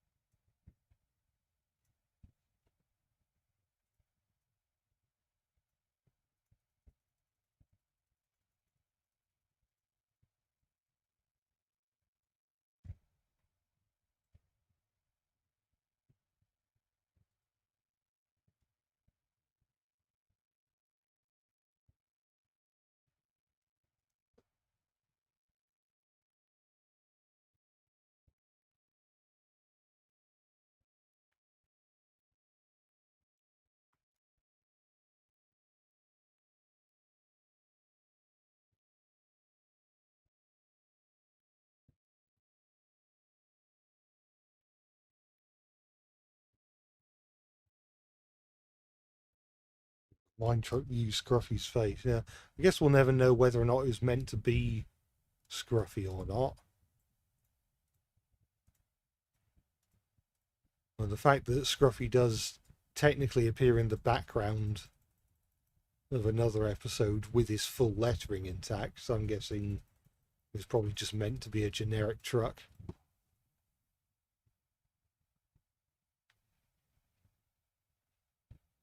Gave Whiff an 044 for his diecast model for some reason.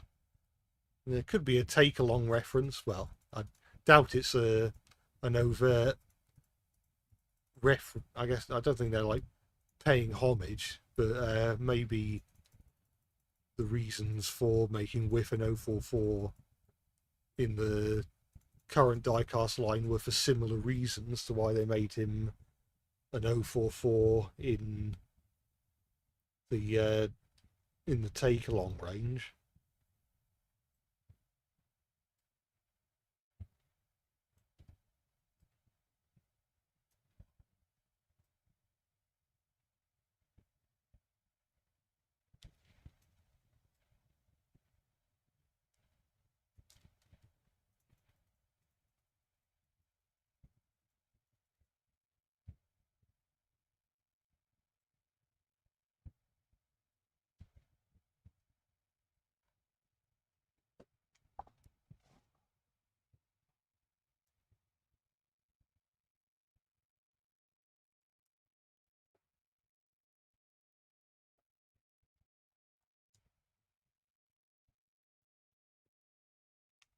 Classic Show loves to reuse faces. It sure does.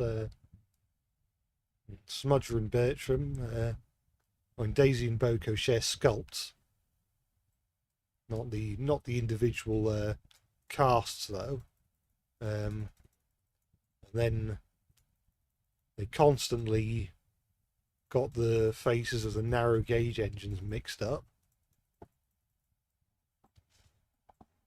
And Thomas sometimes had Percy's face. Percy sometimes had Thomas's face.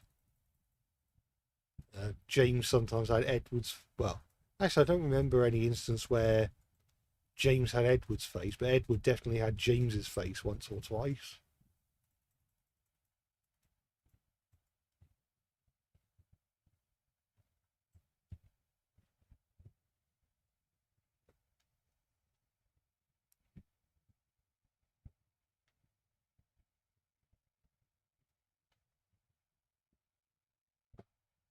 Charlie having NWR on the nameplate looks odd for 2026.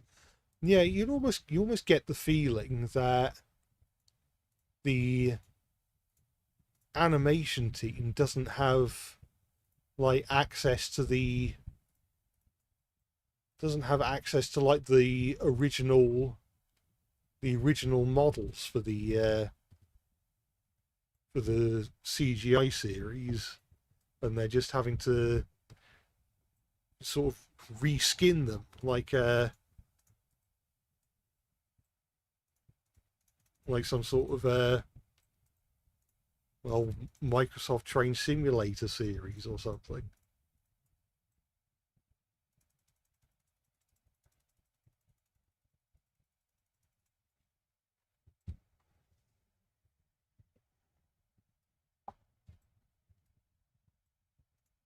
And you can't remove the nameplates, so they just put whatever on them.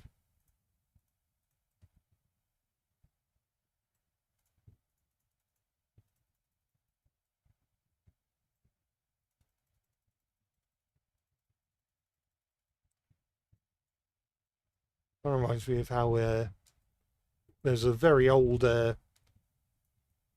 reskin of Flying Scotsman from Microsoft Train Simulator into Gordon, but obviously they couldn't get rid of Flying Scotsman's nameplate because it's part of the model, so they just reskinned it to say Gordon.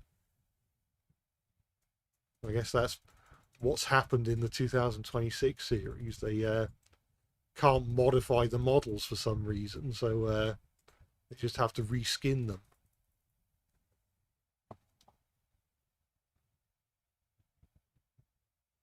How could they remove the faces? I'm not sure. Maybe the faces were a separate mesh or something.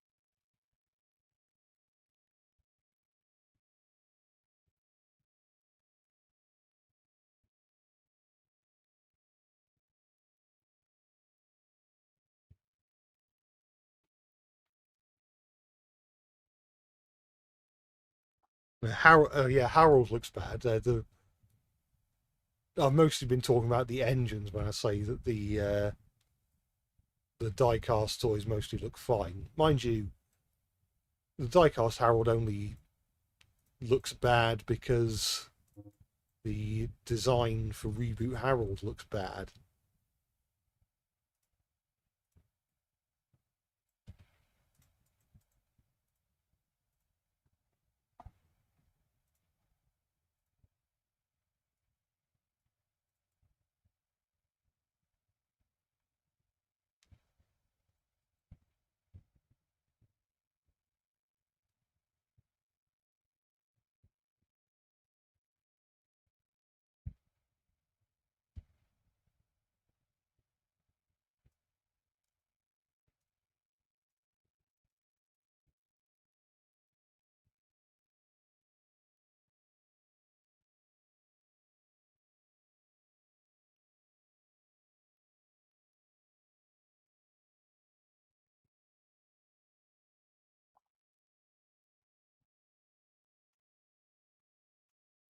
The thing you like about 2026 Harold is that he looks cocky.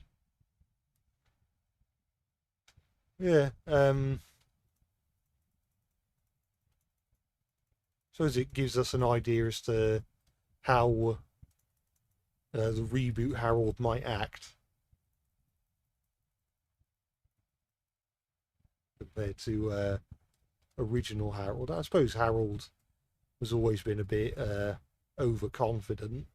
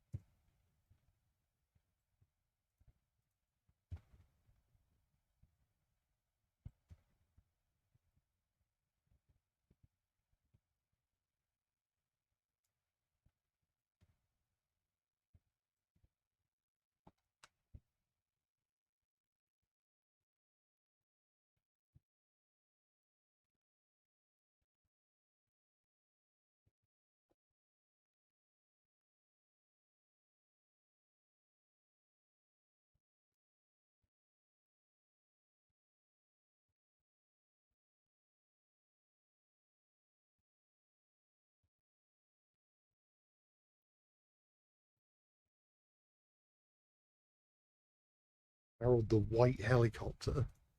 Possibly Harold the White and Grey Helicopter if his new design is anything to go by.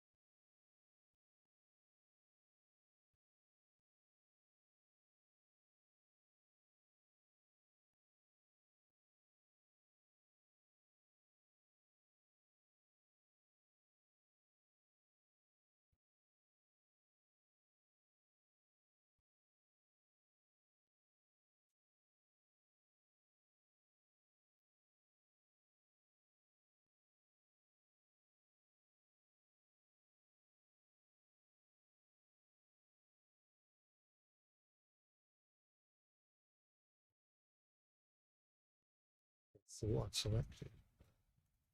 Apparently I have. My says roots. Yes. Like the appropriate down by the river. Not the river, the lake. Getting my bodies of water mixed up. We're all doomed.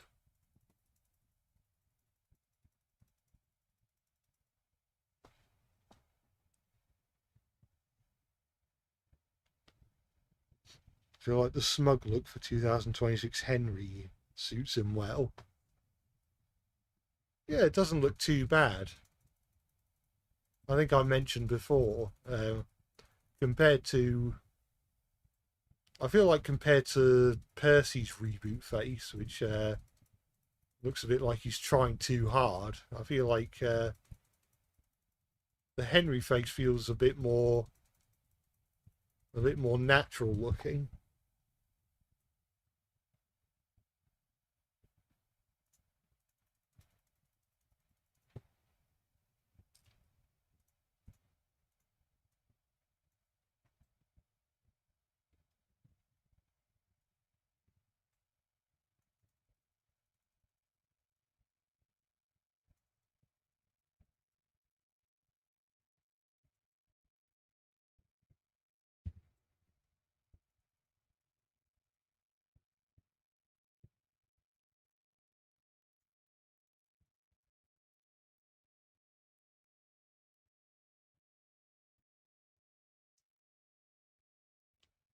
So I'm gonna, I do have ducks.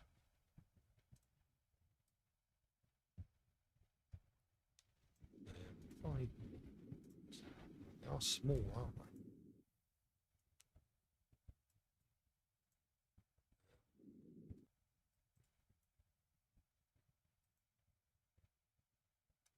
Because this one's standing, not swimming. But I guess if I put its legs under the water, it's harder to tell.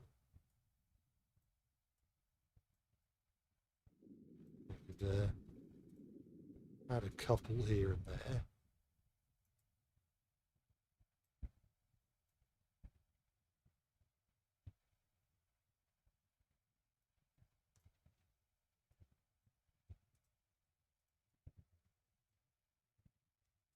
I think they're that close to each other.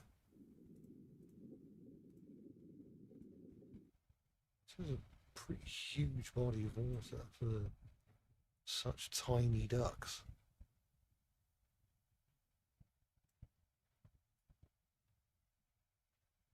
Such normal sized ducks. That. Well, probably won't be able to hear it until I'm in driver mode.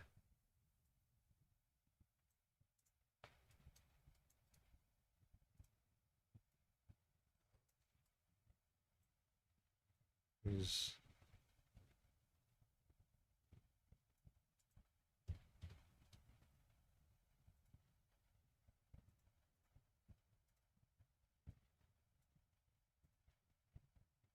the world's fastest steam engine.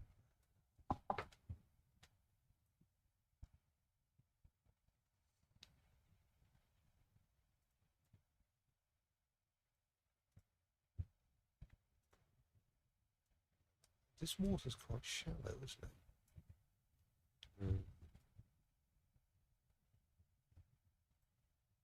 You're probably going to barely even notice the ducks when you're on the line, I dare say.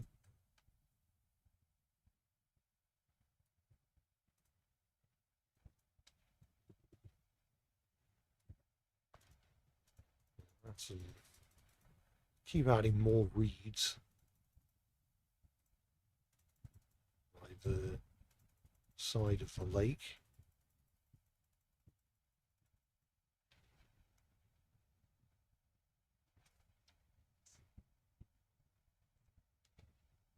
Am I going to change the texture inside the lake? Yeah, I'm going to change all the ground textures at some point to textures that are a bit more. Well, there's probably going to still be some of this texture, but it's not going to just be a solid slab of this texture, because that's not what it's not how things look in real life.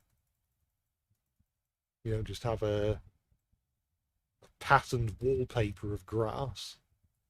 It varies in color and texture.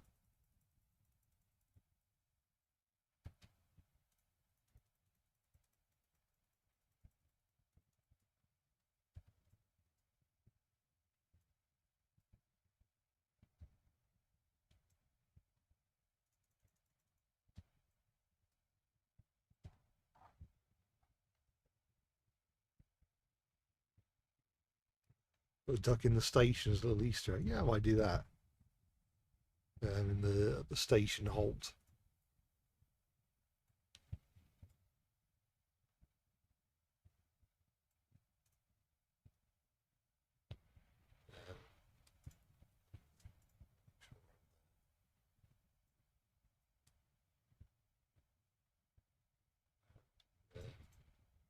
Make sure it's on platform level, which I think it is.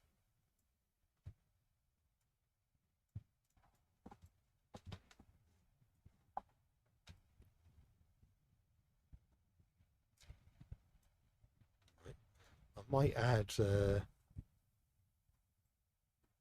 some fence to the station as well. Not like that.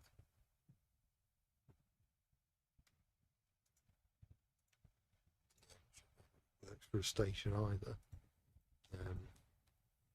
Find something.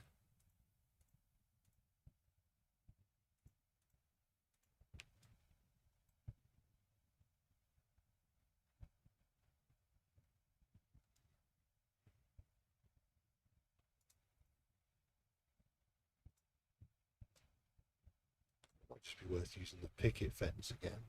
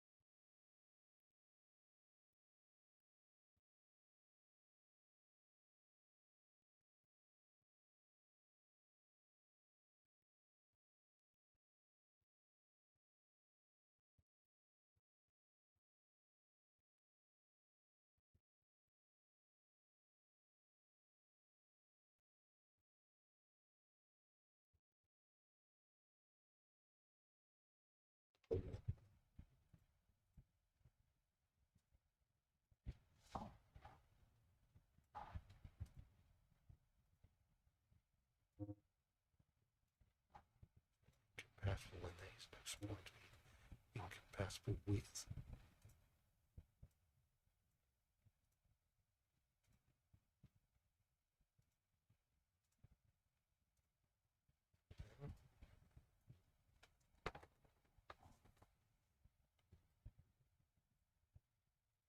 So they're touching.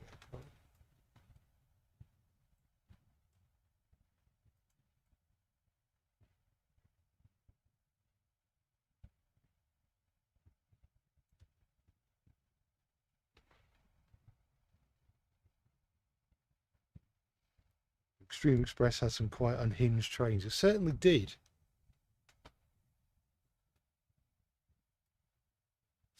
Especially when they're trying to ram you off the track. Which, sometimes be a bit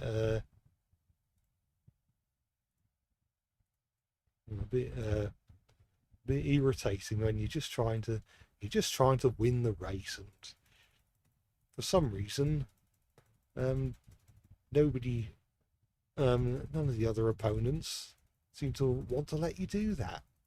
Who'd have thought?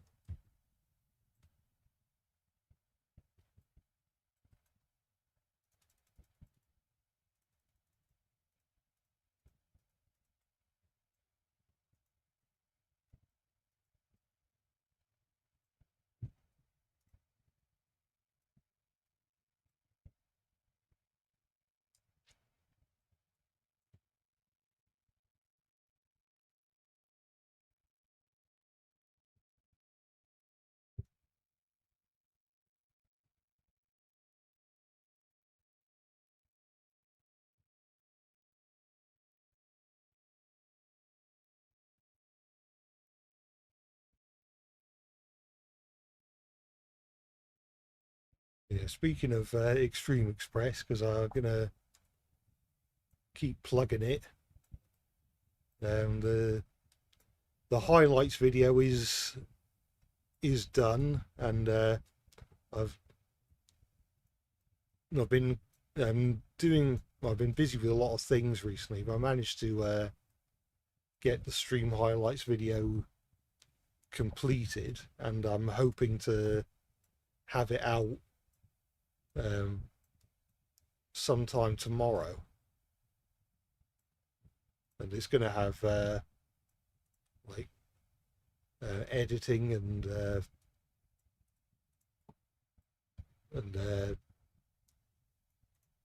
sort of extra images and sound effects. So it's going to be a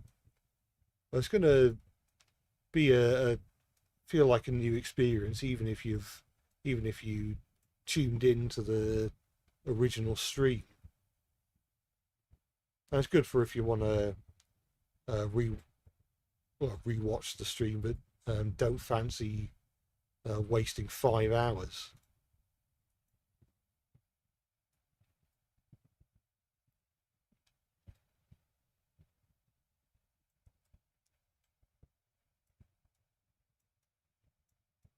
I wish Derek became a mainstay. Yeah, I think everyone wished Derek became a mainstay. I think if given the option, I think everyone would have preferred Derek to have done a bit more in the show.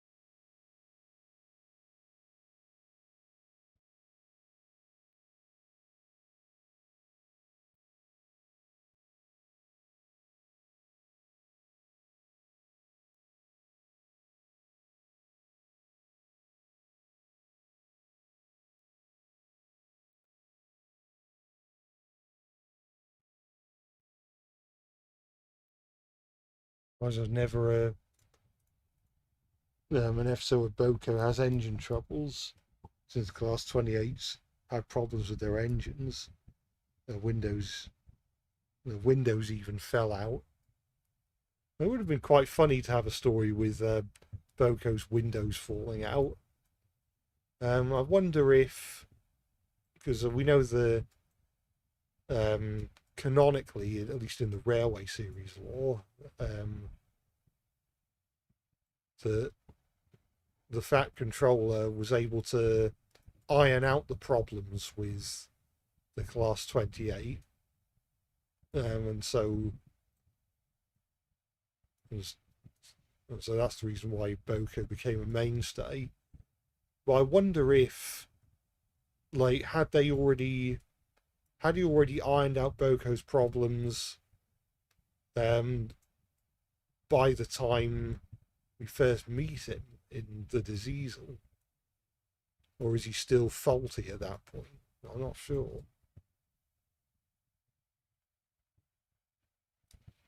It's a mystery. I want to make these look a bit less uniform. I'll try and do what I can to shuffle them around a bit.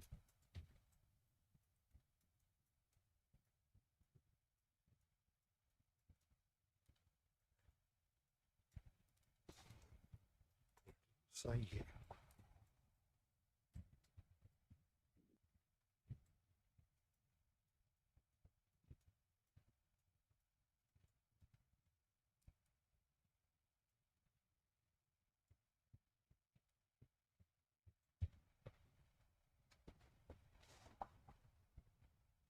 It's crazy that Rheneas is coming back. Yeah, Rheneas and no other narrow gauge engine.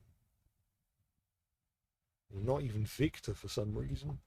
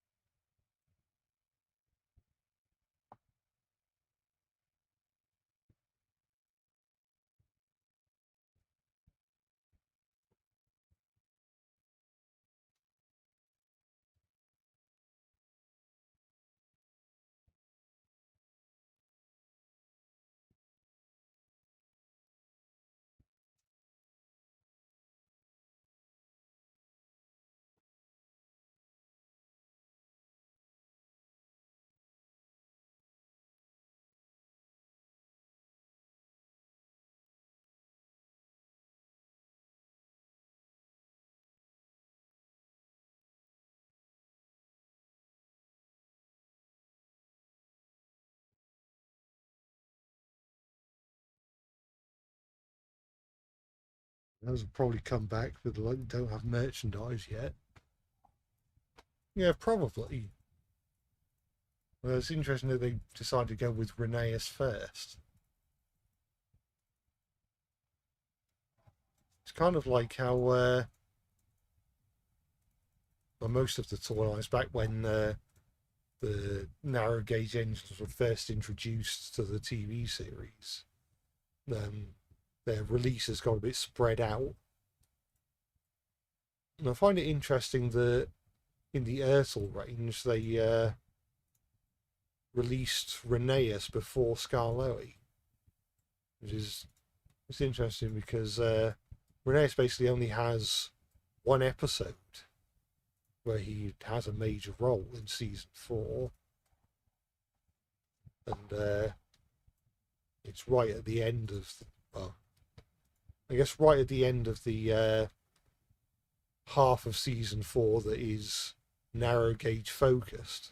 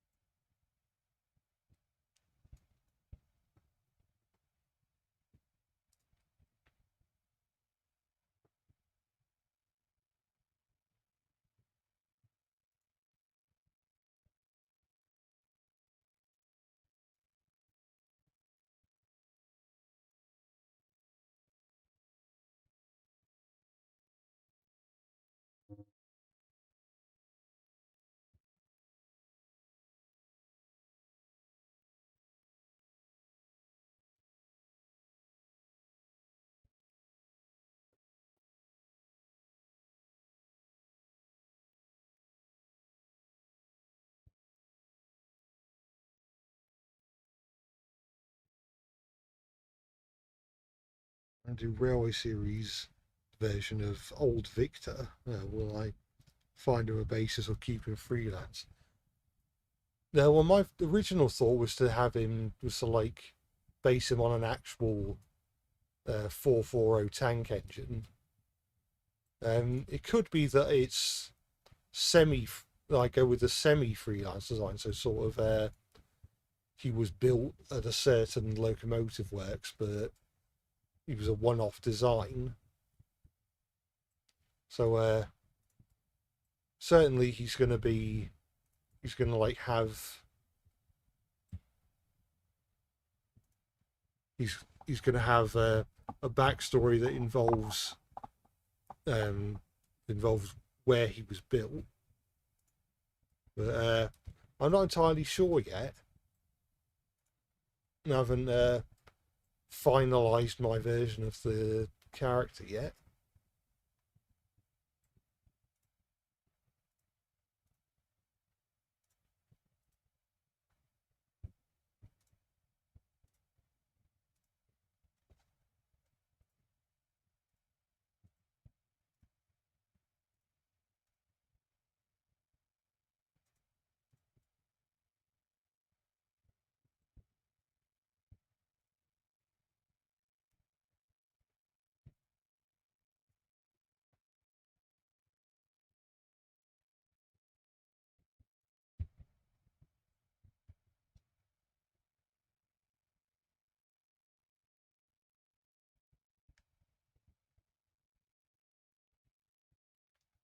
Fan may saw a Boca's windows fall off would be funny.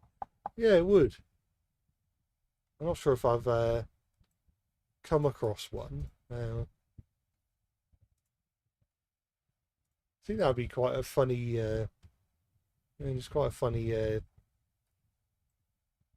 Well, funny. I guess image would be just watching Boco's windows drop out.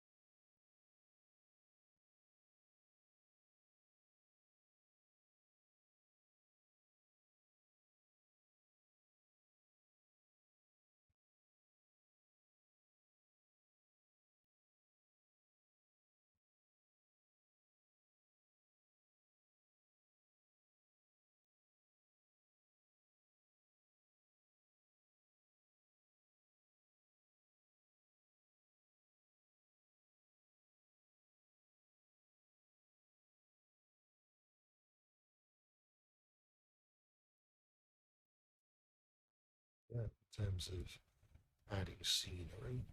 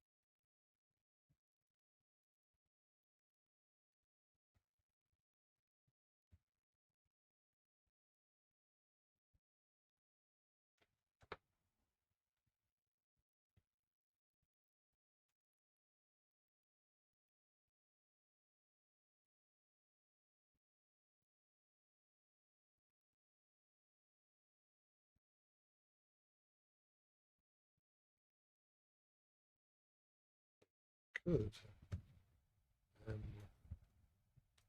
Maybe add some rocks by the lake.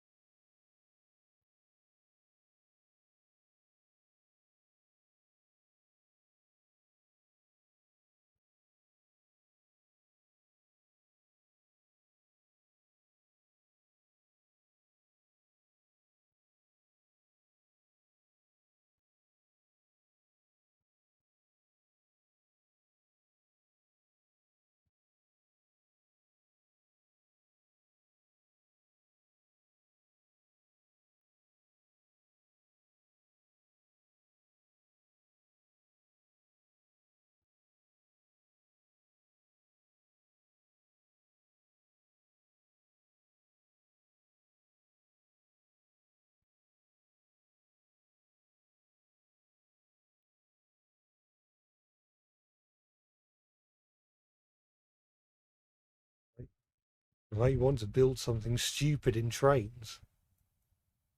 Well, I hope we, well, good luck with that. Oh,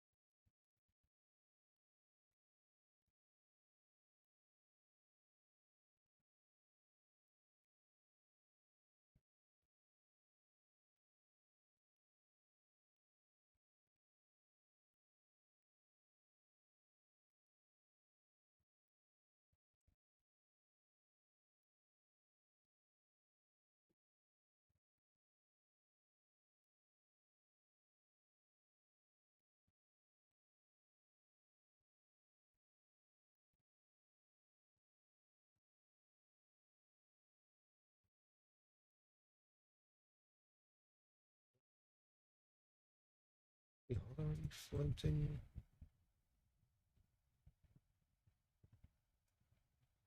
floating a bit.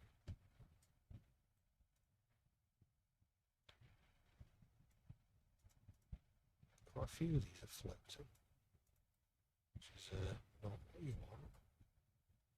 Nice sort of floating on there.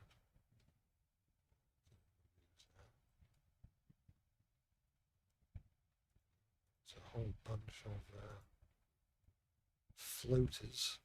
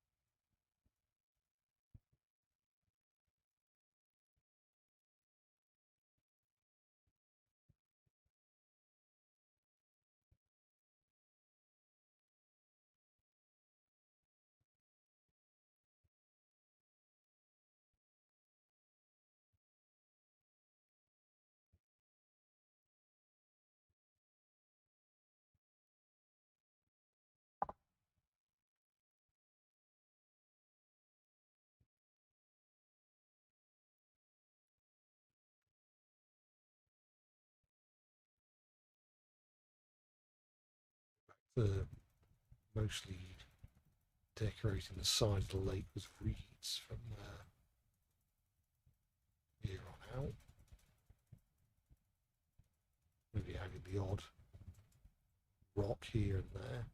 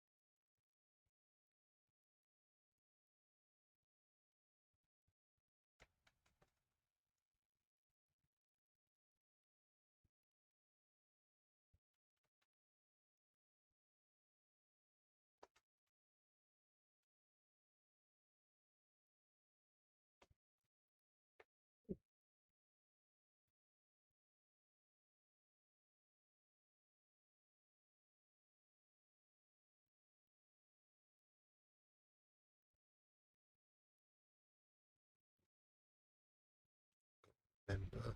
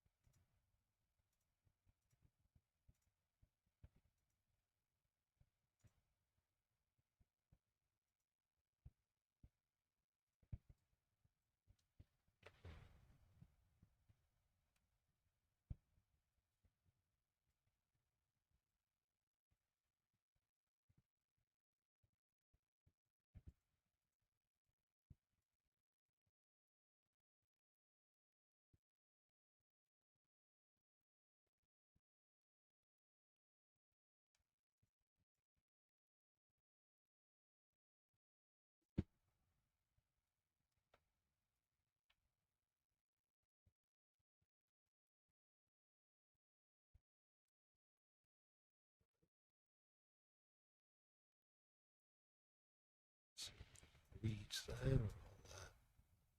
Add a few rocks here and there, just to break up the monotony of reeds slightly.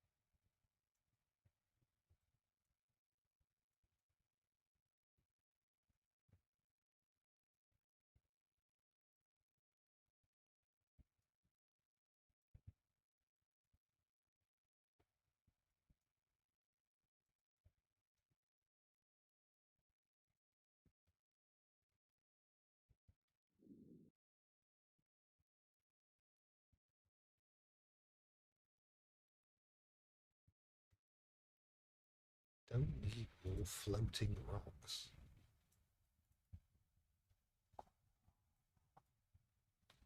What did I just say?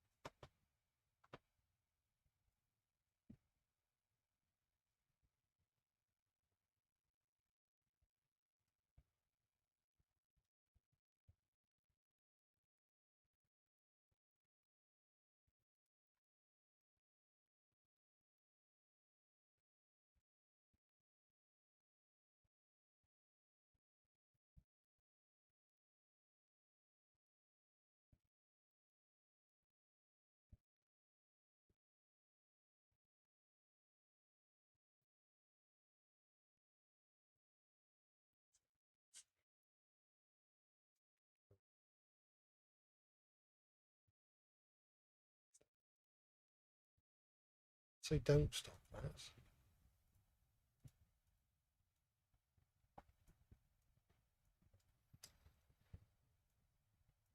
Please. There's no need. No. Stop.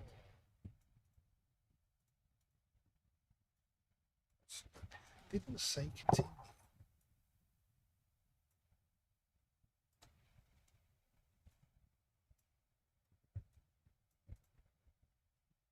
What is it doing? It's absolutely no need.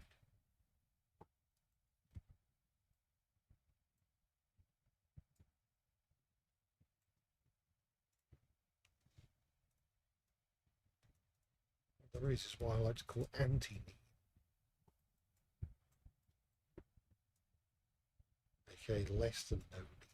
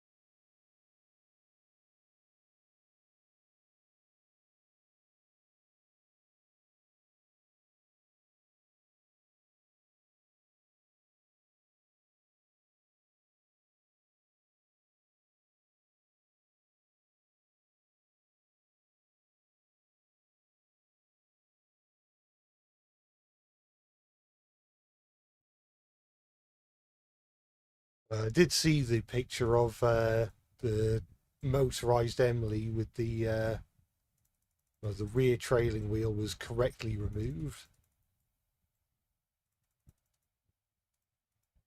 I did hear a lot of people saying, no, this must mean that there's someone at Mattel who keeps keeps tabs on what the fandom is saying, but I don't think that's necessarily proof. Maybe the original prototype photos were a mistake,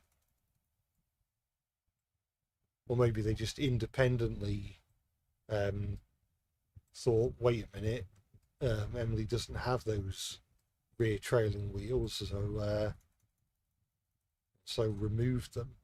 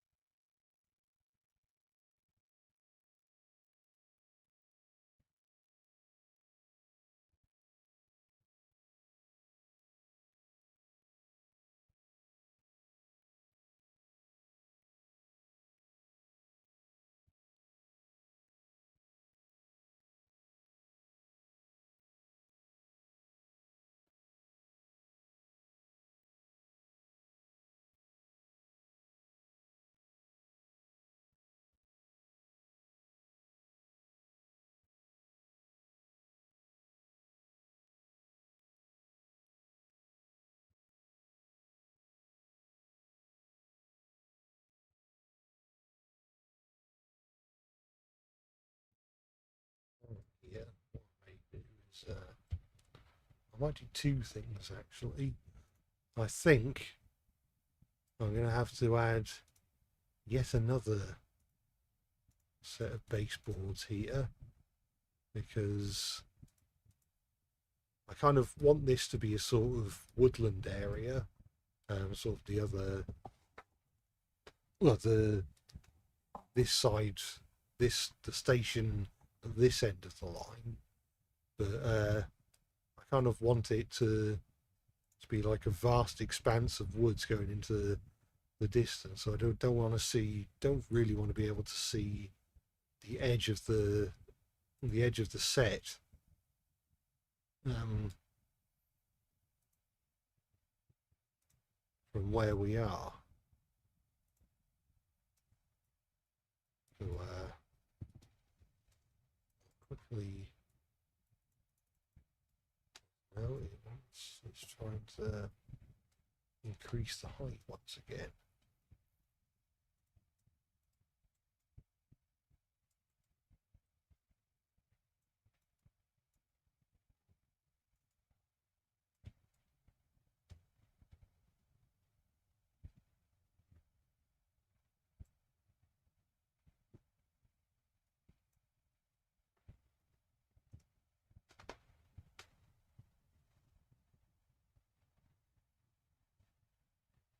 You're going to go again and torture yourself with big world, big adventures episodes.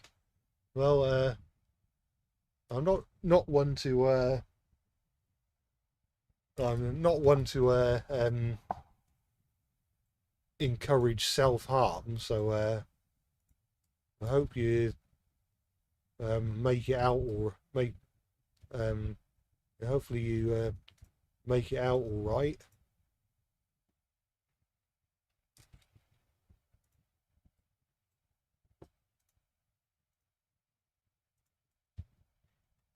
Floating rocks.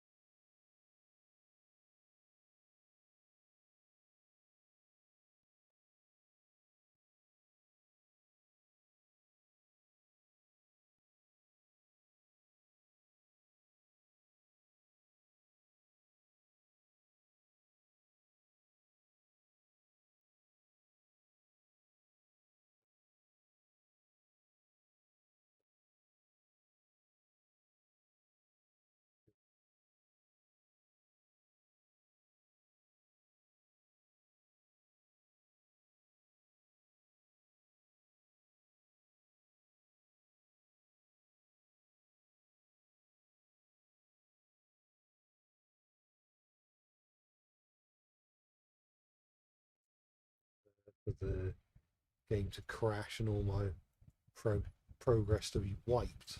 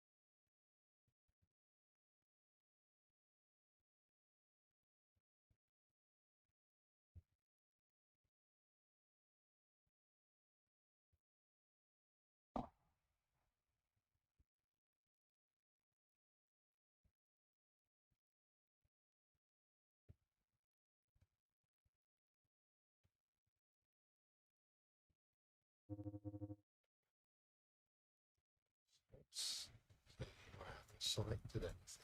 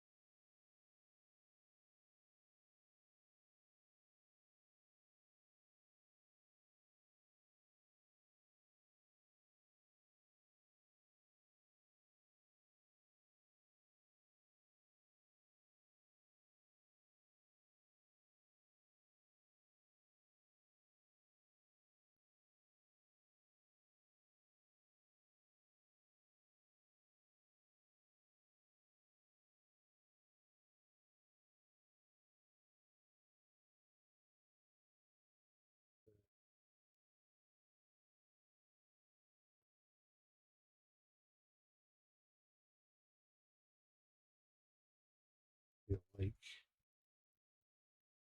the more pine trees they add, the more it starts to look less like Wales and more like Scotland.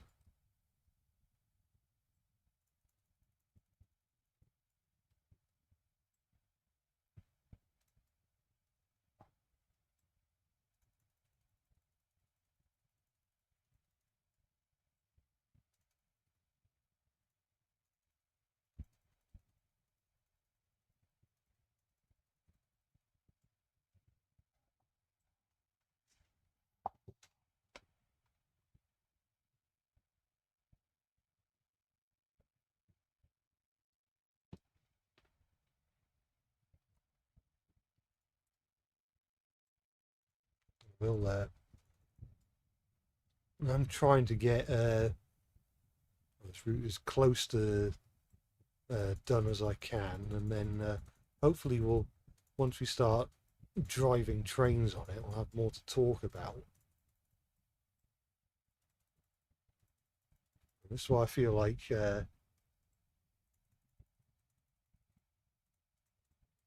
think my live streams are best when I'm I guess playing a game that with that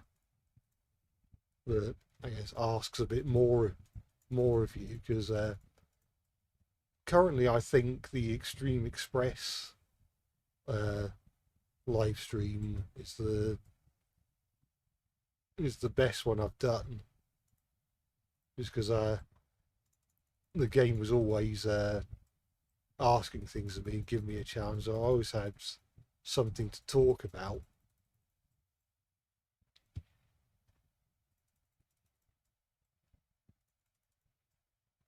I know I mentioned this in an earlier stream, but it might be that maybe a better idea, rather than route building live, maybe I could do like edited but I edited videos where I set myself a route building challenge, and then I guess yeah, edit it together and have like a shorter video with less dead air than one of these live streams, and save the live streams for like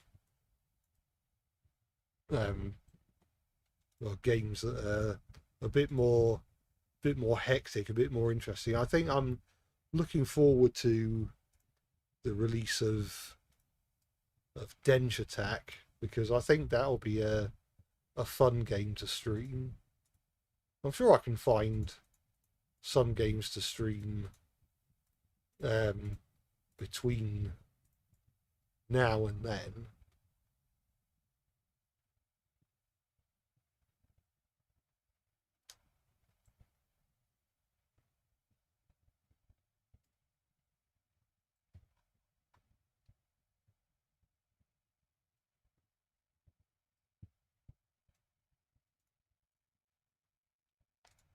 I'll get rid of some of these pines and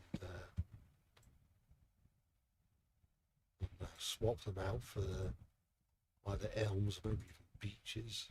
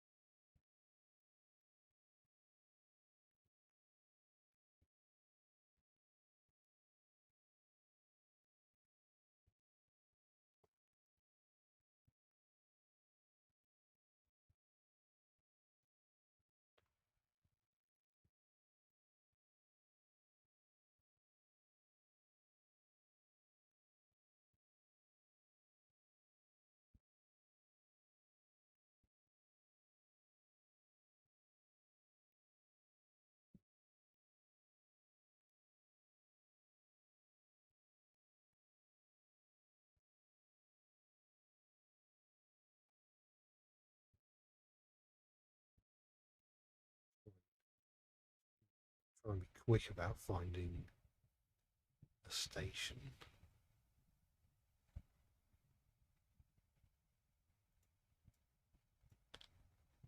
It's a bit too big. I kind of want this station to be smaller than the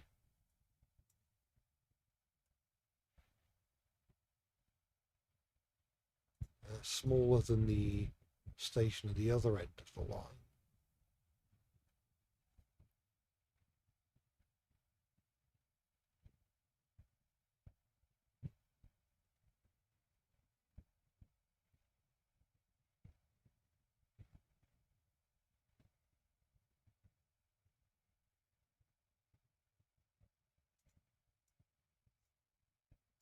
Make it this perhaps.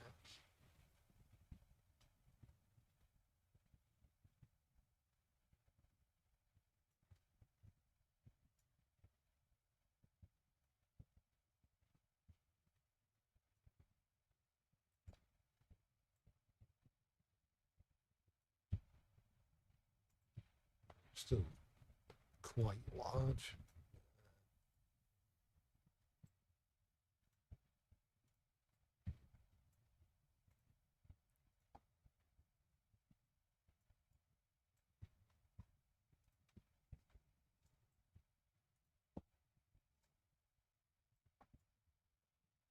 We had a path. We have the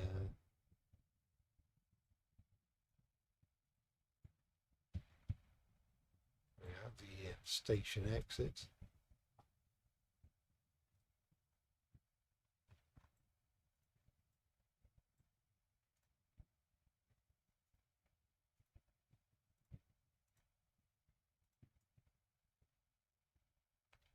Maybe have the path go sort of part way around the lake.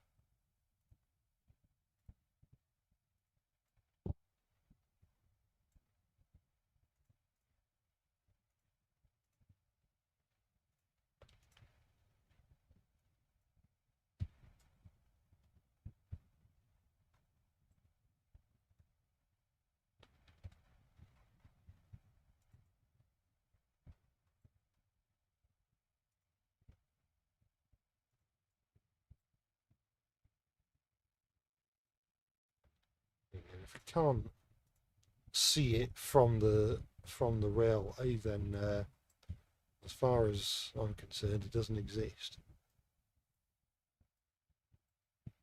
Might add a couple of benches.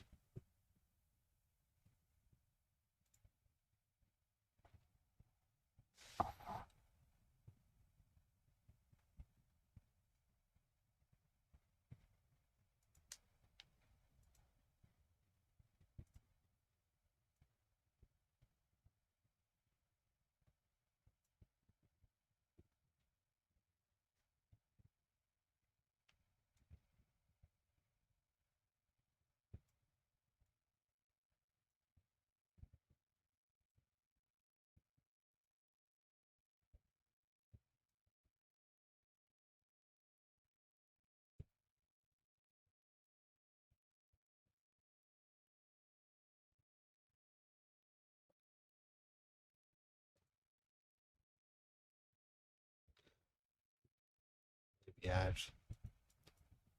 fence.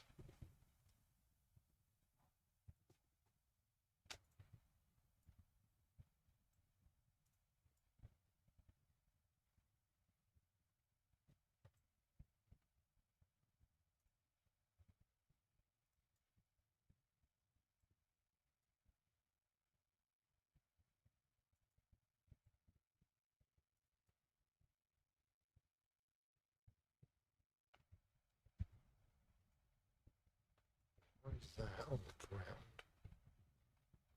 That isn't. Because the grade is non-zero.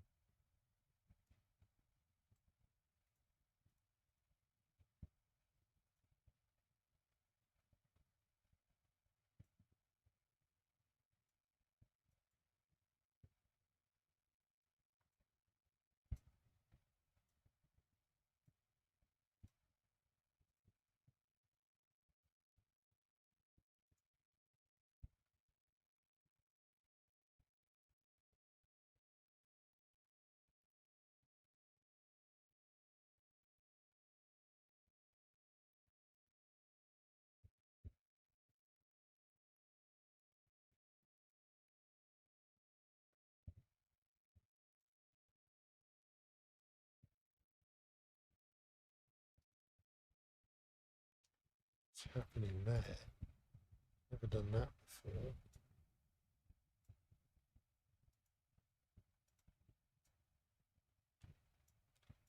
At this point, I can't be bothered to address it. It's going to have to stay like that.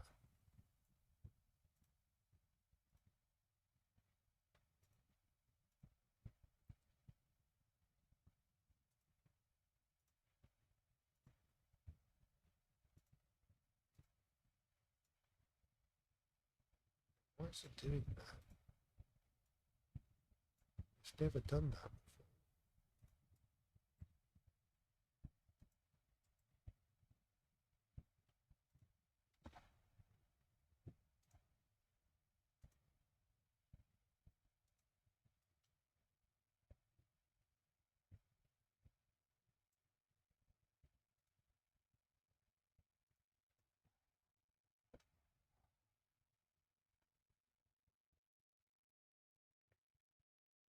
In Trainz World, you painted the Founder 4F into the Trotter's yellow paint based on that Hornby Thomas repaint mod you did a video on. Well, that's a good idea. It's a shame that Wonders of Sodor doesn't allow reskins, or even the Train Sim World Thomas DLC doesn't allow for reskins.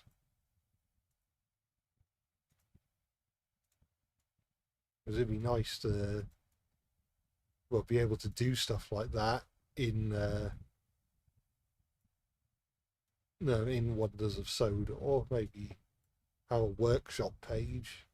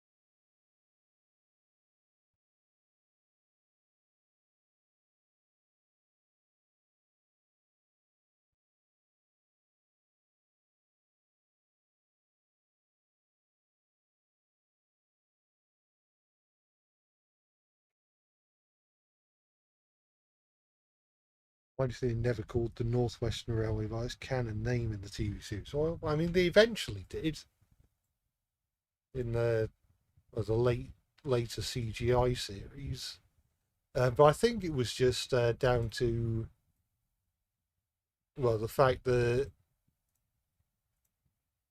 I guess it was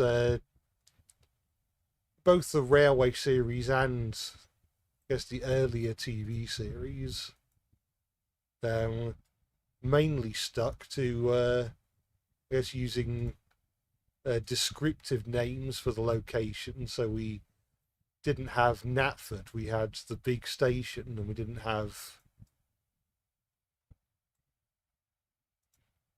Well, we didn't have Farquhar. We had the station at the end of Thomas's branch line. We didn't have Elsbridge. We had the junction, and so I think it was just a case of not not what's the word I'm looking for? I'm preferring to use you more descriptive names for the locations rather than the just flat out say the names of the locations or establishments.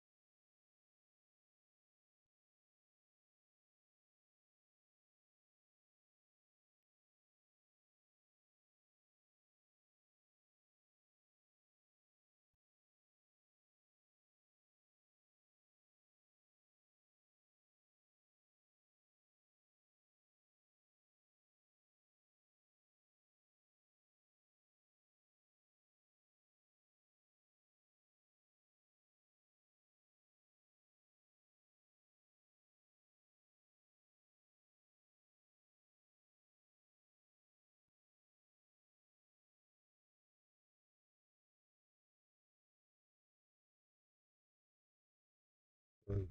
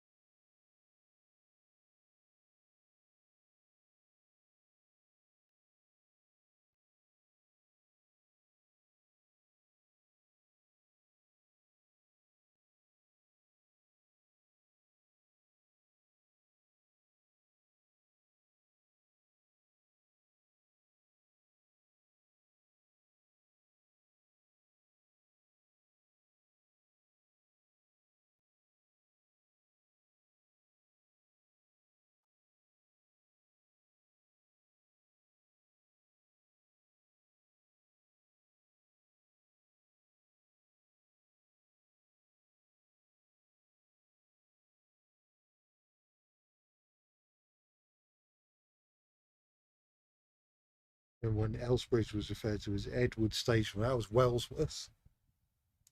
And I think referring to the North Western Railway's Sodor Railway makes it sound like the Fat Controller took over all the railways on Sodor and put them under one name. It's possible. I've mentioned this before about how it seems like, I guess, prior to the CGI series, or at least prior to the Brenner era seasons, it often seemed like the Fat Controller was in charge of the entire island, which I don't think I don't is not an idea that I particularly love. I think it's better if he just owns one railway.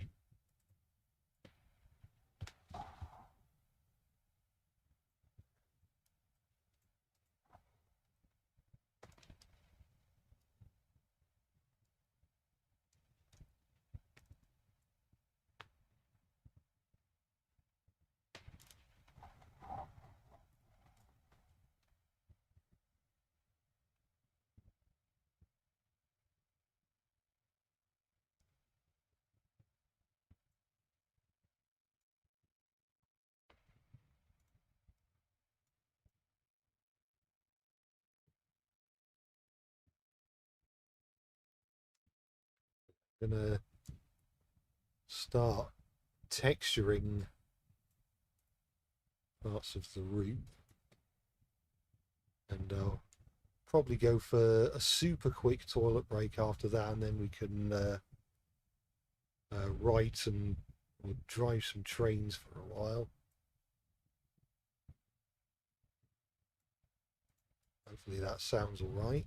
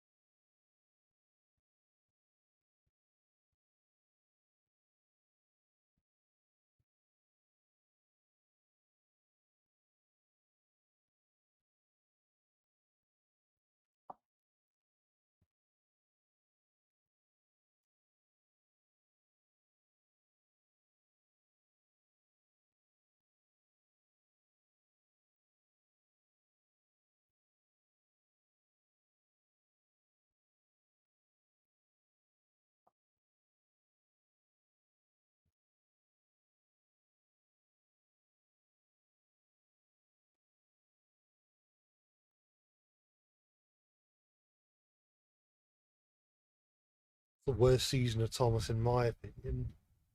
I mean, probably one of the nitrogen seasons. I think Big Worlds, Big Adventures, Big World, Big Adventures, those seasons weren't particularly great either. I feel as though it's probably partially because I didn't have as much energy to get angry by the time Big World, Big Adventures came out. And at least Big World, Big Adventures had like the Michael White episodes, which the Nitrogen era didn't really have an equivalent. Oh, it's a PBR texture. Can't use that.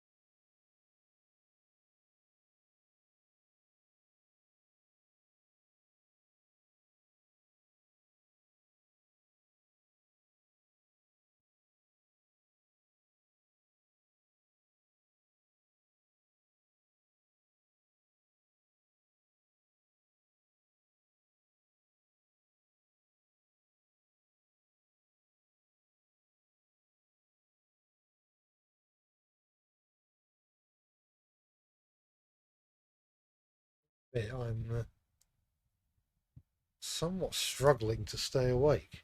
I can't say how long the running session will be when I get around to it. It shouldn't be long now, but it probably the I don't think the running session will be absurdly long, put it that way.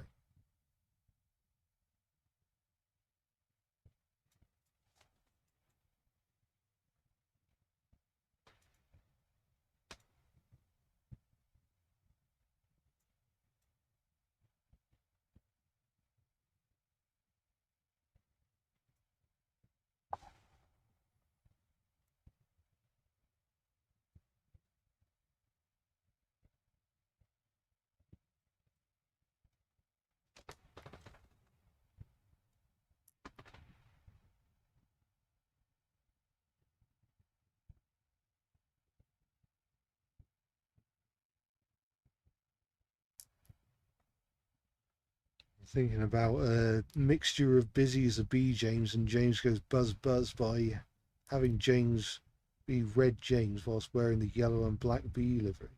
Or James having a red nose whilst wearing the yellow and black bee livery.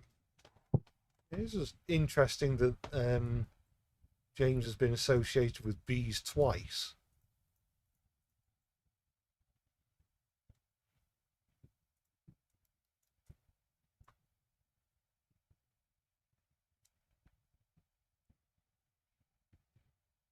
I don't know what specifically makes James a bee related engine.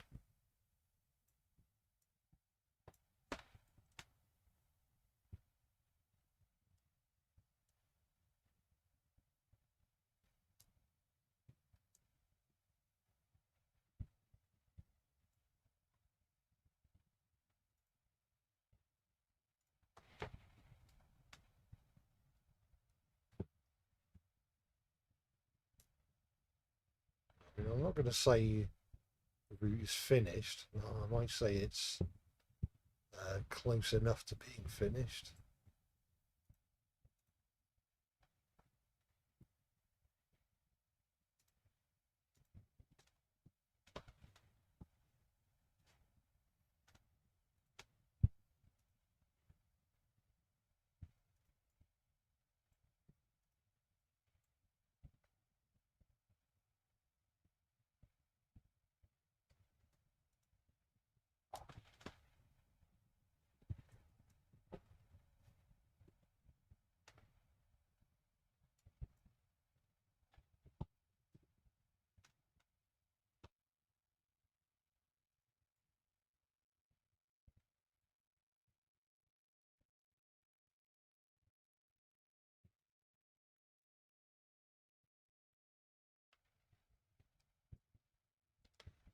I will quickly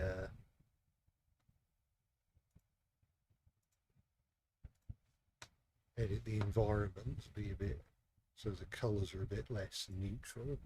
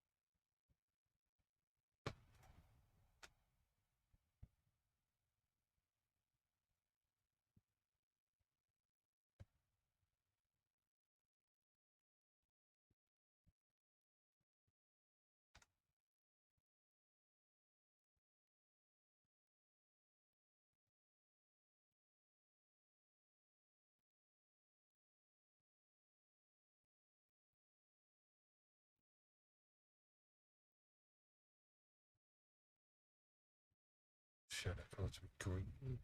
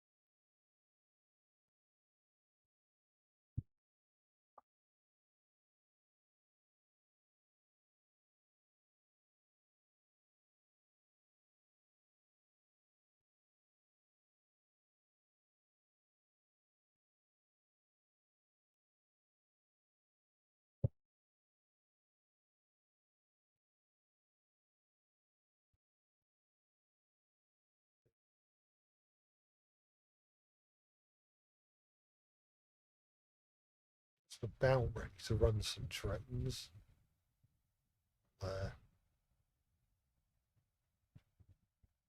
And a buffer stop. Here.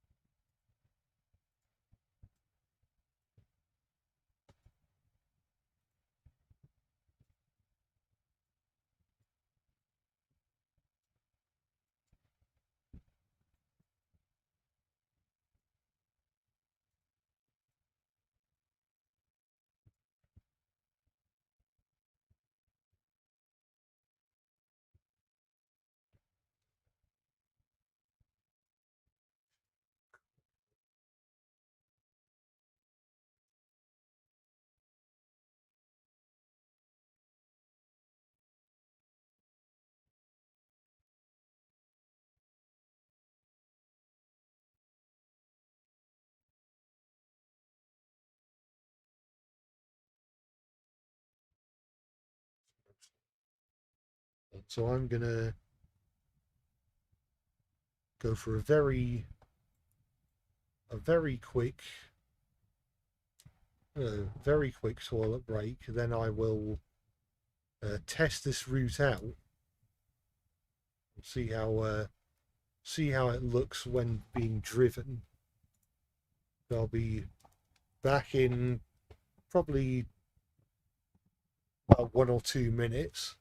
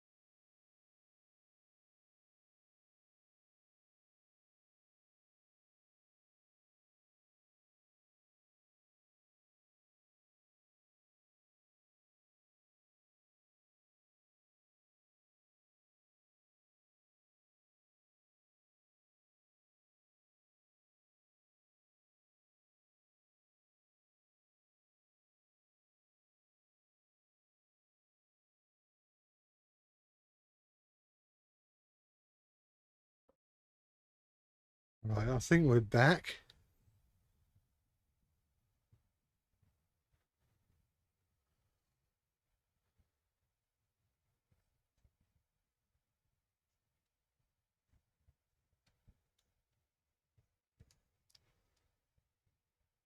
I'll just check to make sure that the stream is still running as it should.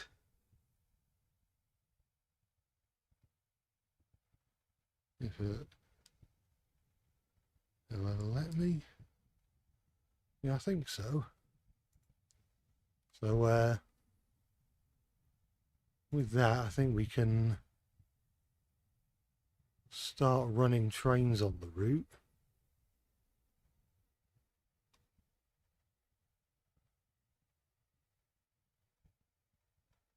So we can start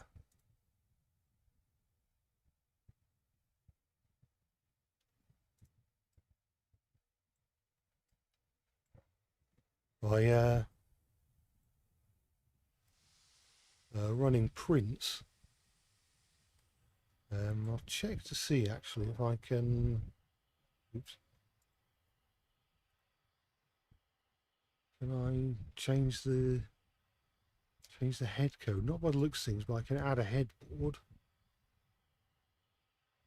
Oh, but one of the headboards is a lamp, which is good.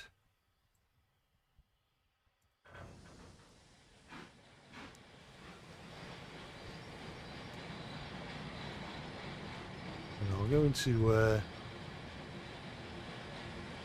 drone mode.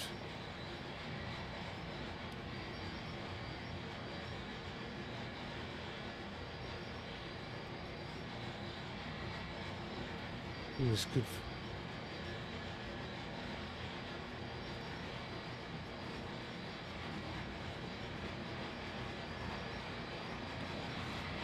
A slightly strange noise.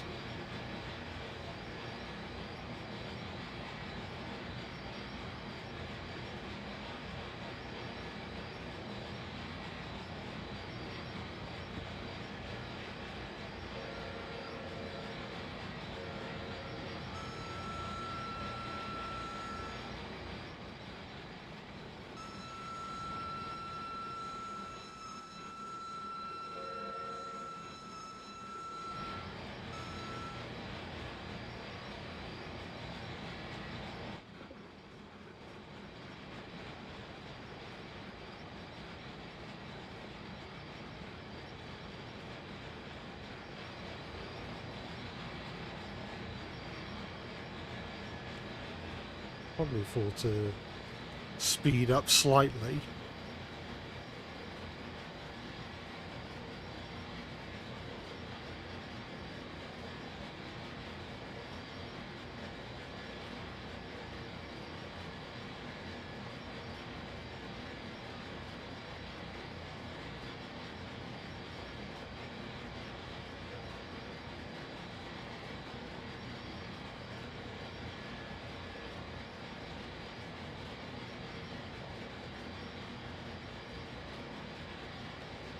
This is how the footpath crossing looks.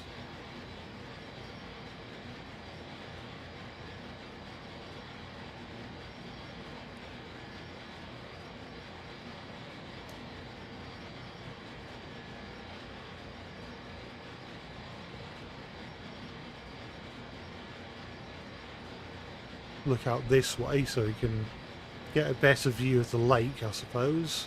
Well, I could probably do with touching up this part here, but we'll ignore that part and focus on the parts that have been have got a decent amount of decoration on them.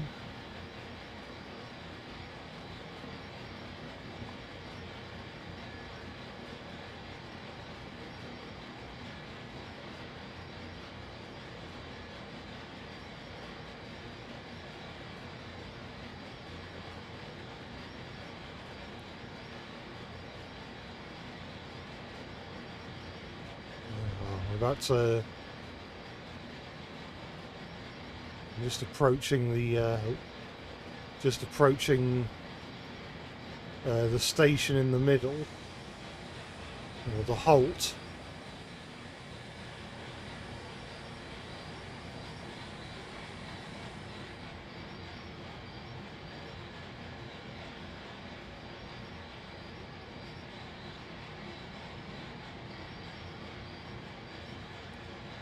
Is the whole train at the platform?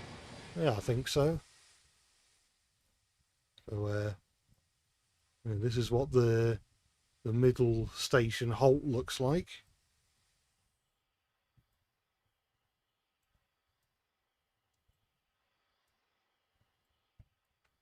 And with that we can continue to the final station.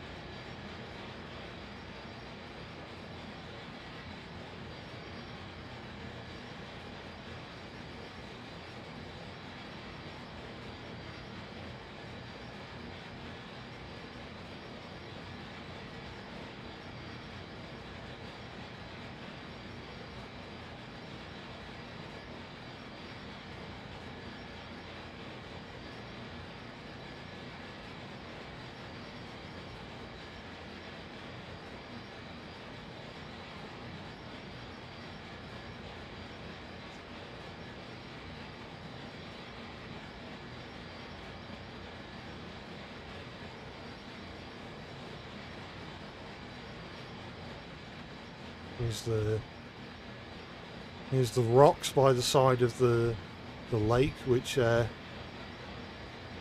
luckily none of them appear to be floating at the moment, so that's a bit of a relief.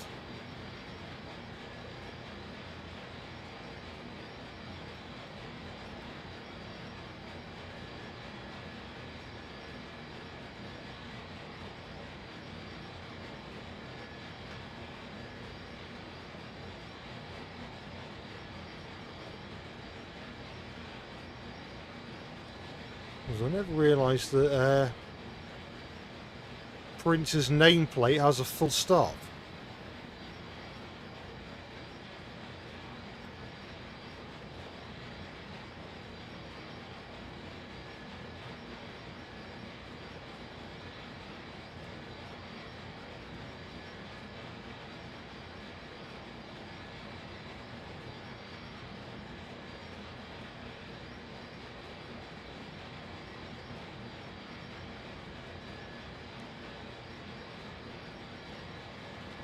Speed up just a little bit.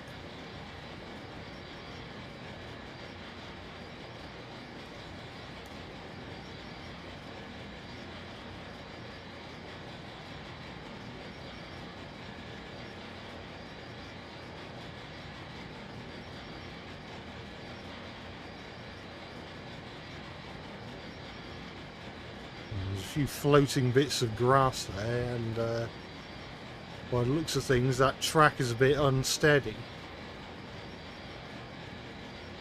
So if I ever end up releasing this route, it might probably have to iron out some kinks.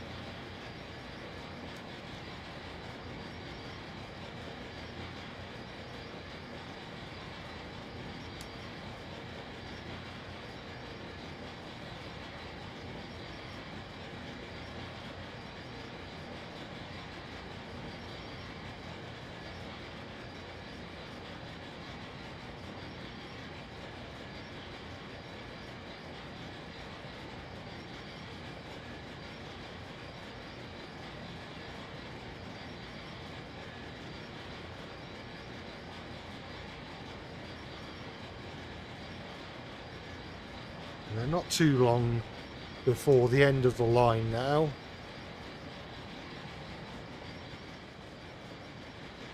So are the windows meant to look like that on the coach? Looking a bit I will not shut up about this, but I hate how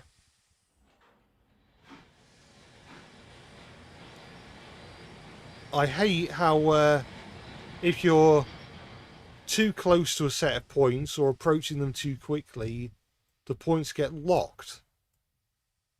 It's like, I keep saying this, Trainz is not a simulator. Just don't try and make it one.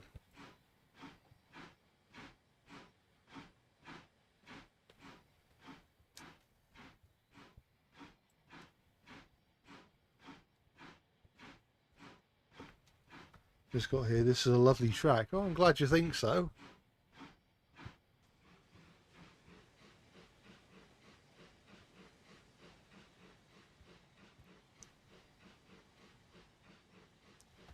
And here is the final station.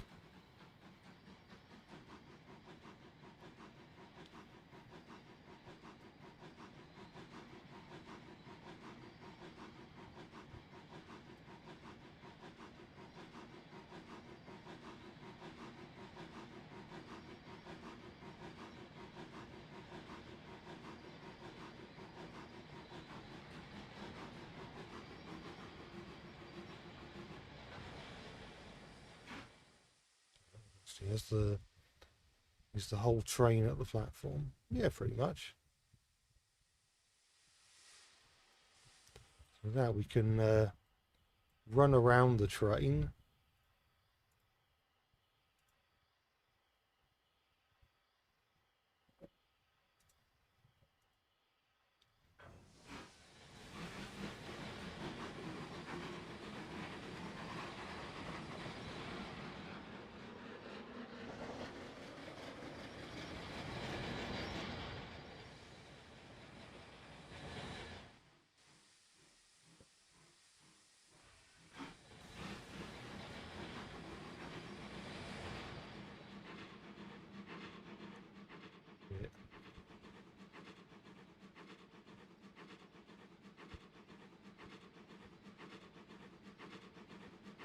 All the way to the end of the siding.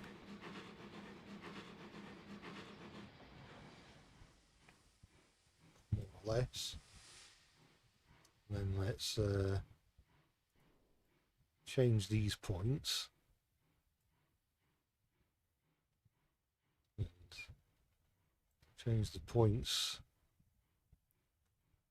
over here. And then have the engine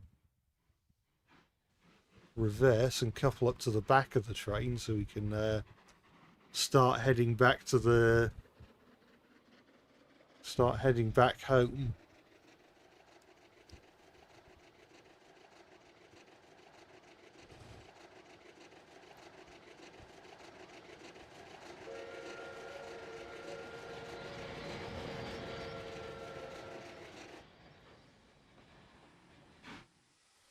like stuff on the points rather than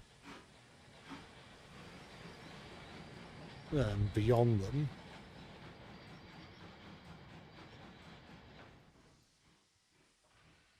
Wants me to keep going. There we are.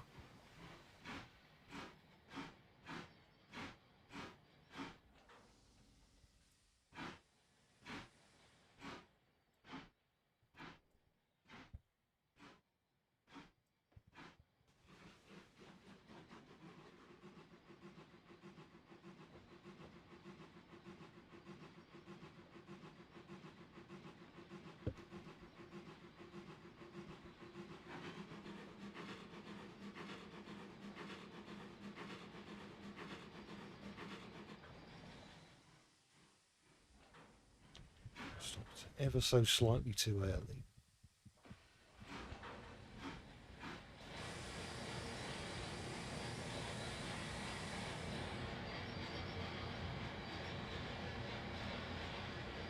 Well, hey Rexojet, hiya.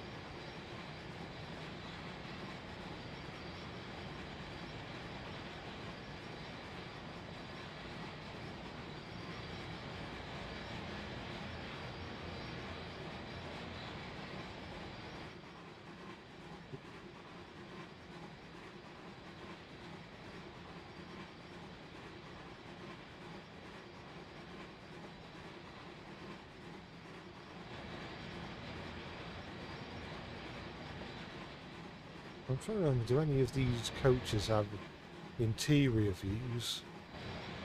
I'm gonna guess not. No, that's a shame.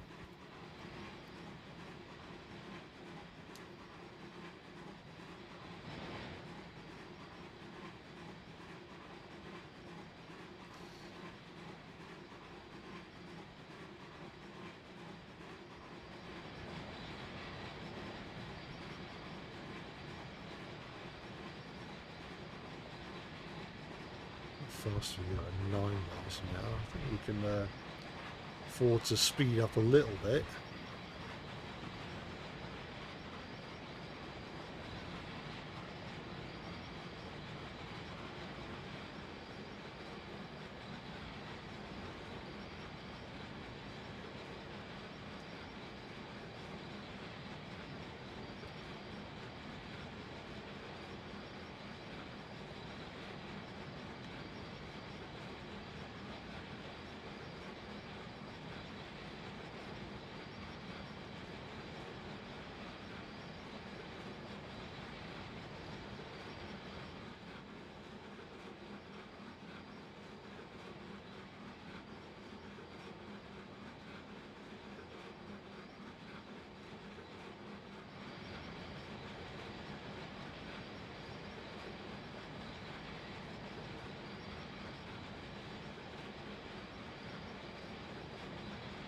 I'll probably when I at some point I'll probably add some more grass textures around here, or maybe some rocks. Not grass textures, just like, well, grass objects or scenery objects. Yeah, maybe some grass, maybe some rocks, maybe some shrubs, flowers, maybe. just so there aren't just patches of flat texture. But I'll probably do that off screen.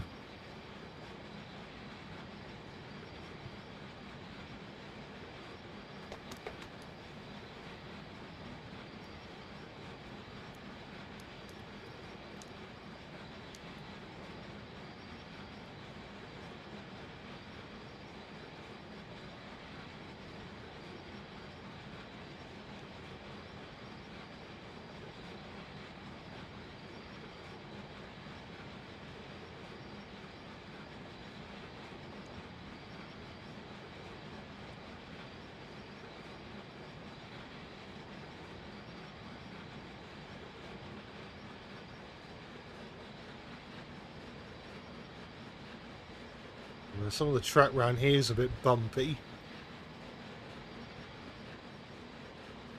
Oh, it really is bumpy, look at it.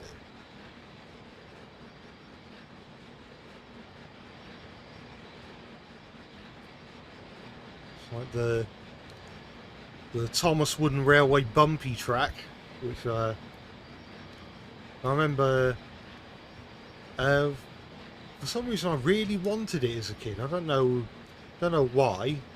Say I really wanted it. I did eventually get it for Christmas one year.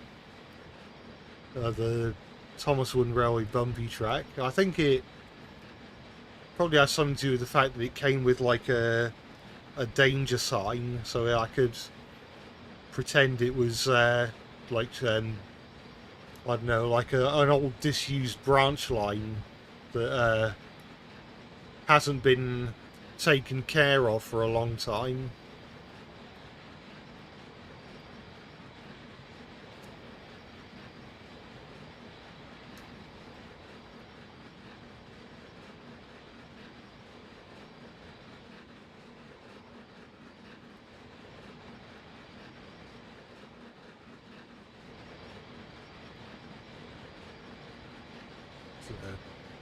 Speed up just a little bit more.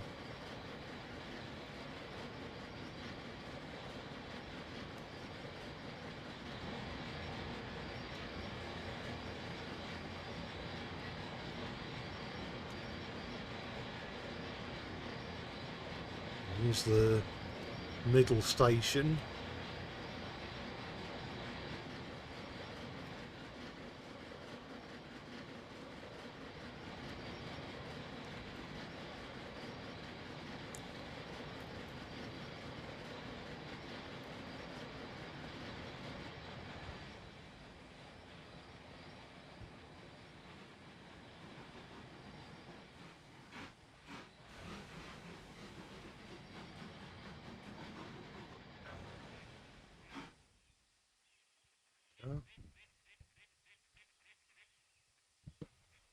You can hear the duck noises now.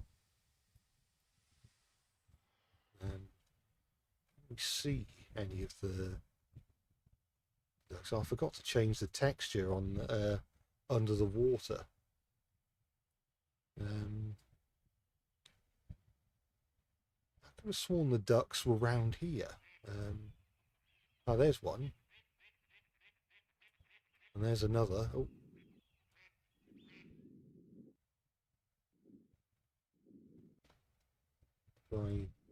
Oh, shift. That's what I want rather than control. And there's another duck.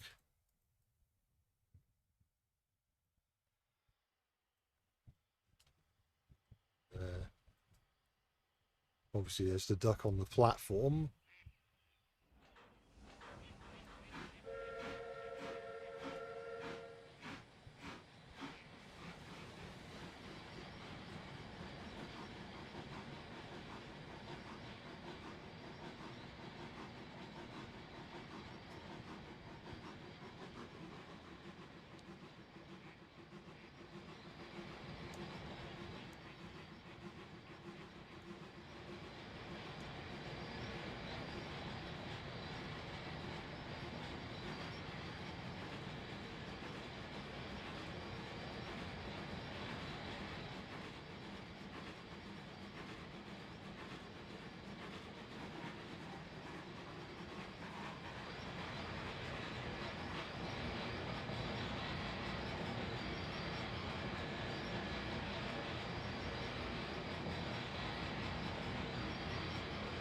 And continue on our merry way.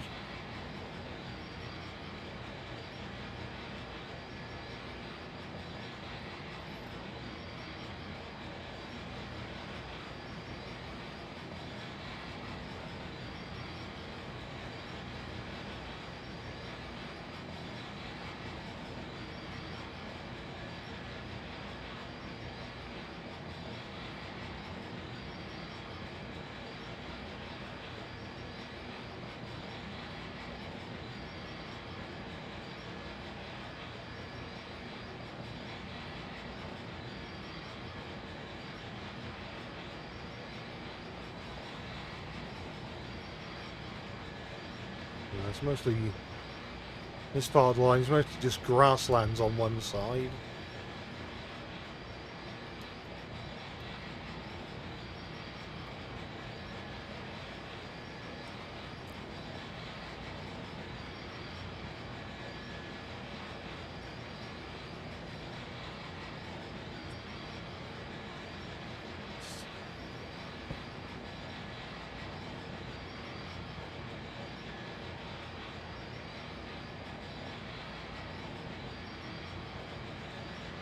Goes the what's it again, the footpath crossing. This means that the terminus station shouldn't be far away.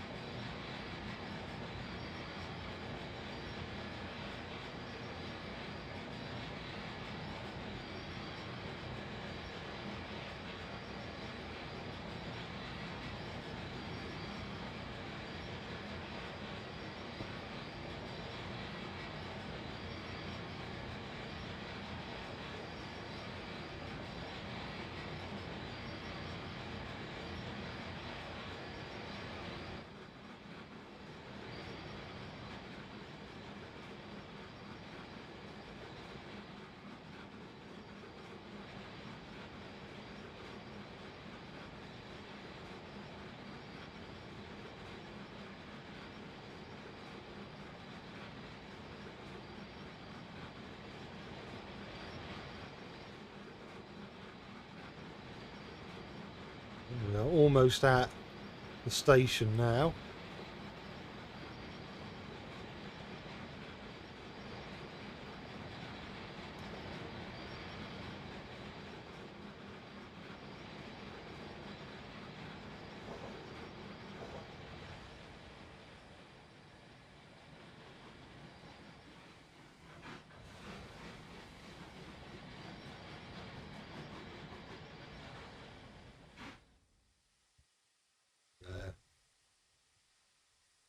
What we can do is uncouple Prince, and we can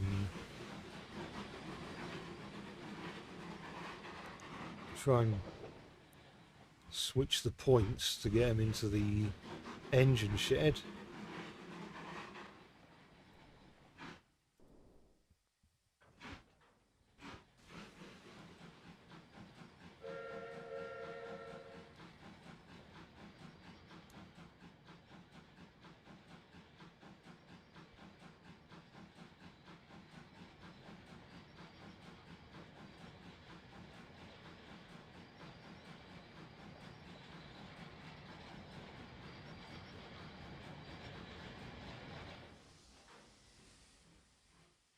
Oh, points are still locked.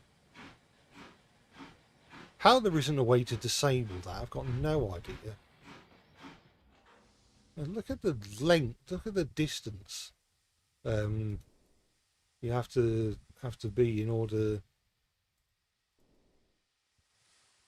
to change the points.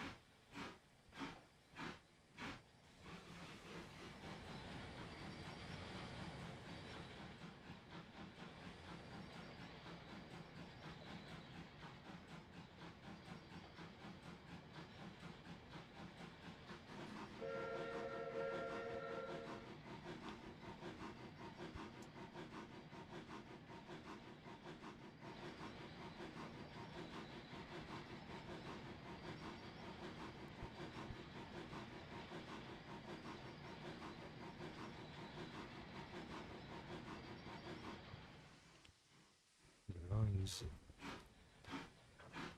in the shed. And I might change the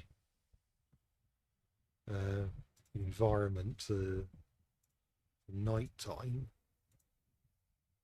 See how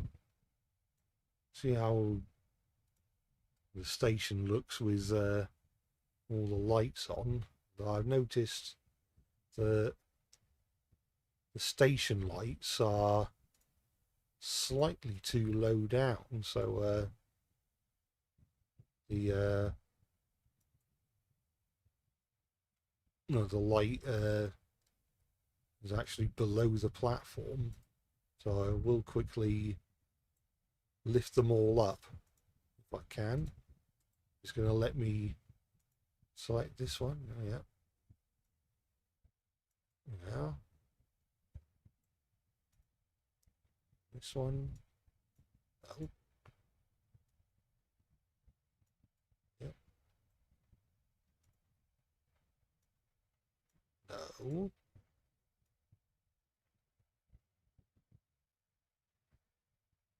It's selected now.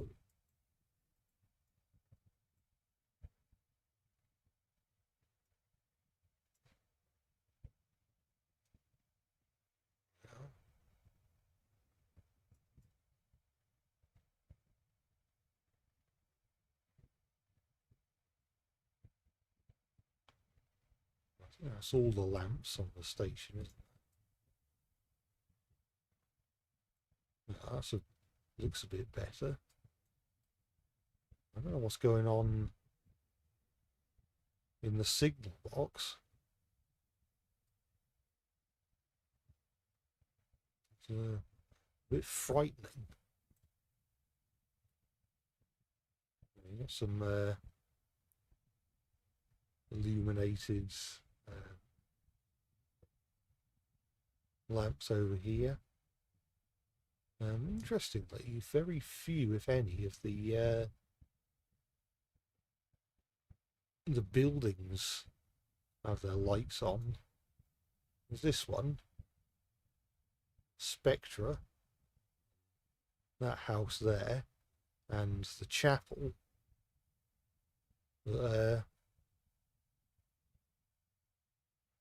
Not very many. Interesting. I'm going to check to see if we have an engine with a working lamp. I'm trying to remember if this engine's got one. I mean, no assets selected. I don't see a lamp. It may be if I edit the details. You can't add a lamp. I don't suppose if I drive the session, I suppose no, there is no lamp, which is a bit of a shame. I'll have to see if there's any narrow gauge engines in my collection with a lamp. I mean, that one has a lamp. Whether it actually functions or not is a different question. No, I can't get it to light up the track, which is a bit annoying.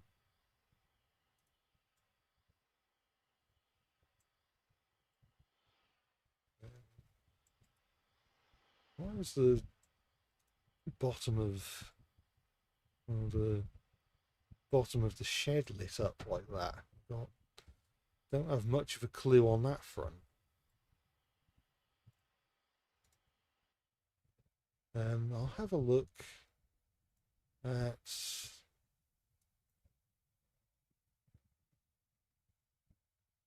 this one.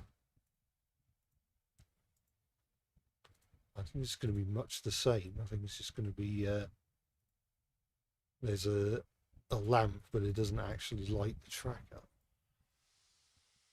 Aha! It does light the tracker. So we can take this engine for a nighttime spin, and then I'll probably call it a day there, because I want to go to bed at some point. I'm sure a lot of you do as well. Whoever's still watching.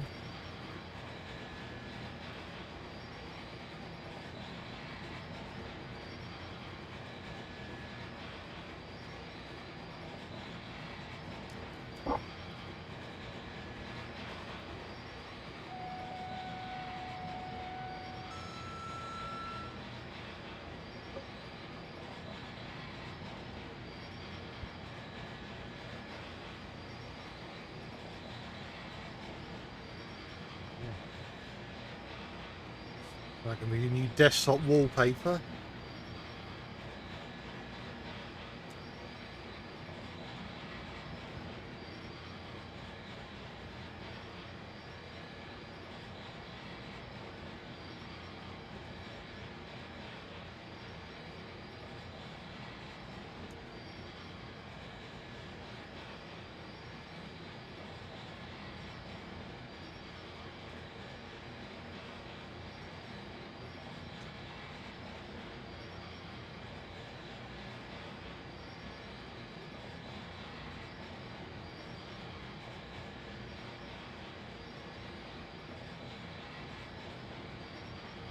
There's the footpath crossing again. Is it just me? I think the inside of the phone box was lit up.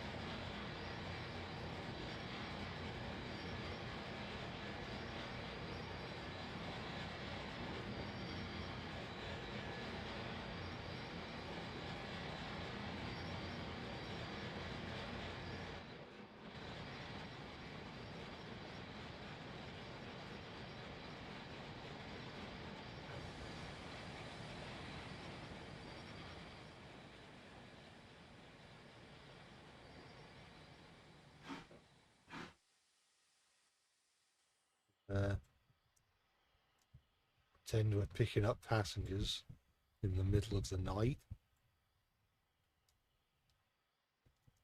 And then we can start again. I'm still awake. Yeah, I'm still awake just about. But I'm probably going to take this train to the end of the line, and then I'm probably going to end the stream there. Because I do want to go to bed soon.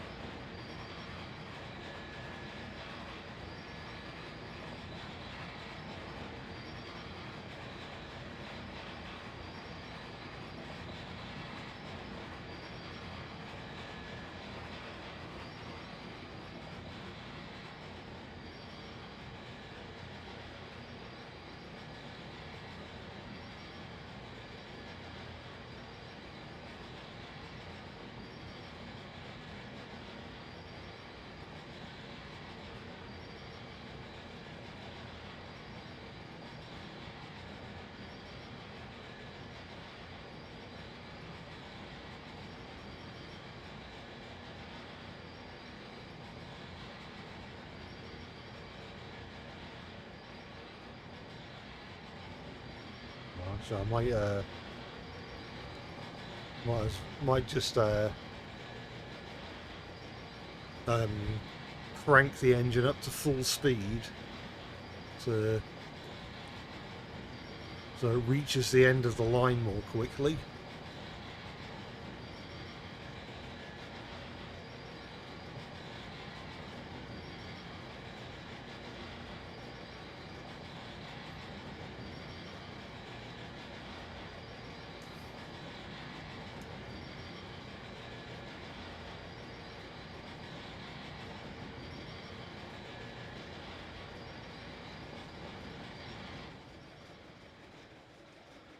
Now, when you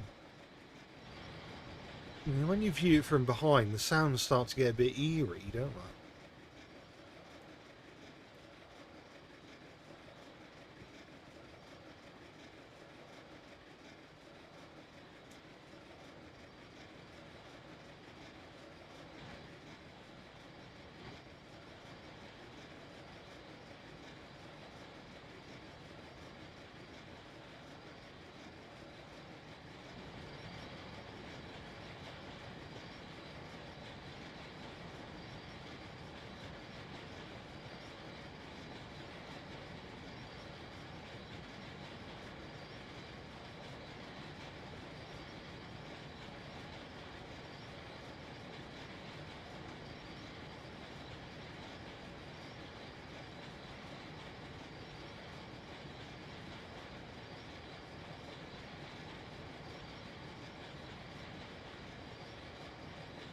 Shouldn't be long before we arrive at the final station.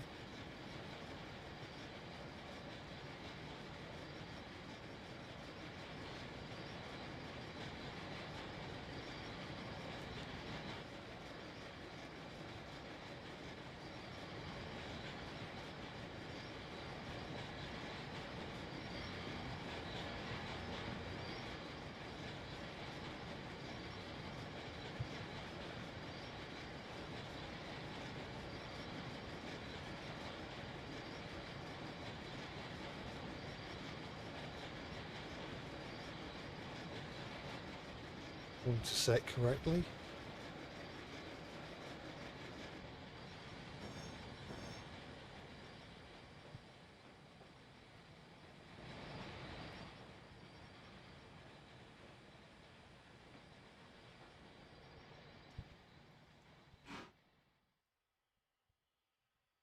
Right, so I think I'm going to call it a day there, or indeed a night there, or an early morning there. I think, I sort of alluded to this earlier in the stream. I'm probably not going to do more Trainz route building live streams. I think I can still do live streams with Trainz. I could maybe do sort of self-imposed shunting challenges, maybe, where I could I don't know, just plonk some rolling stock in a yard and then use a random spinner wheel to say to select the type of trucks I need to shunt, and then I could and like what order I need to shunt them in, and then I can shunt the trucks in that order, and hopefully it can end up working. And I suppose with more of a goal and the fact that I'll be driving the train, it'll mean I've got more to talk about.